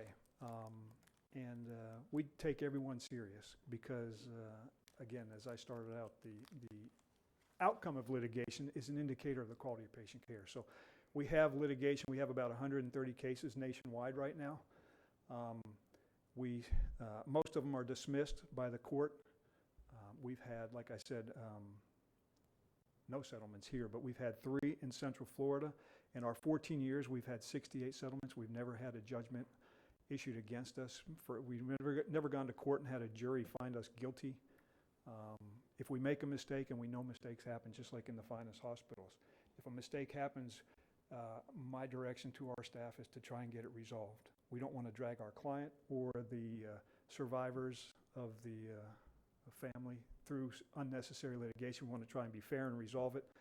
Otherwise, we aggressively defend. Now, if we get sued, and we do get sued by people who are making less than accurate allegations, and we're going to stand up for these healthcare providers who go into the jail every day and give it their all to care for these people. And so we are aggressive on defense that way. In fact, every year our insurance has to go out to bid. And our broker tells us every year we have the best litigation rates in the industry. I'm not saying somebody doesn't have any as good as ours, but they say we have the best. And so we take that and continue to try and improve upon that every year. But if you have a specific question, I'm not sure exactly what you want to know, but I'm happy to answer it. Well, let's talk about the suicides Yes, ma'am. under your watch. You want to speak of litigation or the? Both. Both, okay, yes, ma'am. How do you get your arms around, or what things you have in place to try to decrease that number of suicides as it relates from possibility to reality? Yes, ma'am. Well, we looked at the trend, and of course it always starts at the back door. It always starts at intake. Right. But suicides and the profile of suicides take on various scenarios. But one thing we noticed as we researched it and started to look at this was the large number of suicides in the public sector in Volusia County, which in 2017 was 123 suicides in the public sector, where there were 2 in the Volusia County Jail. Normally that number would be amplified or at least reflected to the public number. In that case, it still puts Volusia County in the top 6 in Florida in the per capita suicides. In other words, the number of suicides per 100,000 population in the public sector. So here we are with a 23.4 per capita suicide rate. So we need help, and we need to get out in front of that. And I brought to Volusia County one program, Ask the Question program. And Armor's idea with Ask the Question is to reach out to the community to help us. You know, we could talk these stats all we want. We could say, well, there were 2 and there were only 3 and there were this many in the public. But the only number that counts is 0, because that's the only acceptable number there is in my eyes. No matter the charge, no matter the reason the person's locked up, that's somebody's son, that's somebody's daughter. And their death by suicide is taken very differently than a death by an accident or a death by violence. Suicide is very difficult for a family to get past. So the only number that counts is 0, and 0 is the only number that's acceptable to us. That may sound pie in the sky type of philosophy for a jail to make such a statement, but it's the only one that counts. It's the only one we should shoot for, is 0. I'm very happy to say that we've worked closely with Dr. Flowers in identifying these issues. He has embraced the Ask the Question program, where we put information in visitation in the lobbies and other places where family members may see them, and family members may ask questions of their loved ones on phone calls and in visitations and say, hey, you're not thinking of hurting yourself. You're not thinking of killing yourself, are you? Unfortunately, in the 288 psychological autopsies I've performed in my career, many times when listening to family phone calls, we hear the family dancing around that subject, saying things like, you're not going to do anything crazy, are you? You're not going to do anything bad, are you? What they really want to say is, you're not going to kill yourself. You don't want to commit suicide, do you? That's the only question that really needs to be asked. It must be concrete. We need to spread that word and dispel that stigma that you can't talk about suicide without creating a suicidal thought. That is a myth and stigma. Ask the Question combats that. From a clinical standpoint, we're asking families to let us know if they suspect something. Help us and let us know, because we are there to protect their loved one. Safety is our main concern. We can talk differential diagnosis, we can talk tools of assessment, but if we don't keep people safe, we have failed in that area. We are working closely with Director Flowers, and we have looked at architectural issues, line of sight issues. Director Flowers has implemented the Inmate Observer Program, and we have, with Armor, bringing forth a crisis specialist to be dedicated just to that subject in the event of a crisis, in the event of help of the rest of the behavioral team in looking at, the potentials of suicide. So tell me your process for putting someone into suicide watch program and the process as you would from entry to exit. Yes, ma'am. First, we use a tool at intake that is performed and utilized by a trained nurse. About nurse. Yes, ma'am. And that individual will also be, as they go through that tool, and then we meet certain highlights, certain predictive factors that are present on that tool, then that particular patient then enters into levels of care. Those levels of care will indicate either suicide prevention and put into a precaution of observation and in a safe cell that's being monitored by security and monitored by the mental health professionals. From there, they're met with daily by a mental health professional, a licensed mental health professional, not a tech, and they are assessed and reassessed daily on those same elements of suicide potential. Once they Is a psychiatrist involved in any way? Yes, ma'am. A psychiatrist involved in, as we have staffed this on this particular contract, we are staffing, extending the psychiatry to meet with the individual within 1 week if they're placed on suicide precaution. But I'm going to step kind of between the lines here, and that is that our approach is that our psychiatrist, being the clinical leader, is involved in any high profile, any case that is refractory to our patients, meaning that our folks are working as a team and collaborate and are asked questions. If there's a doubt of the person's ability to stay safe, and that we're not sure, maybe they're just telling us they're going to be safe, but maybe we're not trusting that answer. We have that collaborative ability, not only with our psychiatrists on site, but with our entire corporate behavioral health staff that's there to lend an ear at any time. So at the end of the day, who makes the decision as to whether or not they're taken off of suicide watch? At the end of the day, it's going to be a licensed mental health professional and/or the psychiatrist. And/or? Yes, ma'am. I can explain why that's the case. There are individuals that are mentally ill who are on suicide watch, and they're meeting diagnostic criteria as to the DSM-5 for severe mental illness. Psychiatry must be involved in those decisions.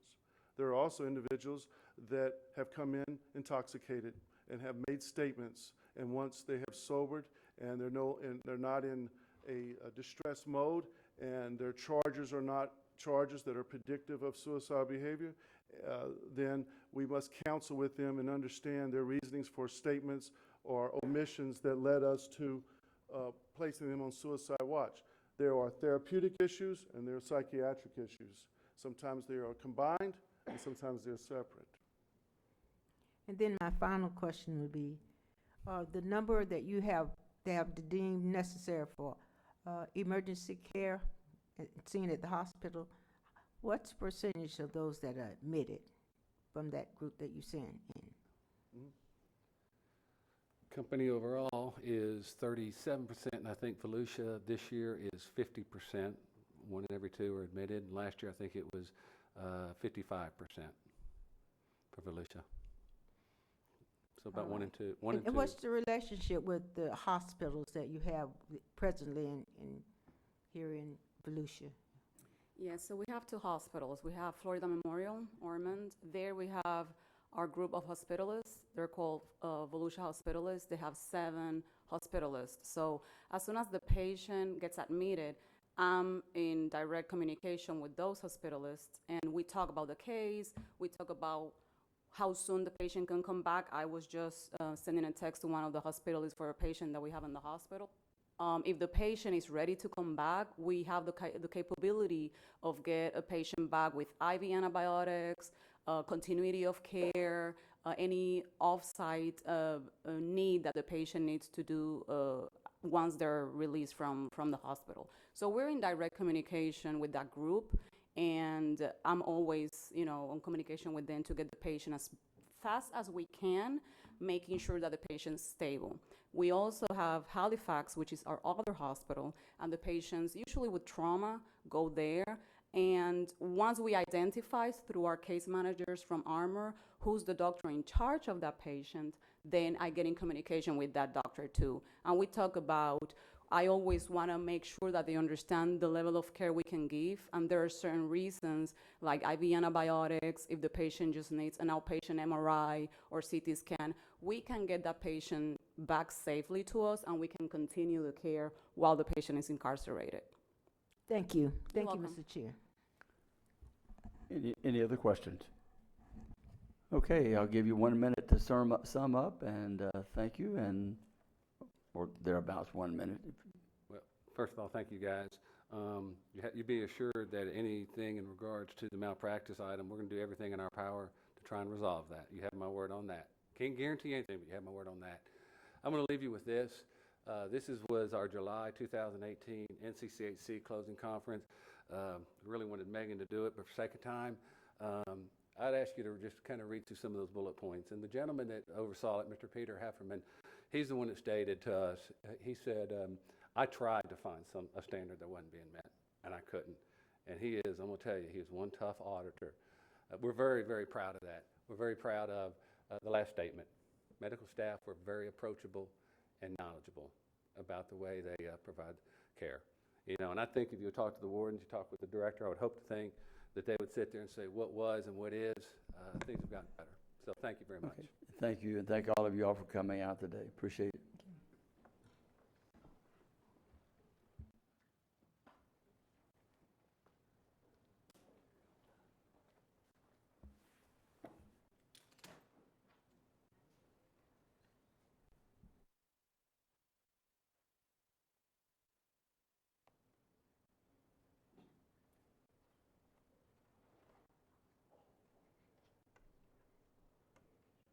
And next up, we have NavCare. They look a little outnumbered based upon the ones that just left. Just saying. We have a lot of heart.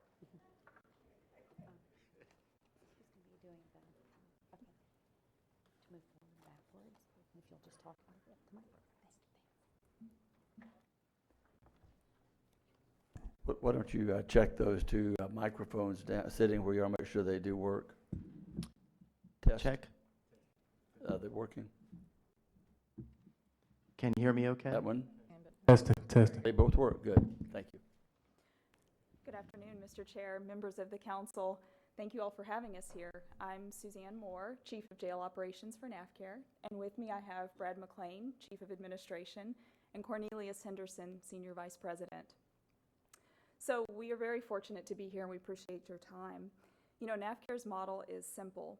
We provide a proactive care system that focuses our care up front on the challenges common to large jails, which I think we can all agree on are the fast-growing female jail population, the opioid crisis, and the mental health epidemic we have in our country. So we successfully handle these challenges because we focus our business primarily on jails. And because we are the only vendor in the industry with a completely jail-based electronic operating system, so this system that we have is used, and you can see on the slide there, not only in the jails around the nation where we provide comprehensive health care, but it's also been purchased from us by several county-operated jails around the nation. Jails as large as Maricopa County, Arizona, which currently has close to 10,000 inmates. So one of the problems we see every day, and I'm sure you all see every day as well, is the opioid crisis. It has hit jails and communities across the nation very hard. USA Today picked up our program in May with a great story about how NavCare is tackling this head-on by training our providers to administer buprenorphine to really alleviate withdrawal symptoms and reduce ER send-outs. So we also give buprenorphine, of course, to our opiate-addicted pregnant patients, and that also becomes a cost savings for you, the sheriff's office, because it reduces transportation costs and deputy overtime with taking these patients to the clinics. Mental health, another big challenge that we all see. So here is a note from Isaiah Denard when he visited our mental health stabilization unit at Hillsborough County. This program, and I certainly encourage any of you to reach out to Mr. Denard and talk to him about his experience, but this program is an open bay, community-governed concept, and it has enabled some of the absolute sickest of the sick mental health patients to actually return into general population and move forward into competency restoration programs. So they have patients there who have actually been violent cutters for years, who have been in and out of the system, who have consistently been a danger to themselves and to others, who have not only graduated from the program, they're now helping others graduate from the program and actually leading group therapy within the self-governed unit. So it's really an incredible thing to see, as I'm sure Isaiah can attest to, and we've actually seen it bring some of the Hillsborough County officers to tears. One of the other ways we are tackling the challenges of large jails is through a completely free to you all, value-added program that is a telehealth concept called StatCare. So in addition to your full matrix of on-site staff, you will also have completely accessible to your booking nurses a complement of Florida licensed corporate nurse practitioners and pharmacists who are able to in real time review the patient's charts and go ahead and start any medications rather than waiting until the next time the provider is on site to do that. So we do this so that medications can be started immediately. And again, it's another feature that helps reduce your ER send-outs because we are addressing their issues very quickly. So that's telehealth. And with that, we also have certain services that we can certainly provide through telemedicine. Again, as a completely free add-on service and as a complement to your on-site matrix, and also as a complement to the off-site providers who, some of whom I'm sure we will be trying to bring on-site for you for your specialty consults. So speaking of staffing, what we did here was very closely kind of mirror the example you provided in the RFP. And our model is a little bit different in the sense that because of TechCare, we are able to provide fewer clerical hours and more clinical hours. So you'll see that reflected in the comparison above. We do have additional nurse practitioner time, we have reduced some medical records time, and we've tweaked a few other things here and there. Now, we've put this together and it's based on a model that works well across the country, but we also know that your facility is going to have specific needs, and we really don't know the extent of those needs until we really come in and look at the facility and see what those needs are. So we're very open to adapting this model to meet those needs. And certainly we did, pick up on the fact that mental health is very important to you all, and you may want to increase the mental health staffing that is on this RFP matrix. So although the on-site staffing is, of course, critical, we know that in order to reduce recidivism, we also need help from community partners. We have already been in talks with all of the community partners listed here, and we're excited to bring them on board to really close the loop on continuity of care for your patients. So to recap, we focus our business primarily on jails. We partner with you to aggressively tackle large jail issues like opiate addiction and the mental health epidemic. And unique only to NAFCare, you'll receive our electronic operating system, TechCare, our telehealth consulting system, StatCare, and programs like on-site buprenorphine to reduce your send-outs. So the reason we're able to offer some of these really innovative resources, and I'll just tell you the primary reason that I can say I'm proud to say I will be with NAFCare for the long haul, is really because of the ownership model we have and the vision that Mr. McLean and Brad McLean share for this company. So with that, I'll turn it over to Brad.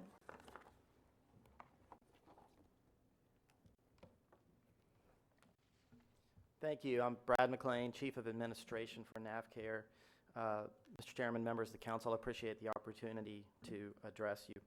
I want to thank you for your interest in trusting your correctional healthcare needs to NAFCare.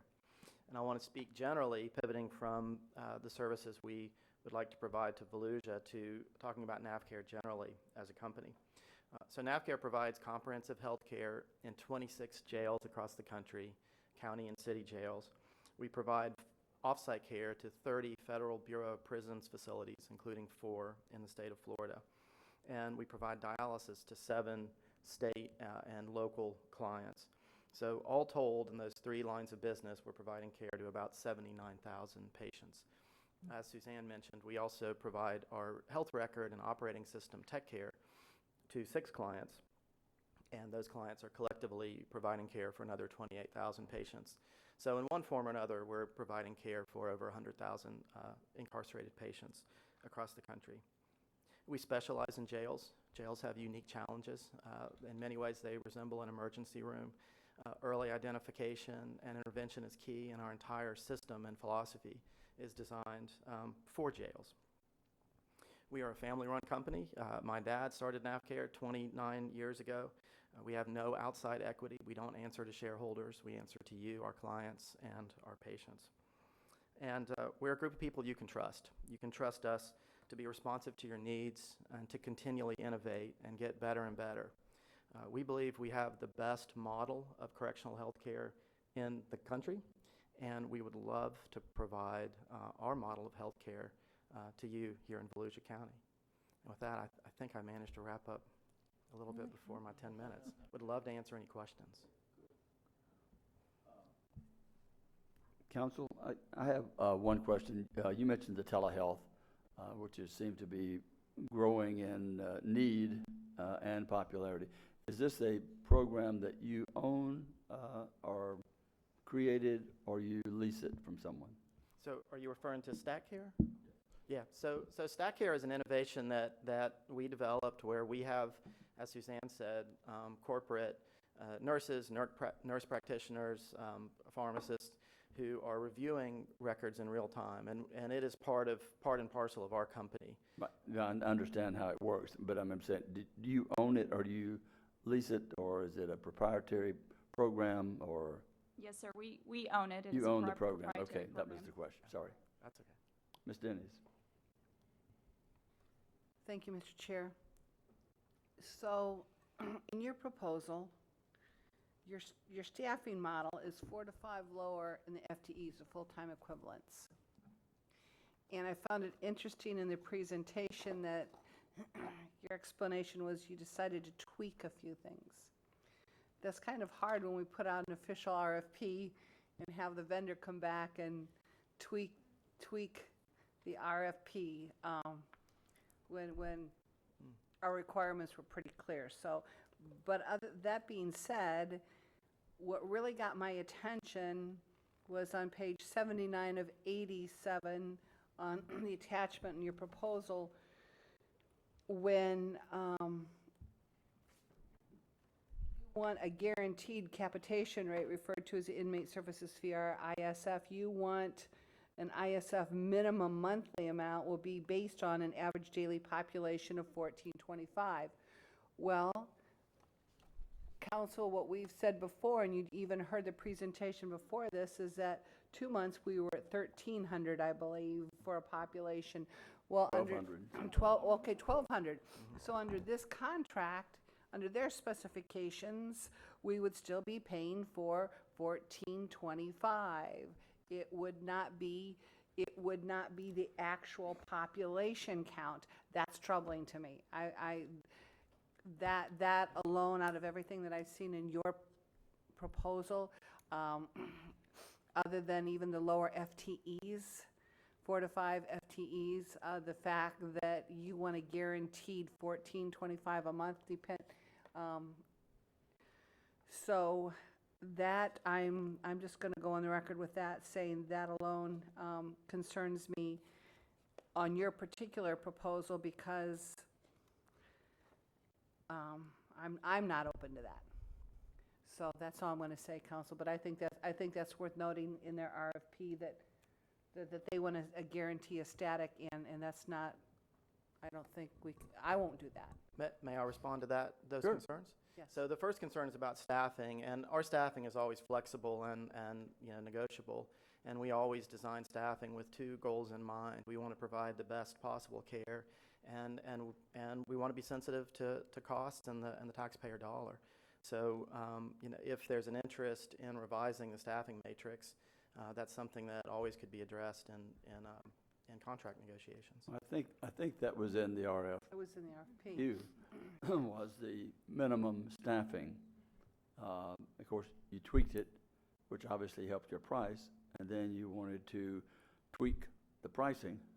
So let me speak to the pricing. So our concern is where we've had contracts where our compensation is based on the population in the jail, we still have an obligation to provide that staffing, that same level of staffing, regardless of what the population is. And that incremental cost of the population increasing and decreasing is relatively small compared to the cost of staff. Most of our money go to paying for staff. So our philosophy has always been, we don't really like per diems. We don't like payment structures that are based on the population. What we like is to have a structure, and we gave you a number, that's a negotiable number, but a set number that is the number that the contract is based on. And if that number increases, we can renegotiate, or if it decreases, we can renegotiate. And that's been the most successful model. Yeah, I think just for me personally, if it were a business, which is not my business, we represent the people in the county, I would prefer, which we don't have, you give me a price and guarantee the staffing at whatever our population is. And that's the way I would like to do it. Now, unfortunately, that's not the model we're working off of. So when you, I'll go back to my statement one more time, when you tweak the requirement on that and want a guarantee for staffing, I would hope that we could go down to 1,000. That would be my goal, to reduce the population, and I would hope that could happen. If so, that we did drop the intake, then the pricing would not drop. It would not be reflected. It would still be staffed at your levels and paid. The payment would be based on the $14.25. I think was the number. In that scenario, what we like to see, and it would be a matter for contract negotiations were you to select NavCare, is, we like to see terms that would say, okay, this is a contract based on 1,400, whatever the ADP number is. If it increases by 100 or 200, we'll renegotiate, whatever that number is. If it decreases by a certain amount, we'll renegotiate so Okay. that we can adjust staff if there's a change. Well, see, I think the point of this is we don't want to renegotiate. We're negotiating now. Okay. We're not going to renegotiate every month, every time the No. population changes. So the negotiating is happening with the RFP. And certainly, I don't want to negotiate every time there's a fluctuation in population. And So- that's what would happen Right. if we have it based upon the minimum of the 1425 required to pay, which is not what our contract called for. So I've said it enough. I'll let Ms. Wheeler speak. Yeah, I would just like to ask you about your litigations in the last 5 years. Sure. So NAFCARE has, in our view, the lowest litigation rate of anyone in the industry. If you look at the population that we're caring for and the litigation that we carry, at any given time, we typically have about 40 lawsuits, and we have about 80,000 patients that we're providing care for. So our kind of rate, it tends to be one lawsuit per 2,000 patients. And based on our analysis, that is by far the lowest in the industry. We've been at Hillsborough County, not far away, since 2014. We've only had 7 matters there, if I recall correctly, not all of which were filed that we had to resolve. We only have 1 lawsuit now. That is a gentleman who really is in his 80s and really wants a hernia surgery, even though the surgeons told him it wasn't safe for him. So we do have a lot of litigation we have to deal with. But that's because we have a big population that we care for, and some amount of litigation is inevitable. But I'd stand by our record as having the strongest record in the industry by far. Okay. Thank you. Ms. Post?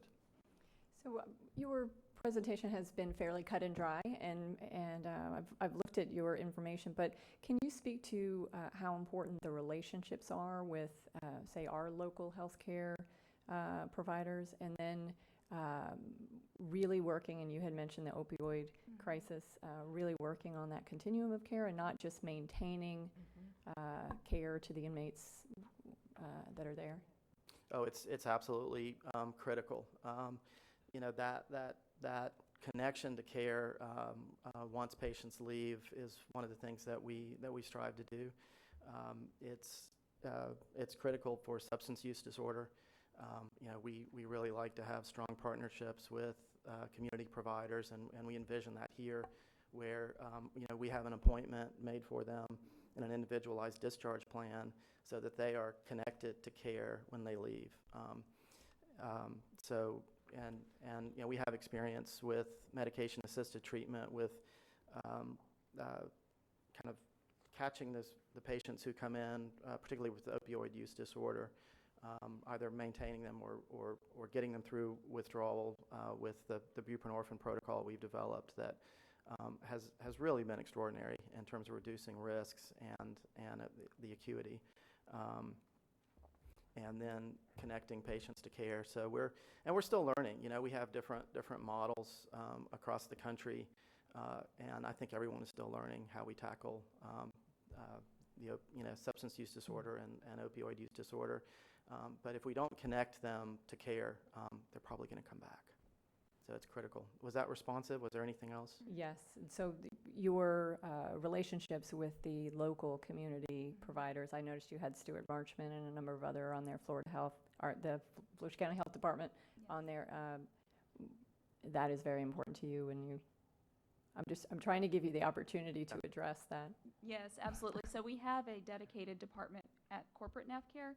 That's all they do is set up contracts, and they do it not only for our jails, but also for all of our federal business nationwide. So they're very proficient in setting up those relationships and good contract rates with, not only off-site specialty providers, but off-site specialty providers who can come on site to the jail, and things like, bringing, if it's something that you guys want in the facility, bringing methadone on site to save some of those ER send-outs, and then making sure like Mr. McLean was saying, connecting them to the community when they leave the jail as well. So we have a whole department that's all they do is set those up for us.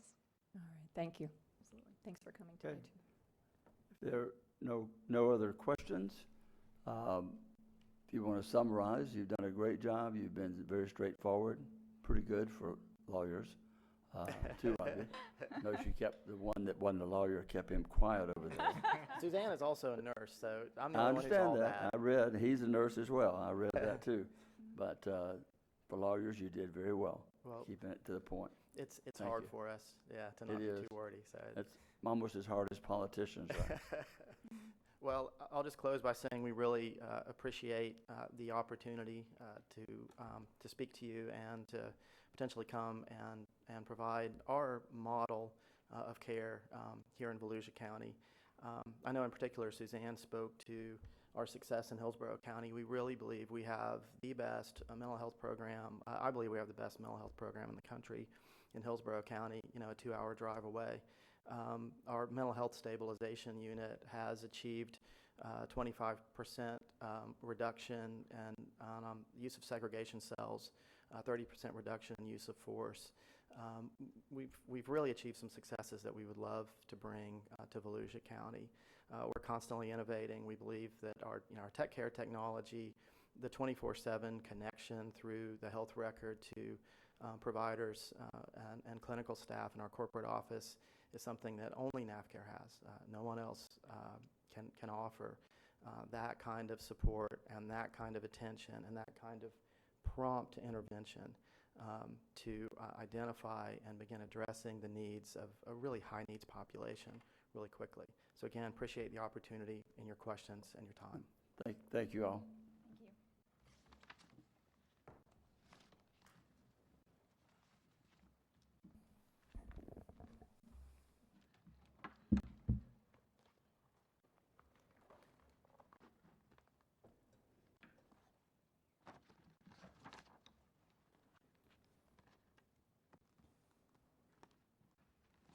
I guess we're going to vote without even a discussion. No.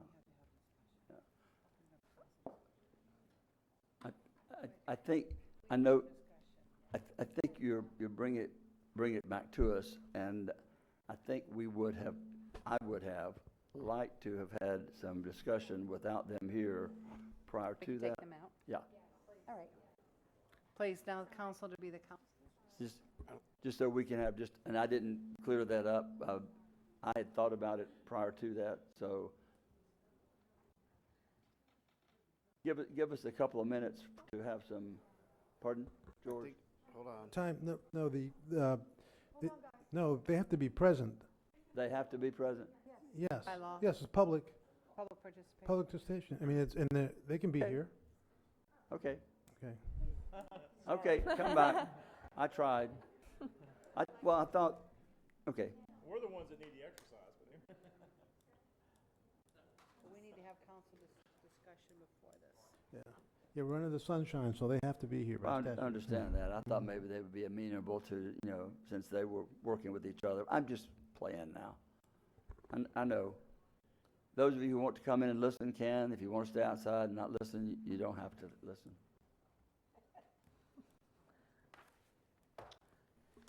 Final discussion? Wait till everyone gets in.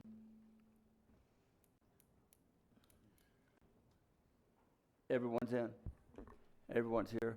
Okay. Council, I know that we have the sheets in front of us. I think what we'd like to do is maybe have some thoughts, share thoughts if you want. I have questions. I didn't ask as many questions as some of you. Some of you asked a lot of the questions that I would have asked, and I think we got very good answers.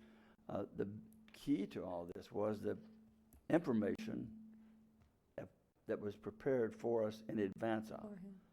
So all of that was there, and Mr. Chair, could I ask one thing? Could we put up on the overhead on the chart, I think it's the last page on page 80 of 87, there's a chart that shows a total for Armor, Centurion, Afcare, for all 4 of them. Can we, and I'll gladly give you the page out of my book if you want it. 84, Hide your page notes. 80 of 87. Will you put that, display that block, because this is a pretty big financial commitment for Volusia County.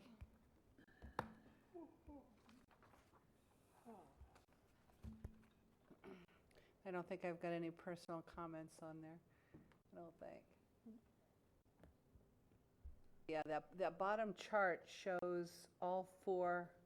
Well, one's missing, no? No. There it hold- is, okay. Yeah, there they are. At the top, there we go.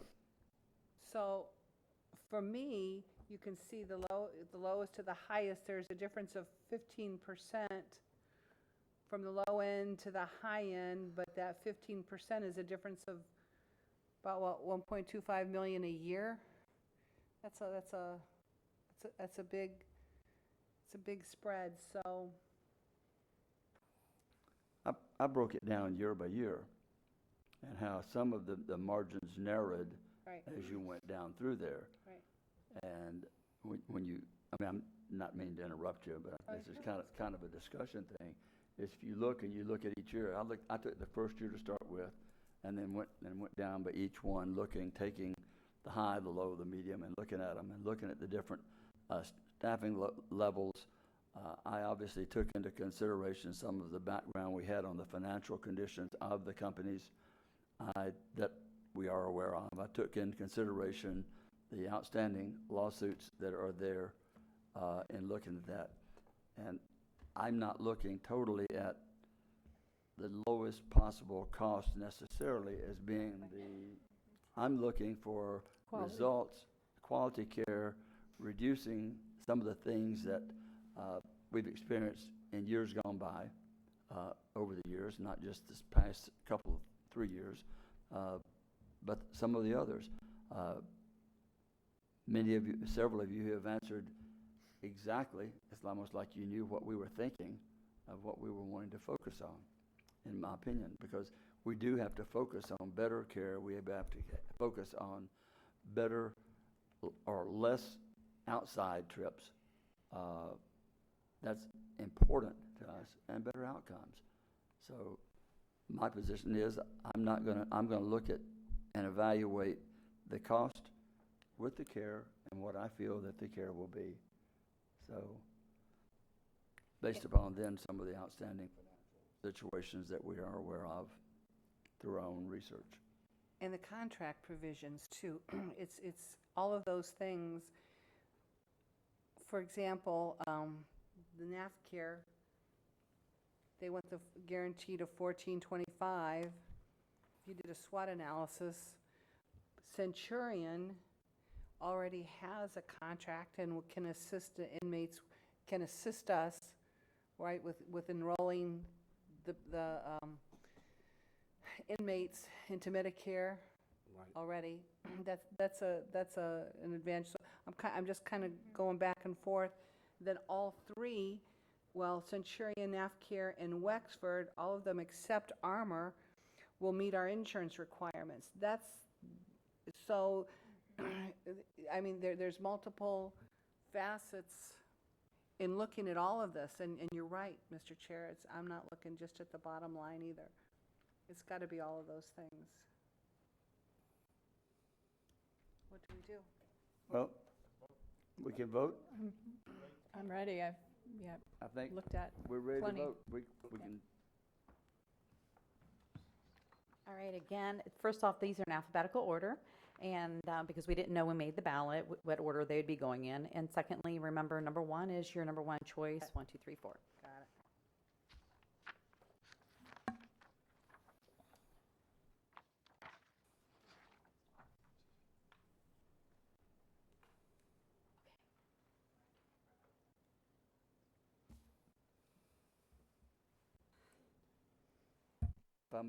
If I make a mistake, do I have to initial it?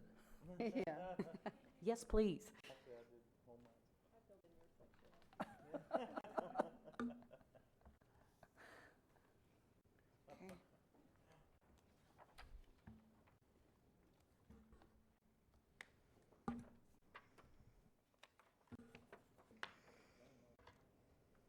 And so that we understand this while you're doing this, the lowest total will be the one that someone will try to negotiate with us and bring back to us. In the event that you are unable to secure a contract that you want, it could go to the second option.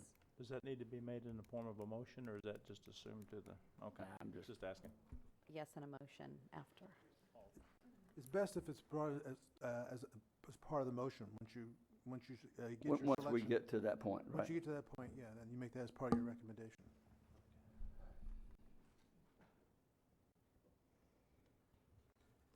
Would you double check these for me?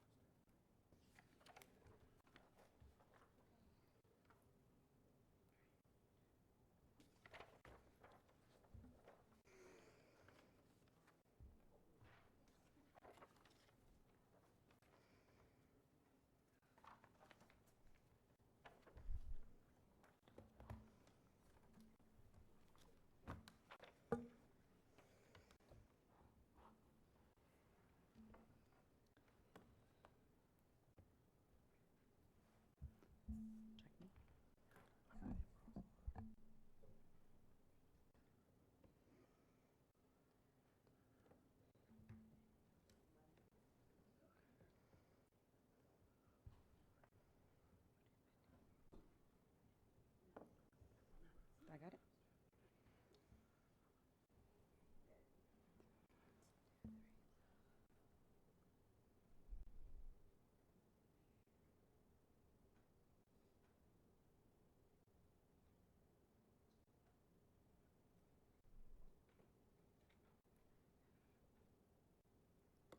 All right.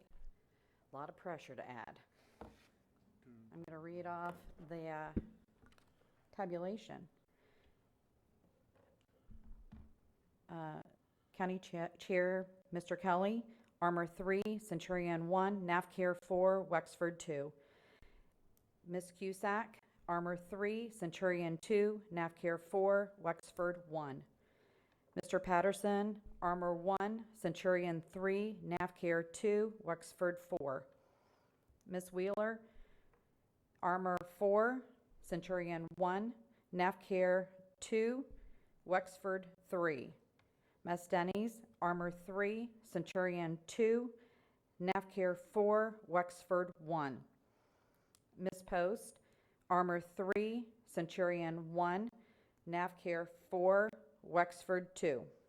Mr. Lowry, Armor 1, Centurion 2, NAFCARE 4, Wexford 3. The lowest is Centurion Detention Health Services in Virginia. The second one would be Wexford Health Services in Pittsford, Pennsylvania. Number 3 would be Armor Correctional Health. And number 4 would be NAFCARE out of Birmingham, Alabama. Okay. I would just need a motion. And we have a motion to that effect. The motion would be to negotiate with the the lowest ranking number, which would be Centurion, with, if you are unable to come to a negotiation with Centurion, then the backup would be to negotiate with Wexford. Correct. Is that your motion, Ms. That Cusack? is the motion, Mr. Chair. I And will the second? second that motion. Second, Ms. Post.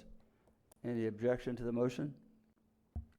Hearing none, the motion passes unanimously without objection, and we thank all of y'all for participating in this exercise today. And good luck on the negotiations. Thank you. Be diligent. We will. We have one more item to come before us. I did not have the public participation prior to the closing. I have no one wishing to speak, but however, I do have a card coming toward me now, which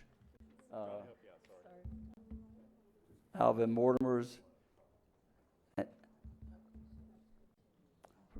Alvin, state your name and address for the record.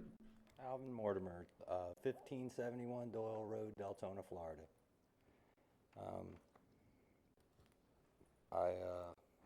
let me get to my notes. Thank you to the few of you who helped me get answers to the situation involving my minor daughter. Thank you. And we would have never had to meet had the sheriff answered the call himself. I stand here again today to state my disdain of our current sheriff. I'm a concerned resident who is involved and not by choice. How much will the sheriff cost us before something is done? How many settlements get settled before this gets addressed? How many great deputies will be sacrificed under his lead? Deputy John Sabo was an extremely successful deputy. Deputy Andrew Jenkins will be next in line to settle, I'm sure. Both very decorated deputies. The shortage of deputies, along with wrongful termination of deputies, must stop. We are short deputies, and I have concerns about recent violent crimes and the lack of information released. No deputy should ever be put into an unsafe situation such as what happened in Seville a few weeks ago. How long did it take Deputy Brandon Watson, or how long did Deputy Brandon Watson wait after the VCSO Facebook video ended? I knew Manuel. I worked with him.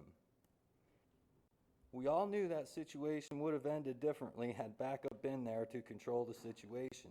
I've learned in the last year how hard a deputy's job is. I know that police and deputies have a very difficult job, a dangerous job. No deputy can say I have ever been disrespectful to them, ever. I cannot say the same for a few deputies. But with that said, I would like to make very clear that I do not agree with firing deputies. Deputies need to be fixed. I have serious concerns about our sheriff and his comments, which I constantly refer to. I wonder why the sheriff can make negative statements and comments to you. Not all of you, but a majority of you. Mr. Deneen, Ms. Denny's, Mr. Johnson, even the Orange County Sheriff's Office. The list goes on and on. I will be here as often as possibly as I can. I'm not here by choice, and I never was.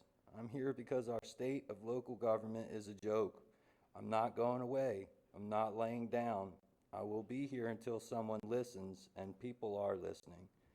Citizens realize that no one in their right mind would openly criticize the sheriff. Think about it. No one would pay what I pay to procure proof of his corruption. I'm not wealthy. I'm a roofer with all the overtime I want. This is about right and wrong and being transparent. I'm a regular face in the 4th floor office lobby, and I will be well into the future. I love Volusia County, and I would never leave here.